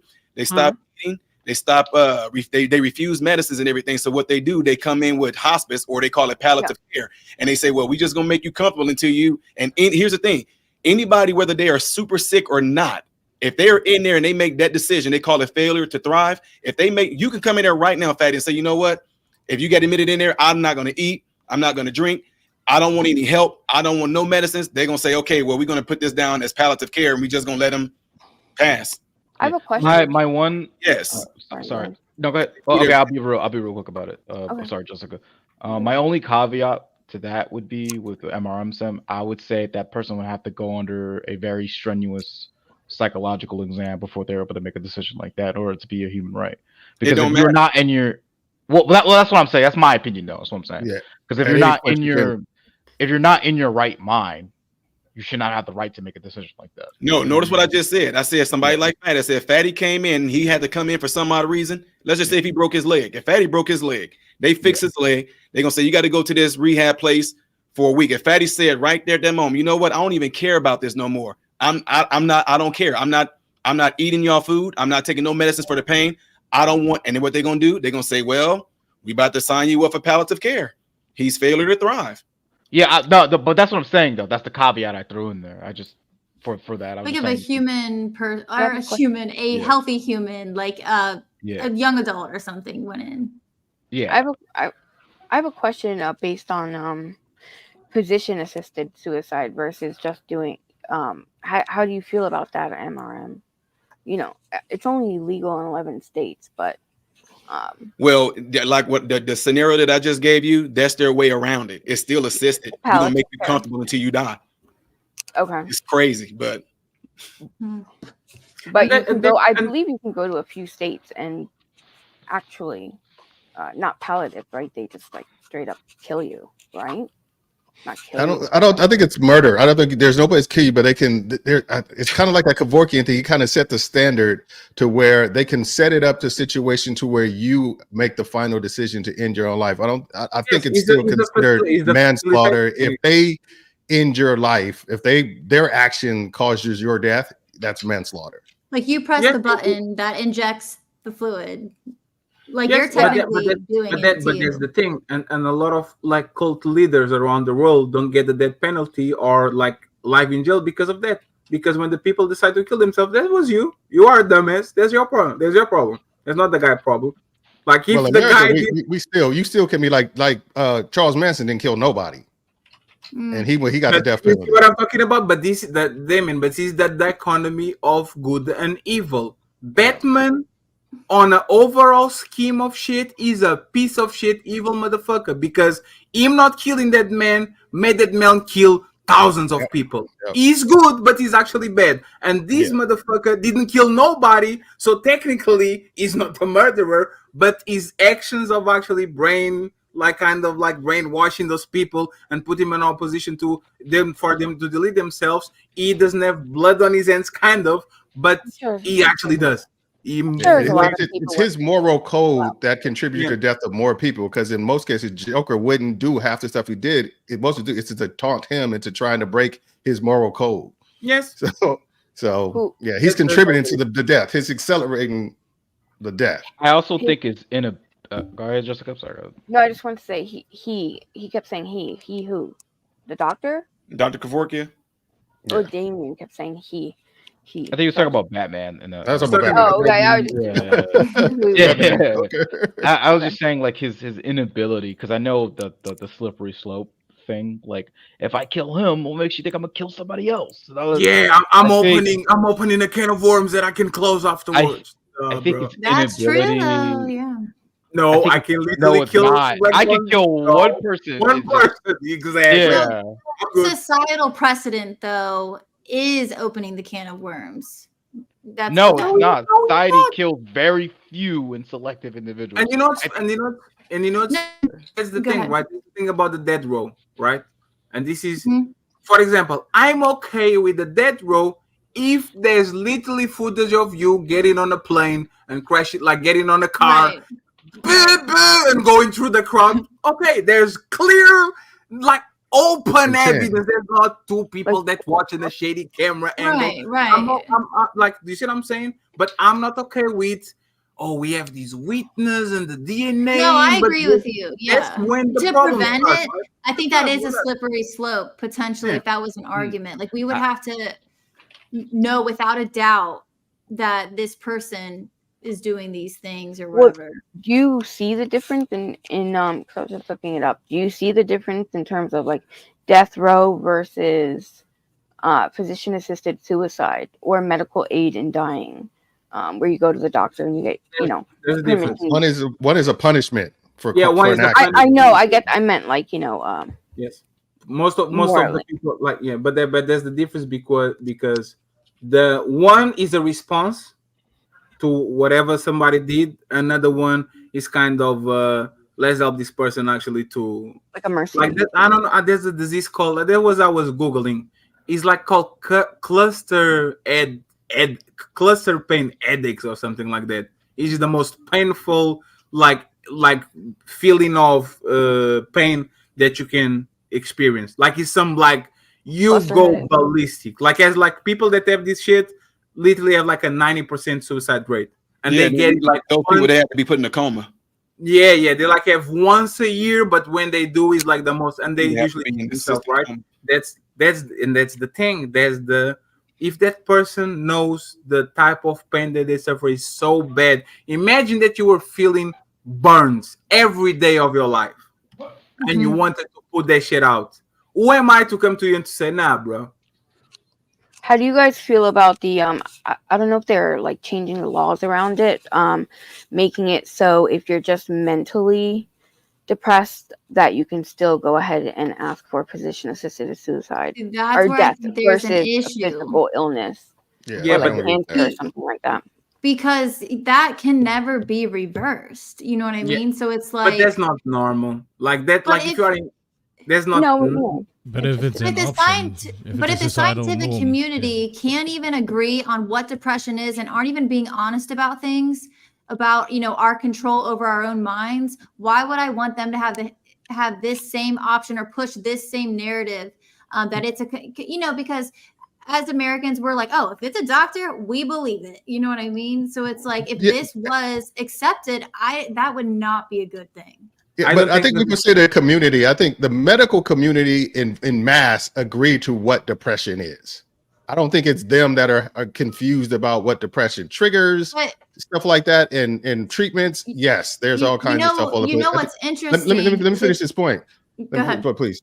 It was like, I think the medical society as a whole, like, you know, what they do with that information can differ vastly, but I think they recognize that that it exists and that in the issues that come with people who are depressed. I think what happens is because we are such armchair physicians and we read stuff on WebMD and we see stuff on TV, we see all these videos, we get confused about what it is, what causes it, what the symptoms are, and what the treatments are. So we just kind of like self-diagnosis. It's that thing called, I don't know it for a fact, I just know it to be true, you know, kind of situation that the society kind of subscribes to. But the medical community as a whole, they came to a common consensus on what that depression exists and it can be treated. Like I said, how it's treated, that may be different. They might agree on what it is, but that doesn't mean that is, it's like the consensus is delayed in catching up on what the current, I guess, science is in the current research. I mean, there's a study that I put in the back about just the differences between, you know, the mind and the brain.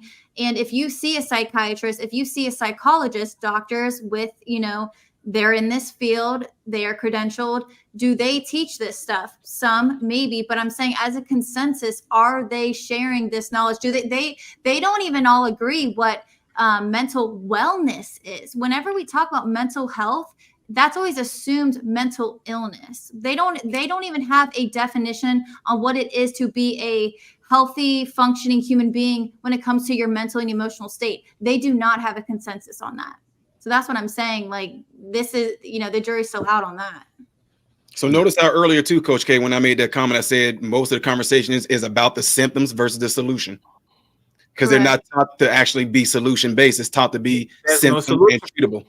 There's no solution. It solution is. A cure. No, solution is a cure. I have a cure for cancer. Is on these little, you inject the shit and you never is how you could most polio, like all those diseases that usually used to literally clean everybody else. Because basically you can't cure it because everybody's brain is experiencing it different. You can't have 50, 60 billion.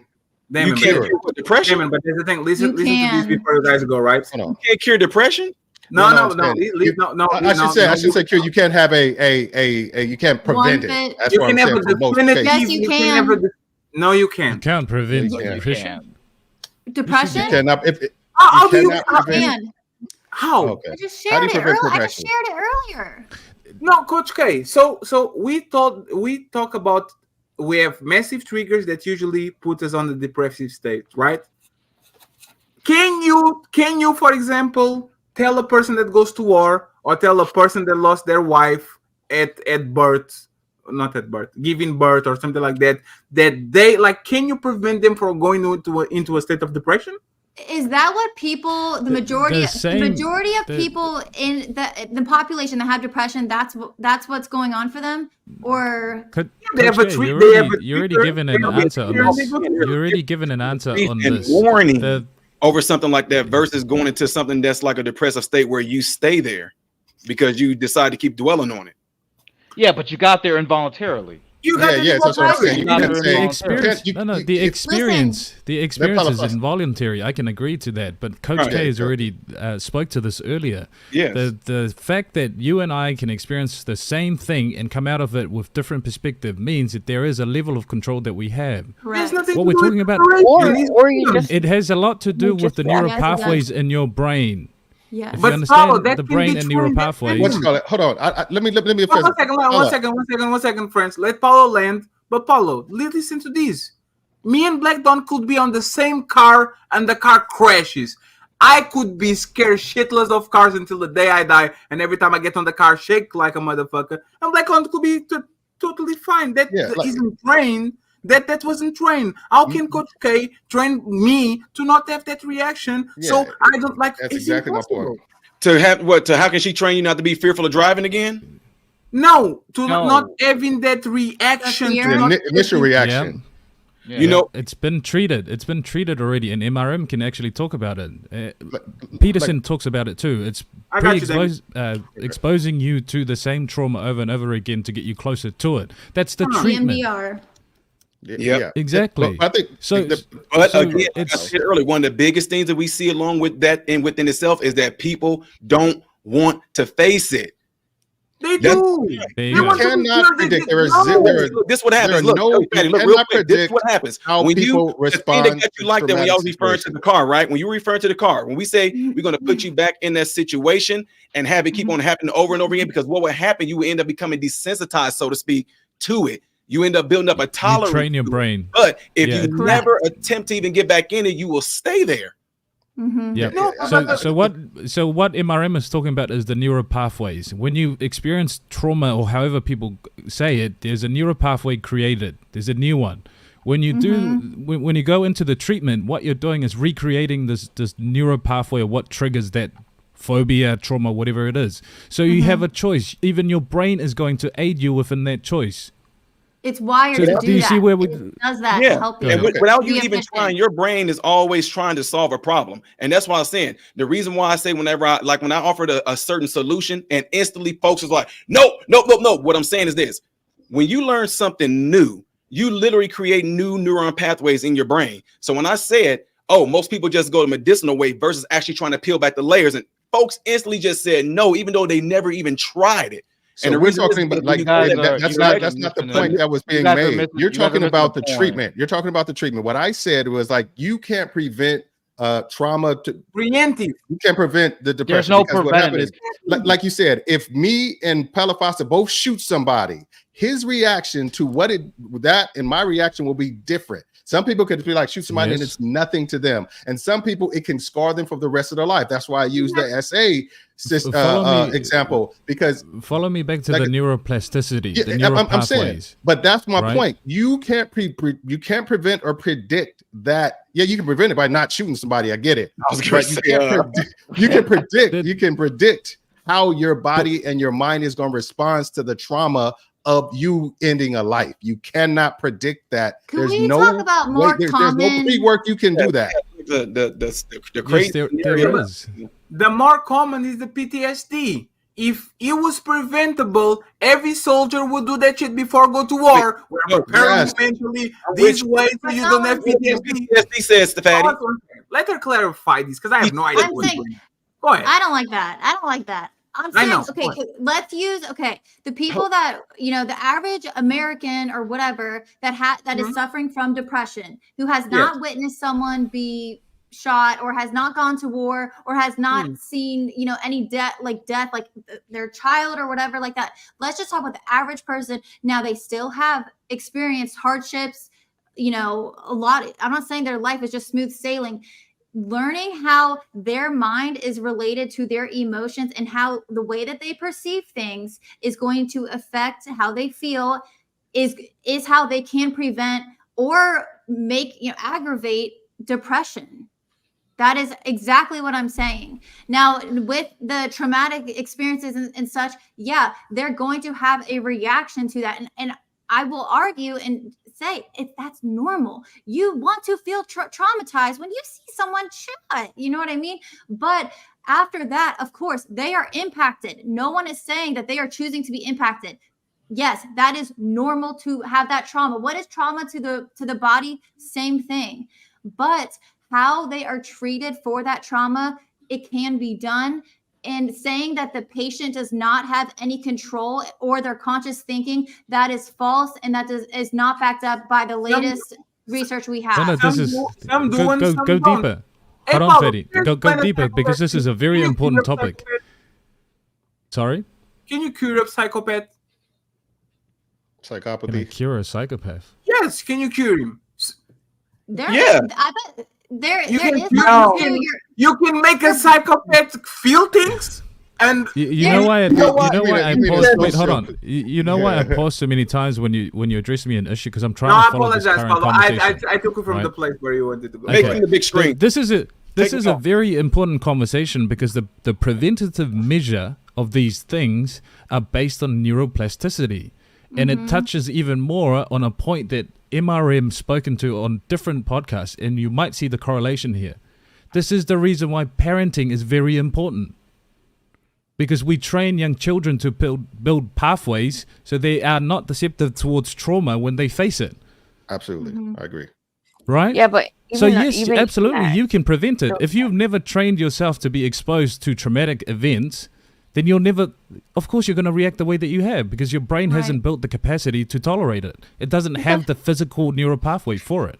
But that's just like a form of exposure therapy, right? Isn't that interesting? It is, what but says? it's preventative. No pill, no So that vaccine. No, I know. the I'm idea saying of it's a good prevention, thing. the idea of prevention is that you have some level of exposure to it, or Yeah. that you avoid it at all. So it satisfies one of the metric of prevention. It still qualifies. No, I was just agreeing. I wasn't disagreeing with anything. I just I'm gonna say this again. I didn't mean to I sound just- harsh, Jessica. My No, apologies. you're good. Fucking Jessica. I Damn just it. want people to understand that we have a lot more control over the brain than we realize. And I wanted to clear this up earlier that there are feelings, which are messages from your brain to your body. So when you're thinking certain thoughts, you're anxious, you know, your chest tightens, you might get sweaty, whatever. But when you're hungry or thirsty in the desert, your body sends those messages to your brain. And you're like, oh, I'm thirsty. So there's a difference between emotions and sensations. I just wanted to clear that up from earlier. But again, people like you do have a lot of control. Your mind and brain are different. Can depression not be a sensation? But again, that's No, because the depression is happening in your mind first.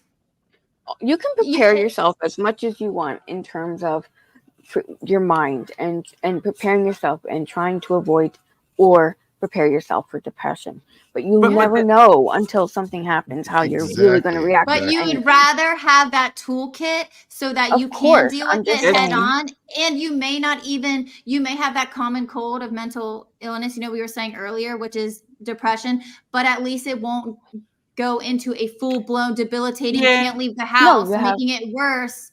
You know, in actual clinical depression is what we're saying. You know how you can do it, Coach K? Taking drugs, which is the funny part going all around. No wonder people do. We can empathize with them. No, and that's literally it. People that only cope because they are on drugs and they alter whatever they have inside of their body to the point where they can function instead of being shaken or all that shit. And you know what's funny? We are on a marvelous time. We're the luckiest and the most like unlucky people at humanity at the same time. We are on the brink of having sheeps on our head that are going to turn our brain into a supercomputer. Having literally robot parts. Like there was a woman, I think it was 2 days ago, that had the first implant of an end that it can literally control by her brain. She has known nothing. Like we are the luckiest because we are almost there, but we are the most unlucky because probably going to die, and tomorrow they are going to find the cure for cancer and immortality so we can live for 300 years. We are almost there, right? No, my question. I was just throwing a joke, and I said, there's a cure for cancer, but it's not going to be found because there's too much money in cancer. Yeah. That's fair. Elon Musk is going to give us a robotic spleen, a robotic stomach. Like we are going to get there. But the thing is, a question that I have, and I'll go into run it short. Like I think it's going to be the last question. Okay. No, I have 2 questions. Does euthanasia negate the intrinsic value of human life? Right? We're talking about the value of human life. For some people, I am a hypocrite on this thing, right? I believe that human life is extremely valuable, but I understand there's millions of people dying every day and I don't give a fuck. Right? So it's kind of, we are on the extreme poles that like there was 120 billion people on this planet. One little ant is not going to make a difference from left to the right? So does you playing like you actually finishing and ending that person life, does that negate your value, like the value of human life itself, or you think it's just a part of the argument is, are we talking about life or are we talking about existence? 2 different things. If we're talking about life, let's go with your verbiage, exist. Okay, just existing, not living, not enjoying or anything. Let's go with that. Okay, no, it does not. The value of existing. It's very complicated, right? Because I feel like the value of a life is predicated on three things. It's like an equation that I've narrowed it down a little bit. Here comes saying production. You're the king of the world. Woman, unironically, it's what you're capable of, what you have done in your life, and what that individual has personally defined what their life to be.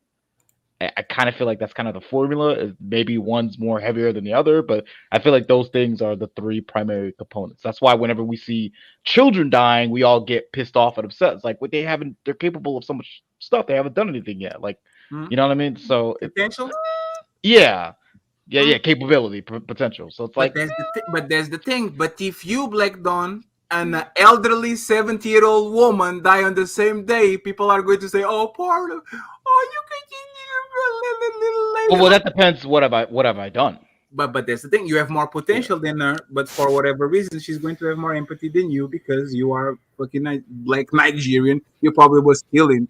I know what you do. Like people rationalize. I'll look at your email. I'm a Nigerian prince. I got you.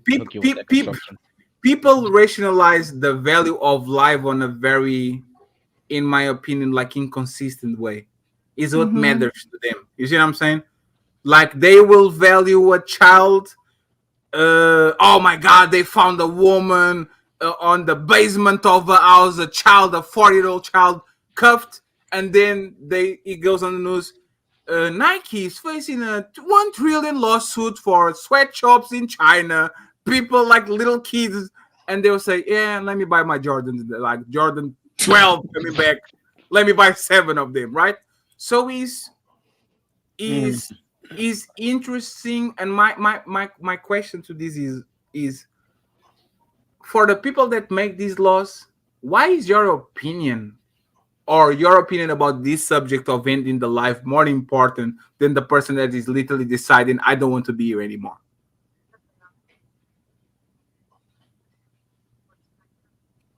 Nobody. I don't know. Yeah, you know what I mean? I don't know, bro. You guys don't have to talk just to talk. I'll pass it to another side. And this is the last question. Are the people that commit suicide selfish for letting their family members live? No. Are the people that commit suicide selfish for letting their family members alive, and now they have to process that pain of actually losing somebody? Or are they courageous because now their families can move on? Selfish. Easy. Damn. Selfish. Easy. Yeah, that goes to the point we've been talking about the whole time. If there must be some type of mental disease that takes away that the way for them to be able to kind of put that together and say, well, if I do this, I'm going to be causing pain. I'm in pain, whatever the pain may be. I'm going to be causing pain to my people. I don't want that. There's that. Not only do you have a lack of self-preservation, you lack of forethought for your family. You know, so there's a lot going on. What if you are a burden? What if you are a burden to your family? You passing away and taking your life. Is it you being selfish now that their life is going to be easier because they can move on? If they're not saying you're a burden, if they're not every day like, God damn it, I got to wheel your old ass down these stairs. I'm tired of your ass. But now you're getting into trouble, Damien. What? You see what I'm saying? So if the qualifier is burden, don't be a burden. By dying. No, dying Why do you puts have to tremendous die? amount of burden on like, the family for a very long time. I think you never got like, for example, shout out to Freezy, for example, right? Freezy was taking care of his mother for a lot, like since I got to this place, and she was sick, she was fighting the good fight, and she unfortunately passed away, right?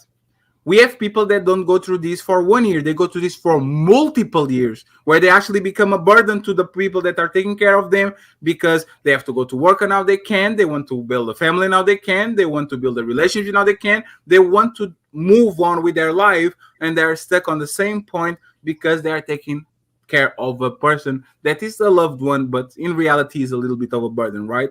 So that's the question. Are you coward for leaving this world and letting them suffer because you are not here and you don't have to suffer anymore? Or are you a brave person and actually selfless because you don't want to put that burden on the person that is taking care of you, and you're saying, I will be gone because I don't want my son to be stuck 10 years with me taking care of me, and I want him to move on. Which side of you guys, like, you don't have to pick one side, but where are you inclined if you were to pick one? I feel like Paulo's the most logical one. Like go ahead, Amaro. I'm sorry. I'll say that's 90. That is 90% brought on by the person who's considered to be the sufferer.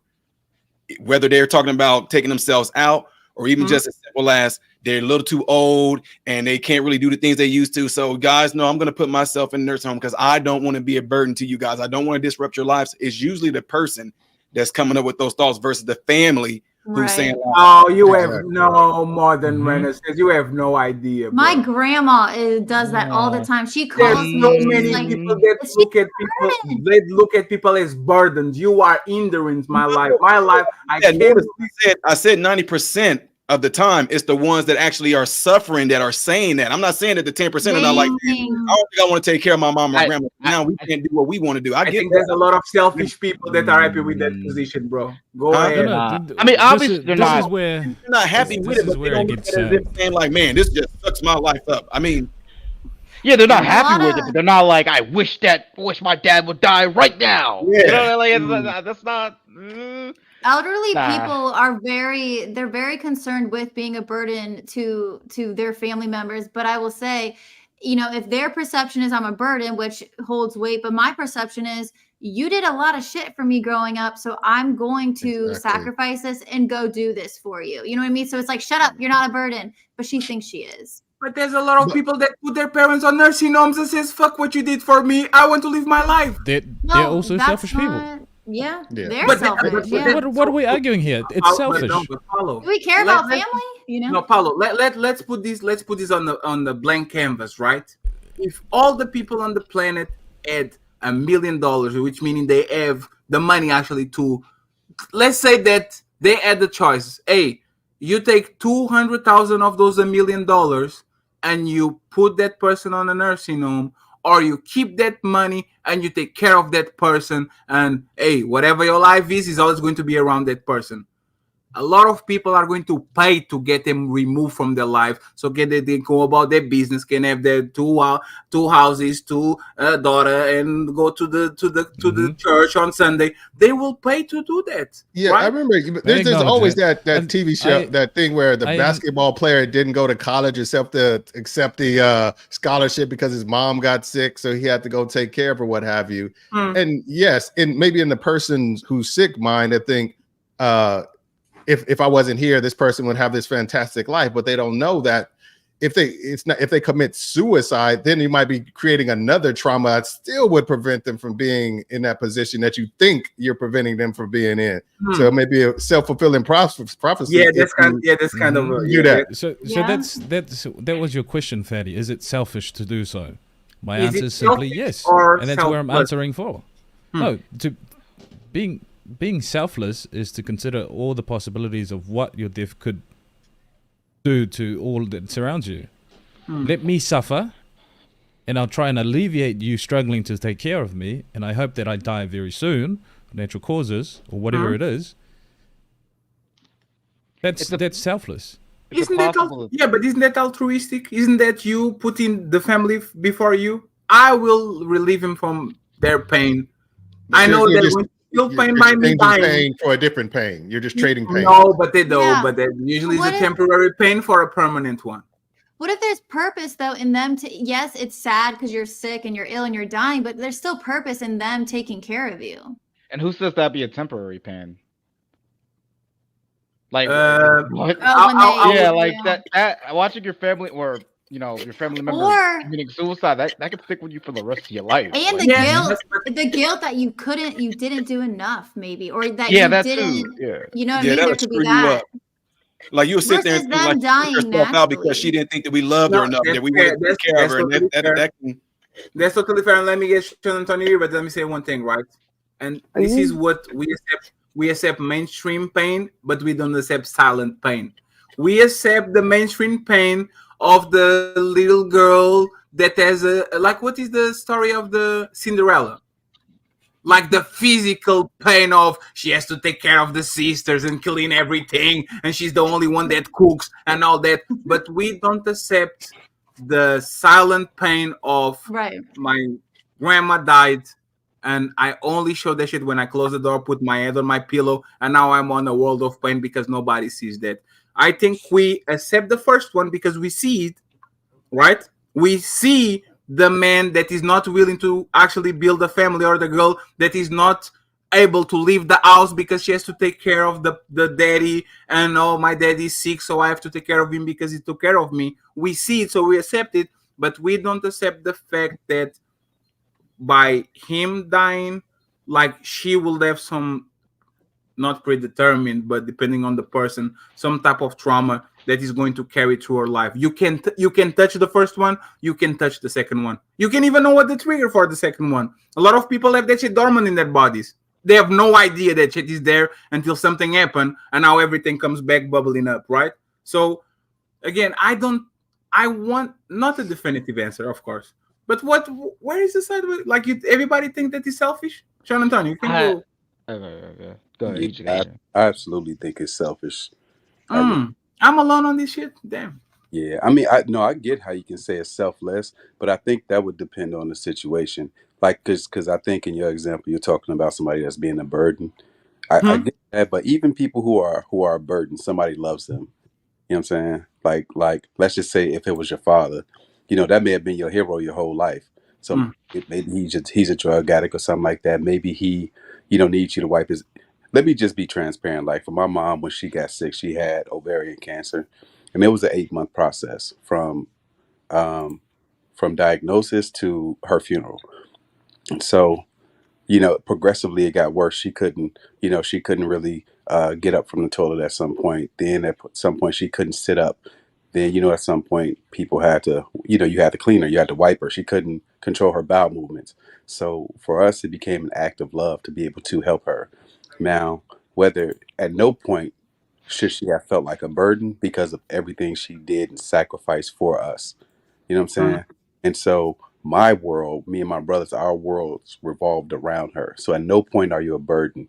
So at no point, to me, it was part of my job to make sure that she knew that. You know what I'm saying? That I would take care of her for the rest of her life if she needed to, no matter how long that is. So I get what you're saying, but just for me, like I've never known love the way I know love for my mom and for my daughter.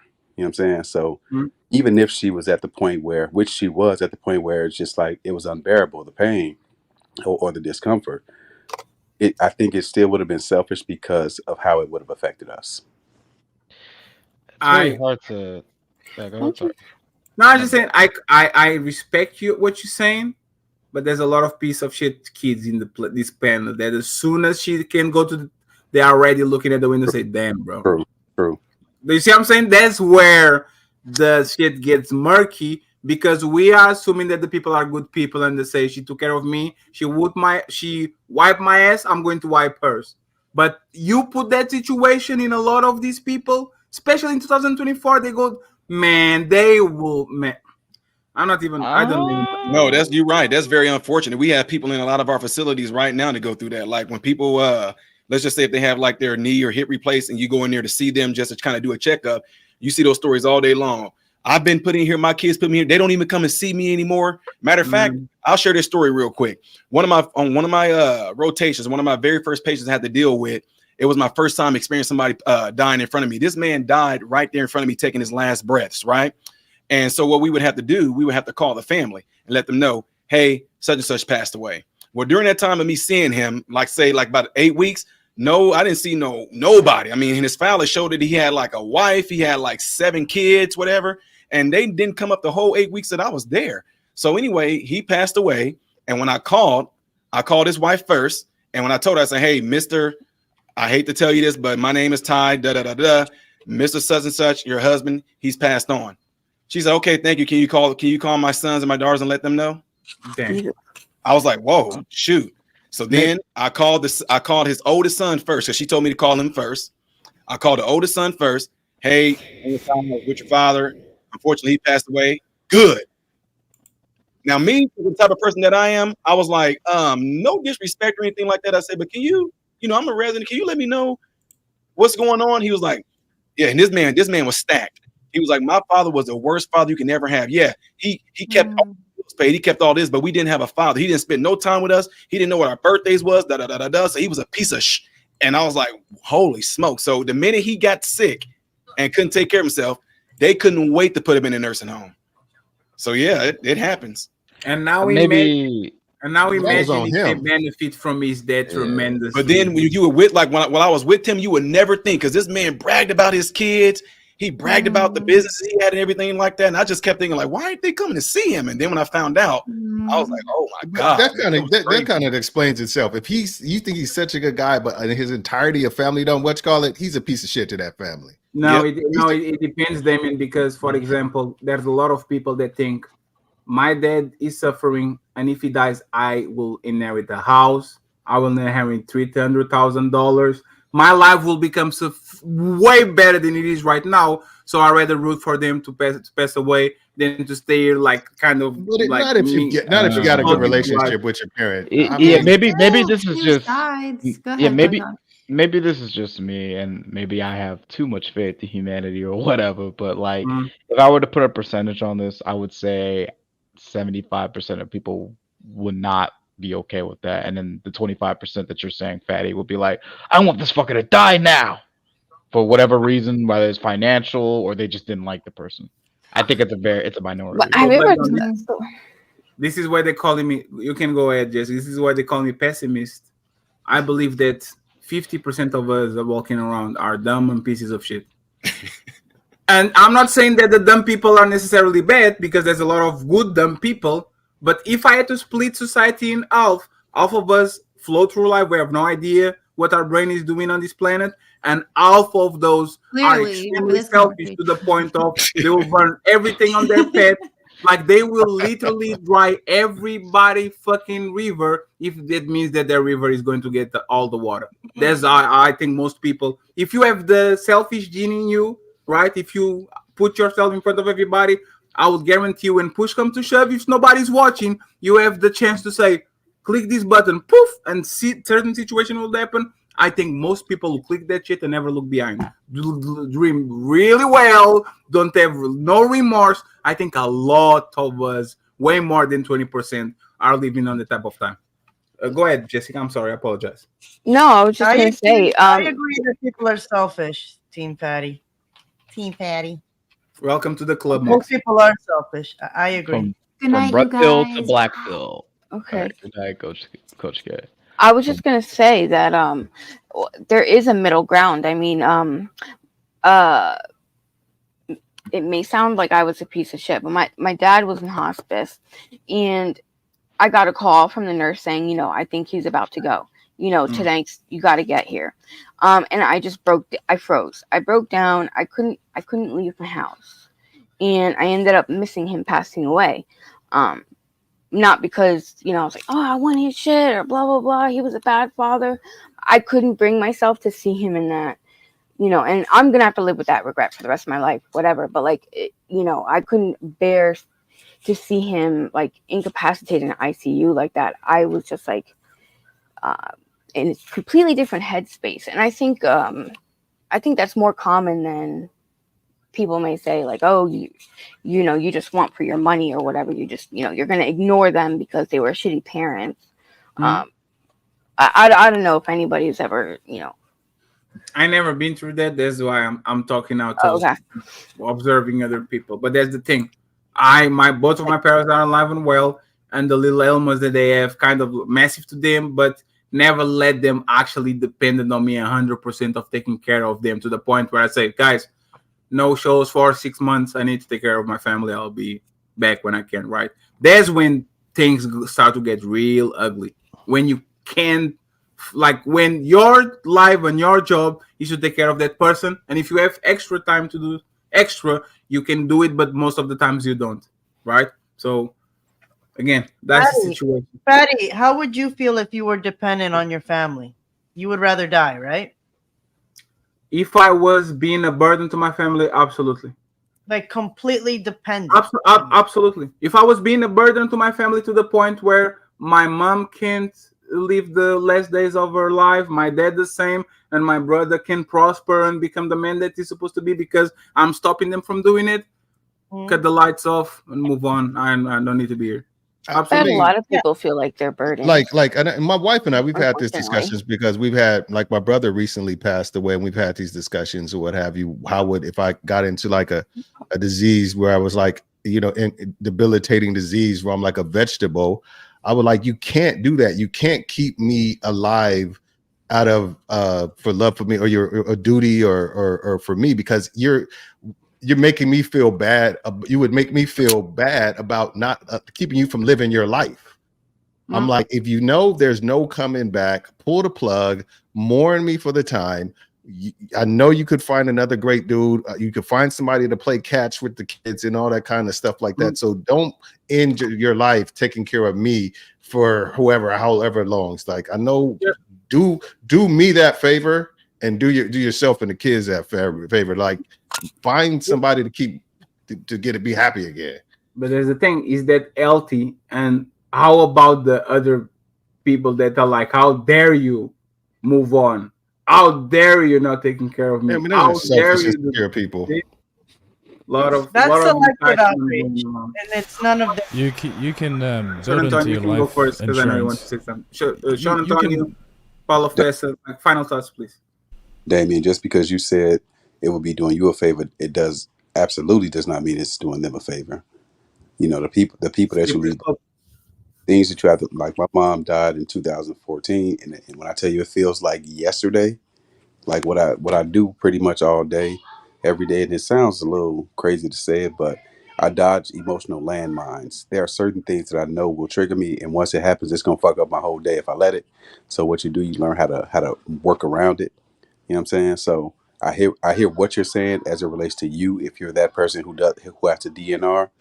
But just, you know, if I'm your son or something like that, you can't assume that it's gonna have the same effect on I you. hear you. My brother passed it, and there's certain times where I'll hear a song or I'll see something that remind me, and I'll just get all choked up because this just happened, you know, that I just lost them, and I get choked up. But the thing is, it's just like it's I feel like my job is to protect her and make sure she's okay, even from the grave. I need to make sure you okay. You got to be. You have to live. These kids need you well and happy. They don't need you in the room crying over me because I'm dead. They need you well and happy, living life, so they see that things happen and life goes on. And I'm saying that you don't forget about me. Yeah, on my birthday, light a candle, whatever, come to my grave, is whatever. Do the things that show that keep you connected to me in your mind. But you have to keep living. You have to keep pushing on, because then 2 lives will have been lost if you don't. But there's the thing, Damien. Like, and my mom does one thing. Like, my sister died when I was 6. She was 13, right? And what happened was my parents go to work extremely early, so they didn't check on her because they don't want to wake up her at 4 a.m. So they go to work, and she never wakes up. Till this day, I'm 34. Every time my mom comes from work, instead of going straight to her house, she gets on the elevator, comes to my room, knocks on the door. Even if I told her, don't wake me up, I'm sleeping, I'm in 1 hour sleep, I need to sleep. She knocks on the door. I just say, "Ah!" Leaves and goes to her house. Because that's the I don't want to commit the same error again, because maybe he needs me or he's not waking up, and now I'm going there. I know why she's doing that. I scream because I'm annoyed, but I know that comes from trauma. That comes from what could I do to actually, I wish I could knock on the door to check on her to see if she was okay before leaving. That's what good people do. That's what Sean Antonio, Damien, in your situations you're talking about. That's what people do when they care about people. Thing is, a lot of people, if it gives them a little bit of, my life is a little bit difficult because now I have to spend 2 minutes to go this way or instead of that way, they'll choose the easier path without looking back. That's all there is. Go ahead. Anybody wants to give final thoughts? I'll read the super chat and then send everybody to Arno, Cheeky, and the AOC show, because this is Friday. I just have a question. Yes. If it's not too personal, because this started off as a suicide conversation. Have any of you ever dealt with, like, younger in life, a friend or a friend of a friend or a family member take their own life? Yes, my mentor died. Yeah. R.I.P. Floyd Donnelly. He used to play basketball on the same basketball team with me. He committed suicide when he was 19. Yes, my mentor, my first coach committed suicide because his girlfriend/wife cheated on him and he couldn't handle the shit. Best friend died. Left a wife and a kid behind. Yeah, I did too in high school. We graduated with him, with the fake, brought his parents up on stage. Anyway, I was just curious because a lot of there's very common, Jessica. Very common. Yeah, the numbers are staggering, so I figured I'd ask because, if the numbers really are true, then I would think somebody would have had to experience at least something, because the numbers are high for men, right? Yeah, I think that was like the darkest. Yeah, go ahead, sorry. My race and the sector that I belong to here is the highest leading suicide rate here in New Zealand. So you be in the street 10 plus years and be the race being Tongan, that you're exposed to it every corner you turn. Yeah, that was the darkest. Yeah, that was the darkest. That was the darkest summer of my life. That shit was just. That was awful. How old were you? That was a true. This was actually like recently. It's only like 3 years ago. So yeah, this was. Yeah, sorry, it was not. Nah, it's fine. It's fine. It just wasn't. It was terrible. Yeah, just a tip for mostly the men. You can build it into your insurance, especially if you have life insurance and medical. You can build it into your policy that you, when you write your will, a vast majority of that goes to your wife, and whatever percentage is left gets to be the determination of when your life ends. That's what I've done. I always thought that you couldn't get insurance policies. Why not? It might be different there, but how I set mine up is that I get 5% to prolong my life if I have a 0% chance of living, and after that I no longer am capable of preserving my own life. Therefore, the doctors have every right to terminate it. I am not going to put my wife into a position where she has to make the choice to either preserve me or not. Yeah. You come and visit me and do all the things to mourn, but it'll be based on my own decision, which is 5%. That's on me. I get to choose. Yeah. I don't know why I thought you meant like a suicide clause. I'm sorry. No, it's just. I guess it might qualify as that, but it ties into whatever percentage my insurance is. I'm no longer capable of looking after myself, so. Sorry to ask such a depressing question. I just. No, are you sleeping in bed, Antonio? Go ahead. The idea of suicide is very close, not only in experiences around me, but my wife had a grade 2 benign tumor, and we were essentially given the option of assisted suicide over short term, or allow life to develop the way it is. Either we go for a chemo straight away, or we preserve her and go for an MRI and go for all the medication. So. These topics are very New Zealand. New Zealand. So they have laws permitting physician-assisted suicide over there? Euthanasia is still being pushed by the government here. It's not all the way passed just yet, but it was introduced a couple of years ago. Would you guys feel like, would you guys be okay with, just in general, having like, either all countries, or I know you're not in the United States, but all 50 states adopt something like that, or no, since there's 11 so far adopting that physician-assisted suicide. Would I feel comfortable if they did? Sure. Am I realistic that it's not going to happen? But yeah, I'd be fine if that was legal.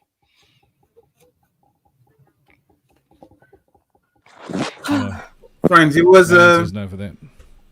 Friends, it was a great conversation, but we're going to send everybody to the ALC. I'm going to read the super chats. I want to thank everybody for coming in. Still 231 people watching. Difficult conversation that need to be had. And again, if you're going through something, send us an email, come on the panel, or call the number that is. Hey, Fatty, I don't mean to be insensitive. I No, caught a you blade. got- No, did somebody recently this happened with somebody that you know and that we are that is a No. Oh, okay. I thought we No. I'm in a very healthy space because I think for the first time in my life, I actually have the tools to deal with whatever comes to my way. You see what I'm saying? Like when you get to a state where you are kind of confident, even though you're going to go through waves, like nothing happened. I just want to say, like, sometimes I get some emails, like some kind of dark emails about whatever people are going on. Like, you see, remember that Thanksgiving show? That was, Yeah. you see what I'm saying? You could Yeah. feel that a lot of people are lonely, a lot of people are hopeless. The only thing they have going on is actually coming here and talking with us. They're the only friends they have and all that shit. So we have to have these difficult conversations and moralities, the value of life. And I'm going to actually push these to the abortion conversation because a lot of points are very close to each other. But now we're talking about the person that has no footprint in this planet, never did nothing wrong, never did nothing good. Is a blanket portrait. So we're going to transition into that. Once again, people want a little bit of difficult conversations. I know you guys like the fuckery, and we can go back to fuckery very soon. But for now, we're going to try to insist to have one of two of these conversations. I found the recruiter. Today was a lot of women on the panel, so I actually loved it that they pulled through. Like, I really do. The conversation was very balanced, so I appreciate it. But we are going to put the pedal to the metal when it comes to this phase 2 and go from there. So, friends, Paulo, salute to you. I appreciate you being here. Sean Antonio, go get a fucking t-shirt. And are you going to have Can I just say this before game you show? go, Fatty? Yeah. Just promote whatever you have going on Sunday or Saturday, and then Paulo Feza, you go ahead and say what you have to say. No, it's look, I just want to echo the sentiment that Anton had on his opening statement. Look, I applaud you for this conversation, and it's not so much the topic; it's the ranges that you're expanding to. You know, I think if anyone can take anything away from this conversation, it's the range, and it's the range of people who I guess the audience would most likely see in the dick and pussy conversation all the damn time. But I think this conversation presents the ranges that people have and how they see life. And to your audience for sticking around, I think this sets up a precedent of Fatty is capable of much more than a lot of the things that he's been accused of. And he's very smart. Yeah, We should continue these types of conversations. This is a terrific change of pace. By the New way. skill unlocked. But there's the thing. This is actually my bread and butter. I'm from a political background. Like Sean Antonio can appeal to that. We're the only lefties coming on panels of faculty getting smacked in the fucking. Like, this is actually what I like to talk because I've been talking all my life. Like life or death, politics, things that actually shapes the form of society. Relationships is just entertaining, gets more money, gets more views, but now I'm doing what I need to do to get in one place, and now I will pull a destiny. Today I want to talk about relationships, tomorrow I'll talk about politics, tomorrow I'll talk about elections, tomorrow I'll talk about abortions. You need to consolidate in something and get a tremendous amount of money for you to say, fuck it, I can do whatever I want and have 5,000 people watching the same way. So that's exactly what we're trying to aim for. Because this show proved it. I looked at your numbers all night. I mean, your view count has done great compared to your dick and pussy conversations. You know, so yeah, but that is on another state now. Because when I go to fuckery, it goes to 400 and 500. So you know what's even greater in these conversations. You know what's even greater in these conversations is that this is where it leads to this whole idea of dick and pussy, is that once you're in a relationship, these are the issues that are going to arise. It's clashes of values. This is where the real meat and potatoes are, if we want to use a quote from my country, is that once you get on, when people get into relationship, these are where the true clashes of values are. When you get beyond the trivial matters of 666 or be the leader or whatever the type of shit that people talk about, these are where the real conversation that makes and break a lot of the things that we see in online and offline. We revere face value shit that pops up on social media, but this is where it really is. I agree with you. I just think that somebody said was Alpha and Omega. All our issues stem from Deacon Pussy Sadly. A giant amount of problems that we have is because women and men are not getting along. We are very polarized. We have very different ways of going on this. We go on the same boat, but instead of going through, we are fighting each other inside of the same boat. So it seems like we're going in the same direction, but we're actually not, because people are fighting on the deck. So I get what people want us to do with this show. I'm just calling their bluff. You want the difficult conversations? You want the serious conversations? You said fairies to fuck it, let's do it. And they today showed up. So salute to everybody that actually. Do you have another one planned? Yes, I have abortion conversation, legalization of drugs, because that was the question that I asked. Why can I demonstrate my own drugs, but if I get sick and I go to the doctor, they can give me a giant amount of opioids so I can relieve my pain, right? I can do it myself. Right? Why is the legitimate they do to me, but I can do it myself? Because pain, they can measure the pain on my knee. I'm telling them what type of pain I have. So who are you to decide if I should smoke or get, like you said, I'm saying, some things like this world is made by laws, but a lot of times the laws and morality don't make sense. Laws, I'll say, are made for dumb people. Don't do these. Don't be dumb, right? Like, just to make sure that everybody is above this line, right? But the reality is that, and I have the prostitution conversation, because I think there's a very big stigma about if you legalize prostitution, everybody's going to be fucking. And my country is literally, my country is my country and Netherlands, like they legalized euthanasia 6 months ago, prostitution be decriminalized, use of drugs for most part, like the like it's being decriminalized. Like there's a lot of like experiments been going on about how society reacts with letting everybody have it. What happened, Black Don? No, I just have like I'll just save it for the conversation whenever that happens. Like Don was like, "Damn, I should have bought my ticket. I'm buying a ticket. I don't want to wait. I want to talk about it now." Yeah, but that's the thing. We are going to talk about it on the ALC show after party. Aaron and Chiki, they're already on. Everybody go there. It's Friday. I promise giving you a show on Sunday. Tomorrow, it depends on how I wake up. So I appreciate you. I'm going to read the 30 super chats. But before you go, I want to send everybody there. Sean and Tony once again. And I don't know, anybody is going to, Jessica now has a page. I see. Damien, are you going to do a show this weekend? Not this weekend. I'm going to do it on Wednesday. Okay. What about you, Sean Antonio? Are you going to do a show this weekend? So I'm going to do one Sunday. And so for y'all who don't know, it's a game show. It's fun shit. It's all fun shit. Yeah, it's very fun. So friends, send me links when you do shows, please. I love to. The worst thing can happen is I'm asleep, or I pretend I'm asleep because I don't want to join. So best case scenario, I jump there, promote it, and do all the stuff. So please send me the links. That there's nothing happens of wrong about that. So thank you very much. I'm going to drop everybody. I'll see you again on Aaron. Black Dawn already go there. Black Dawn has no life. He has a girlfriend, but she doesn't read. No.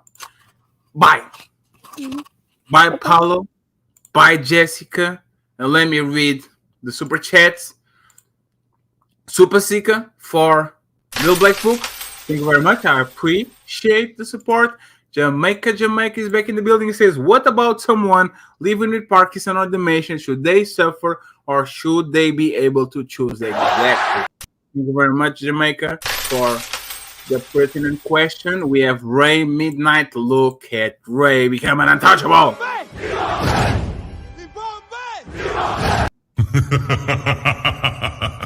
Appreciate you. Thank you very much, my boy Ray. Back at it again. He says, "Whoa, what a panel! Salute to the gang, Fatty, Anton Daniels, Lou the Legend, Moxie, Robbie, and Ricky. Salute to you. I appreciate it. Thank you very much, Ray. My boy Carl Anderson in the building. He says, so many drinks themselves to death. So many smoke when they know the risks. So many get in confrontation with cops. Others knowing the possibilities. There's a fact. Shout out to you, Carl Anderson. Today you were sniping in like you couldn't miss. Salute to you. I was watching what you were saying. Salute to you, sir. Donnell Hawkins, $5. Great show, bro. Salute to you, Anton, and the rest of the panel. Team Patty, salute to you. Donnell, I appreciate you once again. There's still 160 people on the building. We're going to Aaron and Cheeky show, the AOC. So meet us there. I'm probably going to jump on the panel after I eat Flora, the Explorer. It says, ironically, religious people suffer from mental health issues too. And Flora is member for 6 months without buying one membership.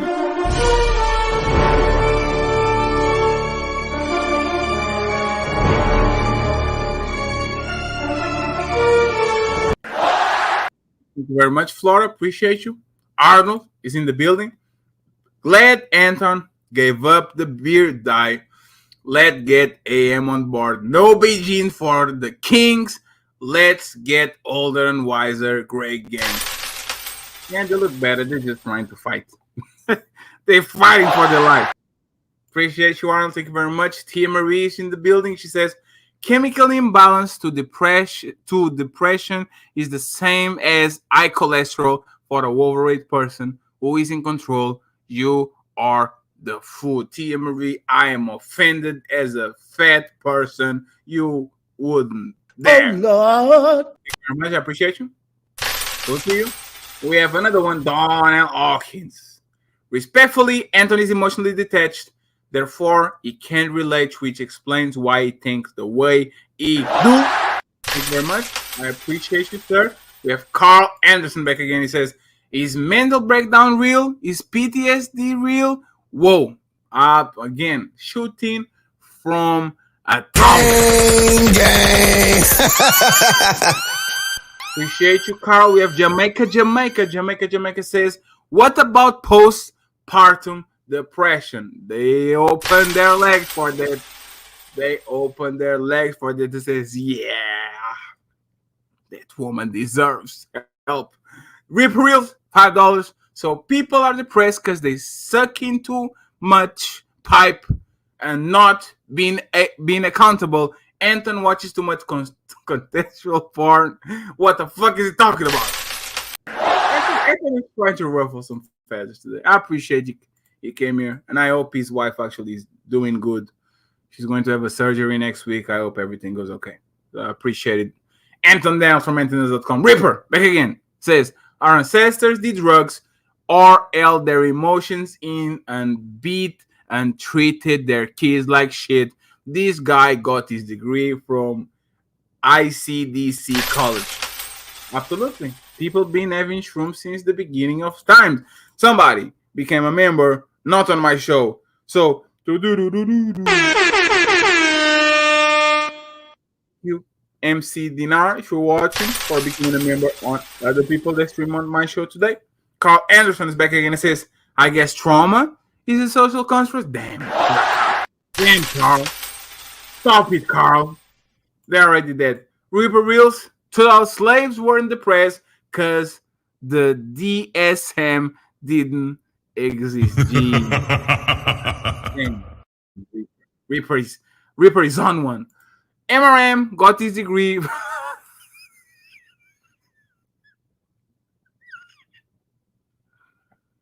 I'm calling you out. I'm so sick of these people. You know,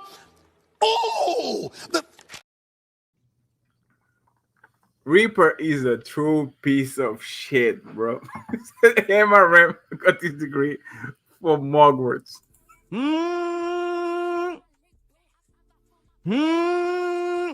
Yo, bitch ass.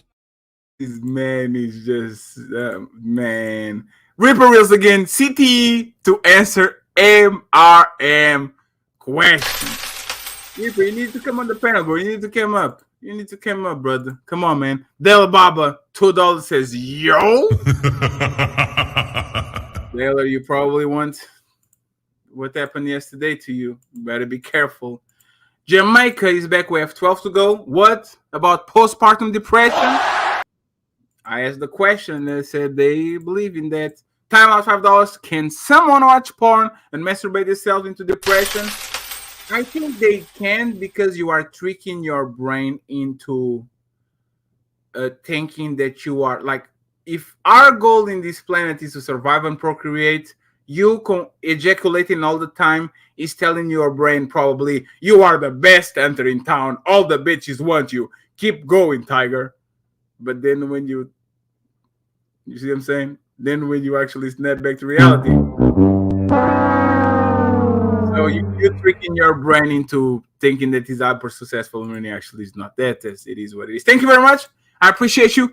Cara is in the building. Says reporting video to Dr. Fauci and the FDA fact check. Yeah, probably a lot of things. Probably a lot of things that weren't in this video. No, like you guys don't understand what I'm talking about. Like if ejaculation for a man, a lot like through ancient time was I am successfully reproducing.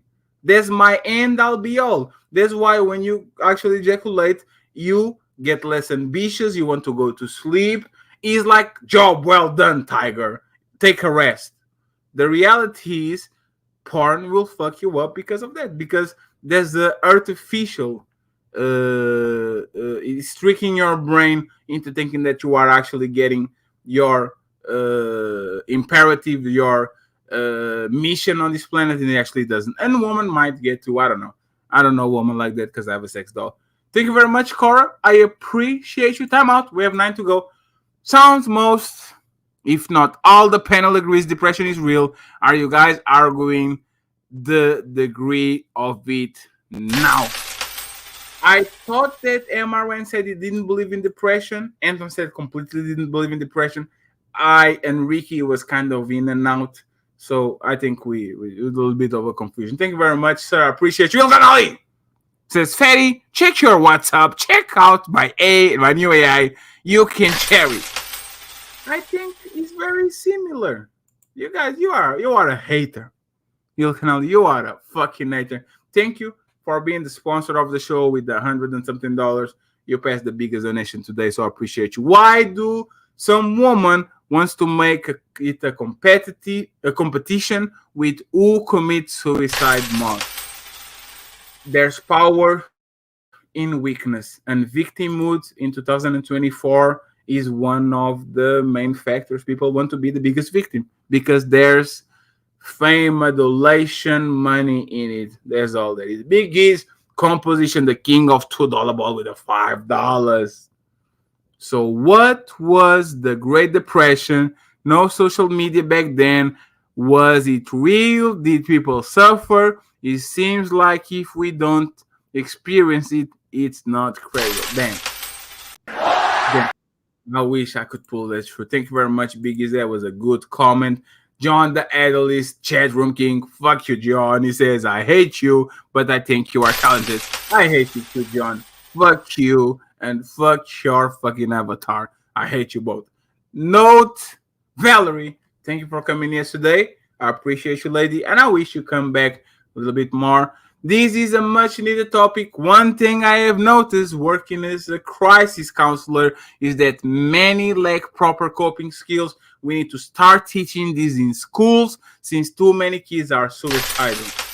Getting early and early because of access to information. Thank you very much, Valerie. Appreciate you convoluting and misinformed with a rumble. Oh my God, this Jack. Look at Jack.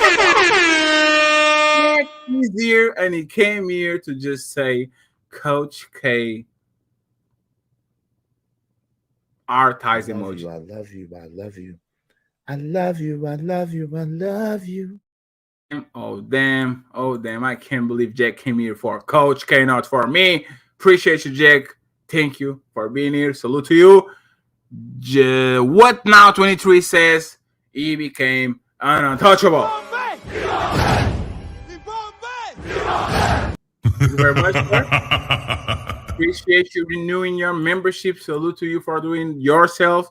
I would ask people to renew their memberships too, so there's not always the same people donating. And the last one, but not least, Canary in a coma, $7 YouTube, which is actually $5 US. It says in Canada we have medical assistance in dying made. The problem is when the government recommends it to poor citizens or temporary depression. That's the biggest slippery slope of all this conversation, when the government and the medical system actually abuse it. So, sir, thank you very much for your Canadian dollars, which aka California dollars. I don't have no new Cash App, so I thank you very much. I hope that you enjoyed the show. If you did, send me $1. $1 is enough. I'll leave my Cash App, Team 38. Team 38, $1 will be enough.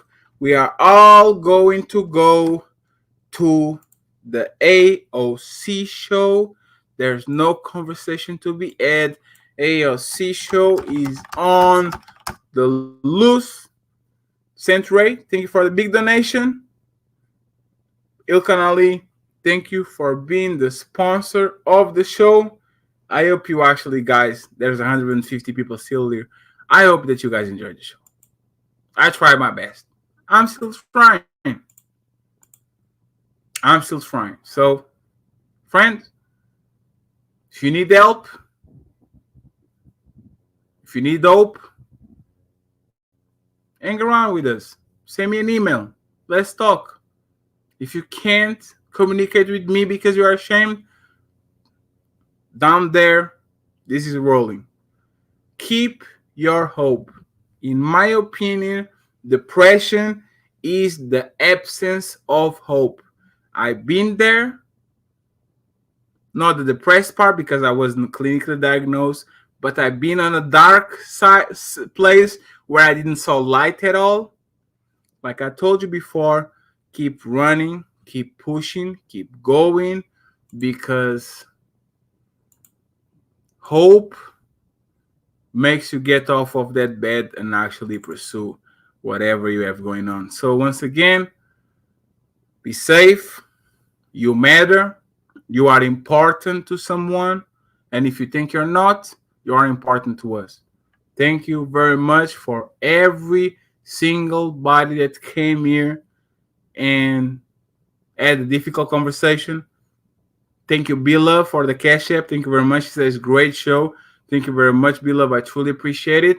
And remember, you are not alone.